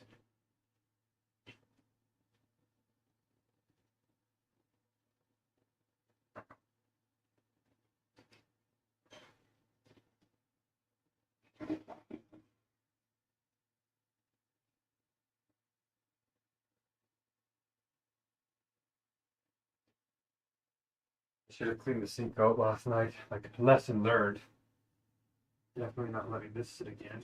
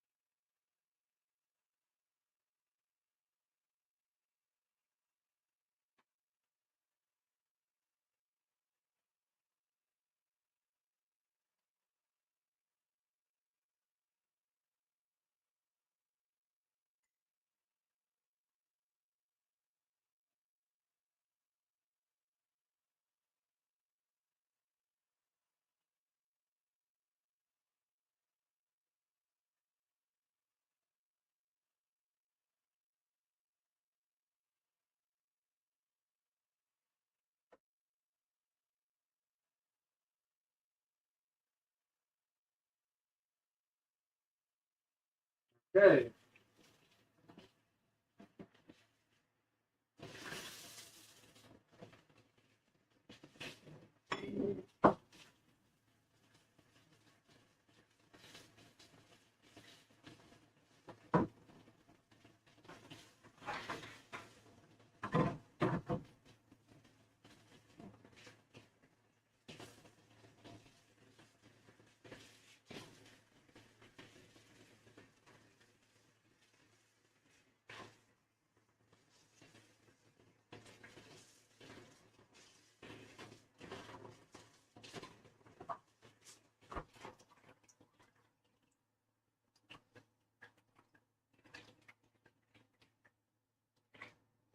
Ugh.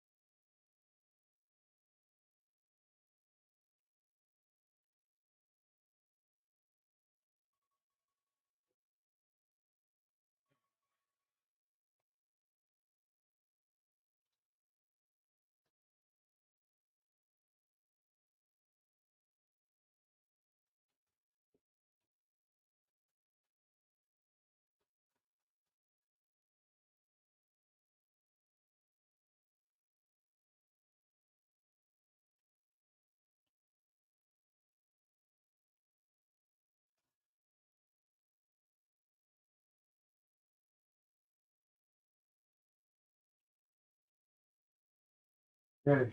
Good. Feel pretty comfortable with that. So,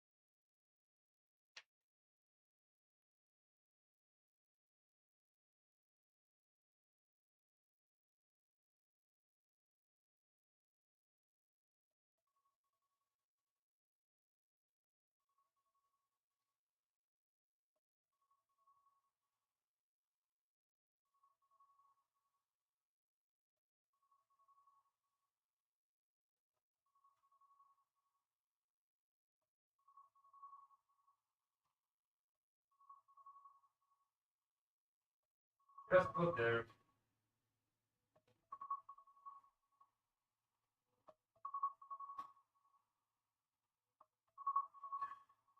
All right.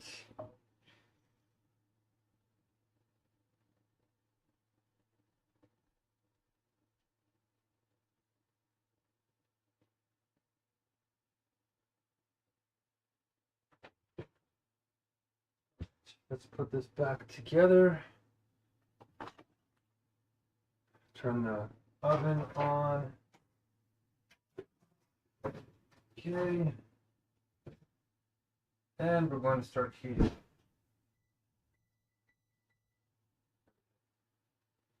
All right, good. Resetting the stream. All right, looks like we might have Jeffrey Hinton on flake. Good.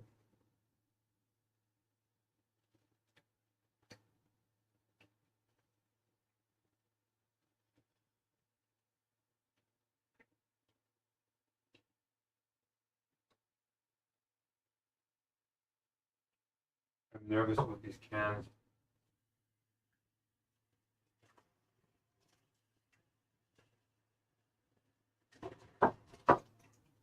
Um,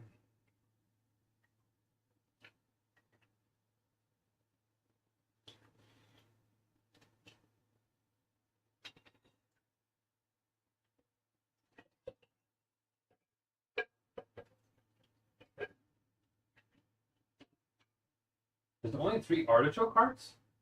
Oh no, that's true. Alright, I'm gonna freeze this. Ah.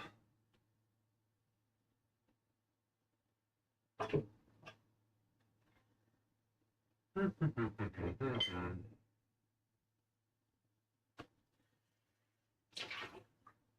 wonder if I should just eat these butter beans actually.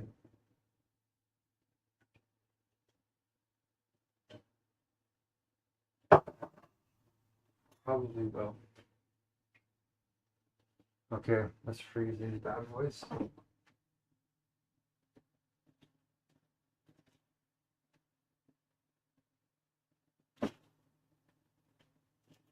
Oh, I totally forgot about my fat emulsification.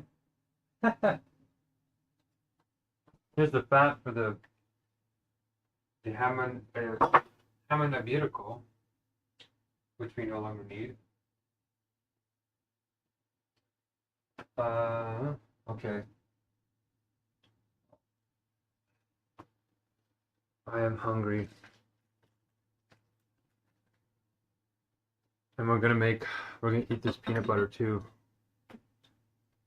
Because there's not enough, well actually, there's not enough essential fats just in the olive oil. That's why I always try and eat a second meal. My hair is greasy.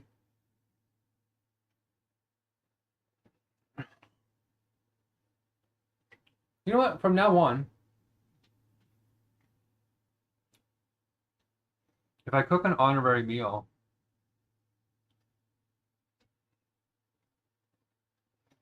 for a country, instead of just choosing the top 5 dishes, I should say, choose the top 5 dishes that would make this a complete meal. But even when I do that, I'm in such desperate circumstances, like you probably are. But for me, I have to be careful because I can't say it's a choice. Because if I say it's a choice, then I can choose to do otherwise. So what this is for me is a choice that's no choice. It's like more like a Hobson's choice. Is that I'm using my political rights to say, well, if the experts are right, my chances of dying are very high. And my government has to protect my right to fight for a life that I have security of person. And all these rights to freedoms that will increase not just biological life, but the quality of life. That means the thinking, conscious life that human beings need in Maslow's hierarchy of principles, Maslow's hierarchy of needs. So if I wanted to work a dead job, well, actually not anymore, like AI is literally taking over everything. But we need to get off this dead hamster wheel into the real life. And I made those choices, and they were right. Those choices were wise ones, even though they're painful. Not ideal. This is a very meaningful path to me, more meaningful than ones where I have to watch my loved ones suffer. Pass away. Not on our watch, right? Not on our watch.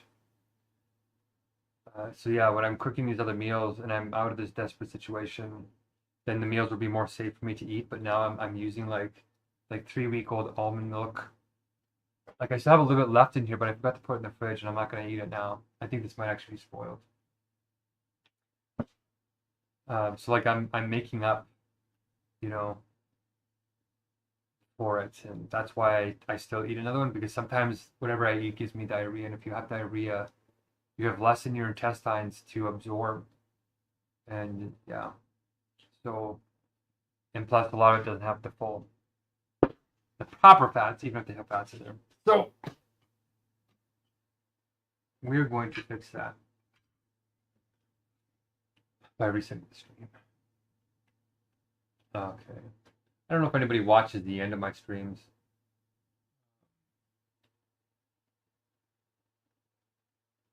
But they seem to watch the beginning, so we'll do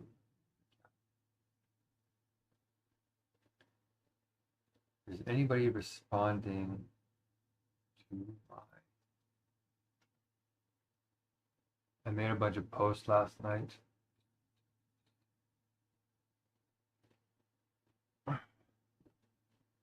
Sending out the proof of truth. The true proof of God. Pretty powerful. Oh, we got another subscriber. Awesome. We're climbing up. We're past 300 subscribers. We're trying to change the world. And we're only at 300 subscribers. That's how dead social media is. The real living word is already going to make more. I bet you in 2 weeks from now, we'll have more than 300 people in real life. Training other people and going. That's how much better the living network is. Okay, and if you want eternal life, well, Messiah is here, and it's in you. I'm going to teach you how to become a wise Messiah yourself. And then you can question me and question other people in a way that's powerful, but is also constructive and goes somewhere. It's not just catharsis, even though it will be cathartic.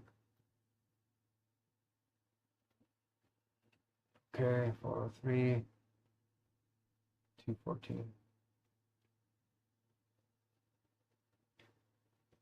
Okay, I think we're done. We did have Peru, we had Nigeria last time.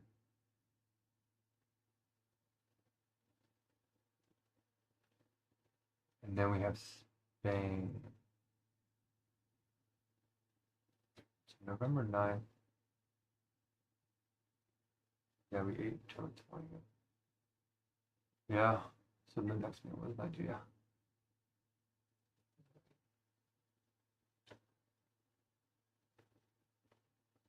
1096, and now Spain.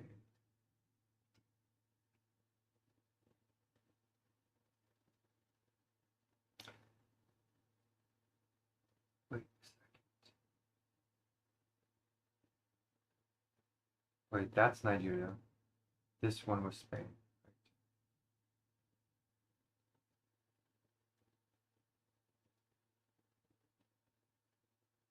We're still working on. Okay. Oven is preheated.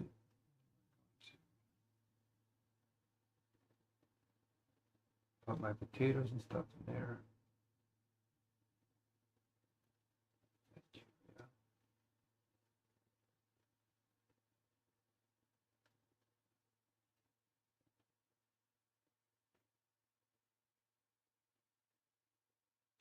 Nigeria, Spain.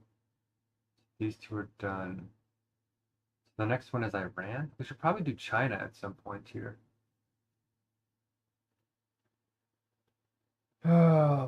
Which meal am I going to do next? We're checking.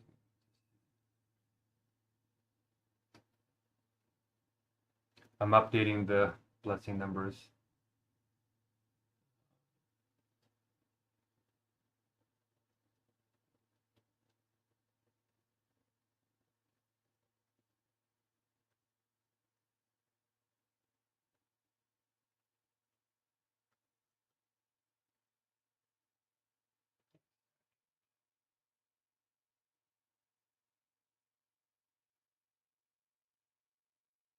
Okay.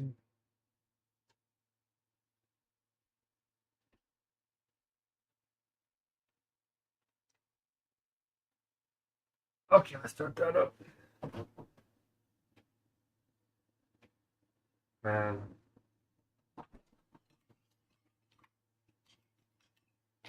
This tube is just remarkable. I'm just gonna have a little tap it down. Gazpacho. Mmm. That's so powerful. I love it. Oh. I'm gonna have some ajo blanco.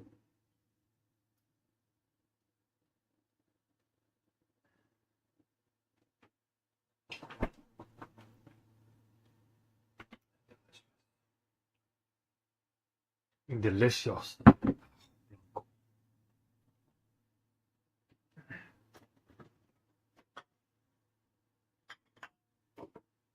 I'm going to have to wash my hair. It feels like there's stuff crawling in it, which is disgusting, I know, but that's what happens when you're living with a mouse infestation.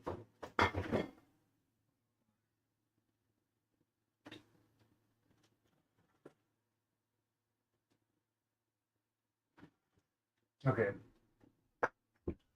We're going to eat the paella.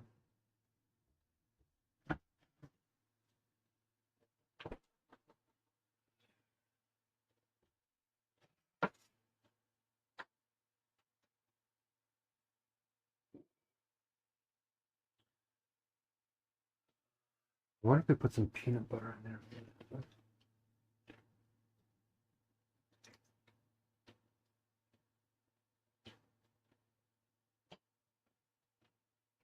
Yeah, that is heating up.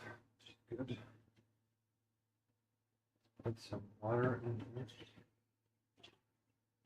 Very good. Yeah. I guess I don't really need to turn the oven on unless we're eating the.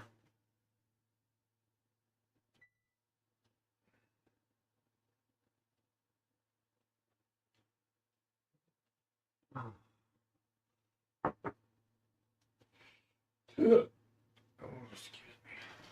Unless we're gonna have the churros.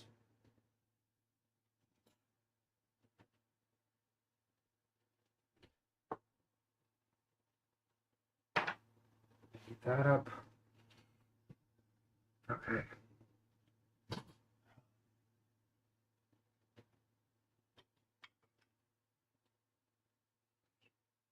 Mm.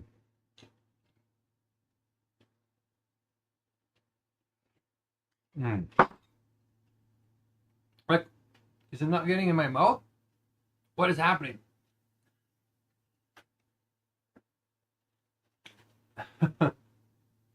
All right. Let's do our updates.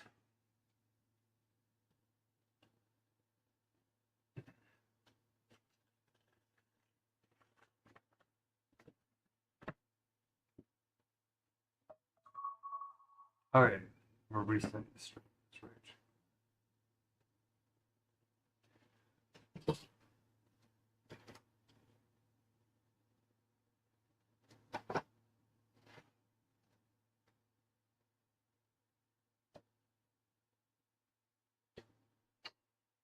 By the time we're done our updates, these should be heated up. Okay. Potatoes. Delicious.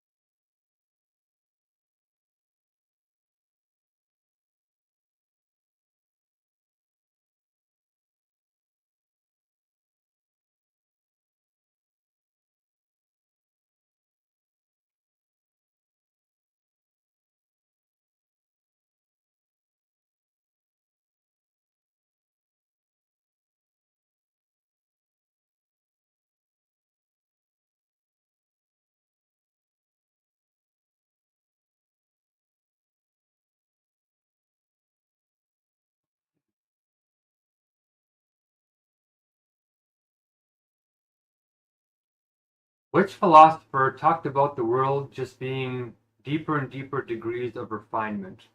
Period. Was it Dogon? Question mark.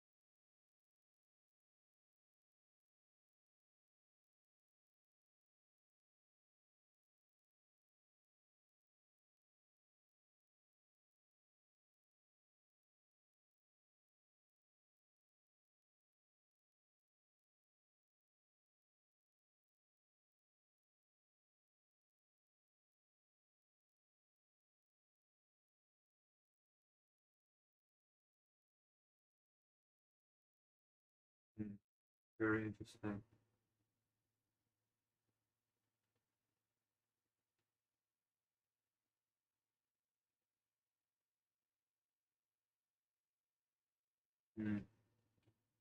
There's vapors in here that I'm not liking. Look at that, my hair is just getting crazy. Like, look at how much is falling out. Like, what the heck is happening to my head?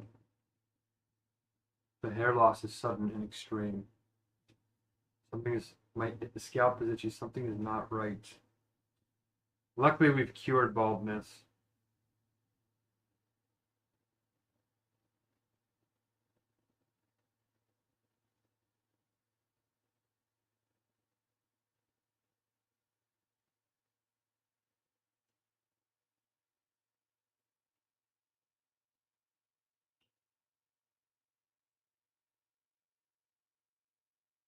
Come on, really?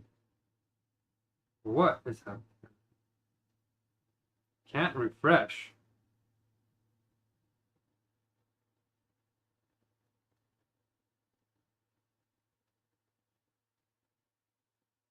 What is happening here? More wrenches, it looks like.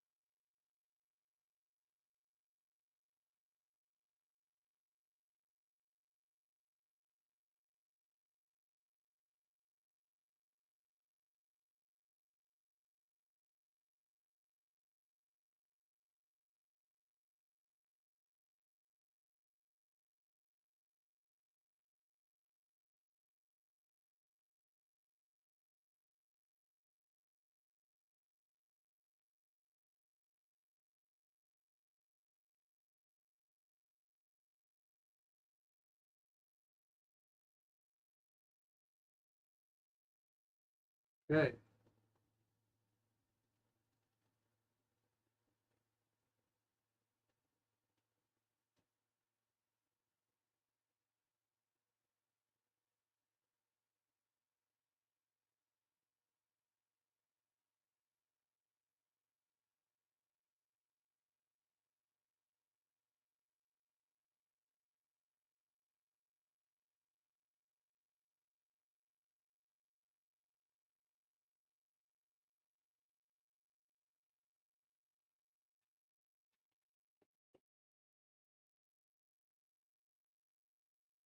Ah, it's still cold. What?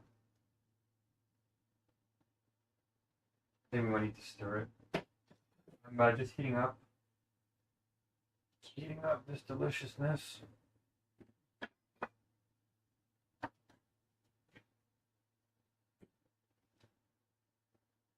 Is it burning?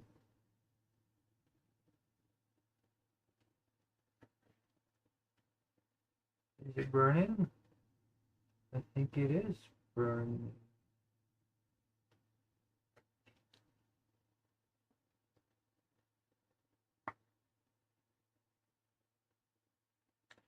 Not quite. I think we caught it before it started burning. Yeah. Good.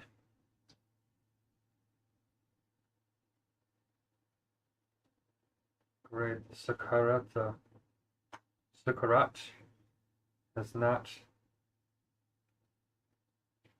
burned, which is good. So we're going to mash this up and try and really get the cold stuff warming up here.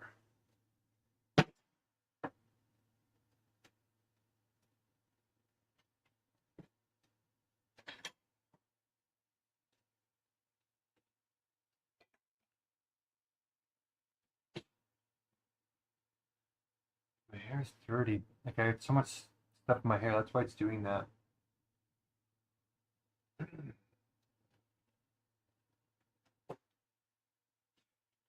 I need to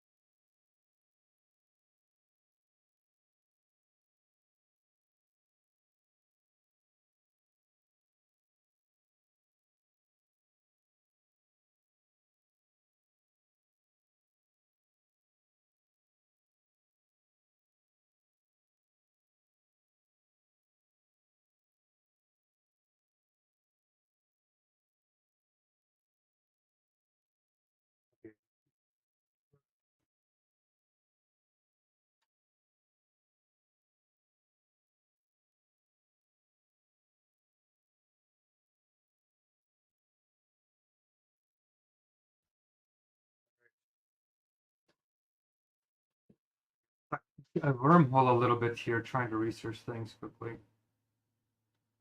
So let's see if TikTok will download.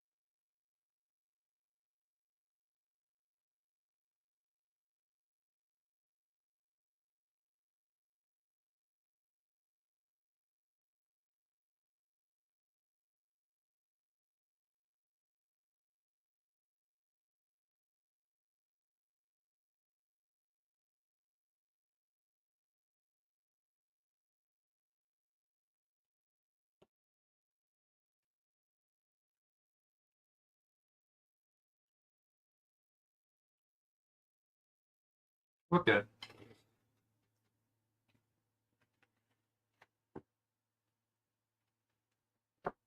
Am I like 4 again? Like, can I not like? Am I not? Can I not eat properly? Let's try once more.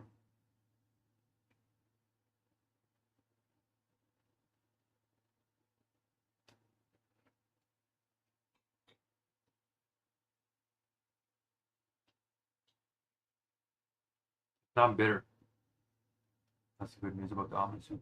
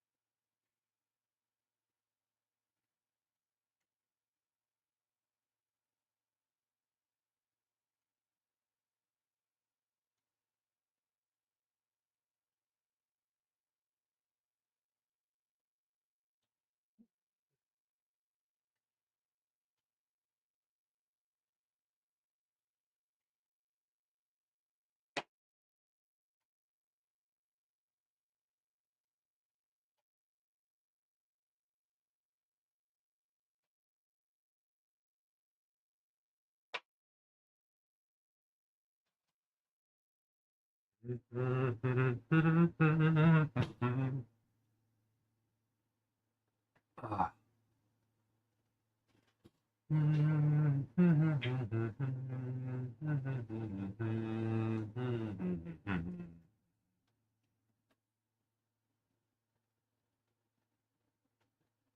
That looks bizarre.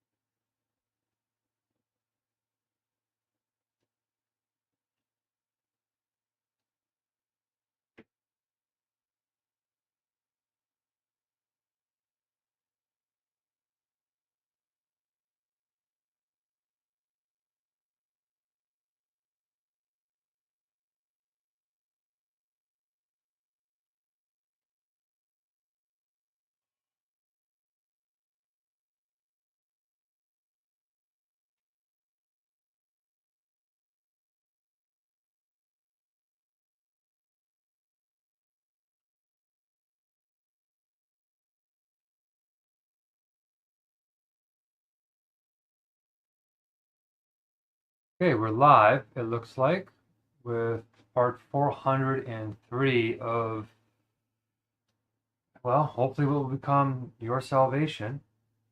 And it didn't start it. Gosh. Okay. Oh, it worked. Good. You can tell I'm a little bit exasperated because I'm in the poverty trap right now. And it's roughly 800% harder according to studies because everything's breaking. Everything is on the edge of this planned obsolescence. And our society is crumbling right now. The economic system is about to collapse. It was predicted by Ray Dalio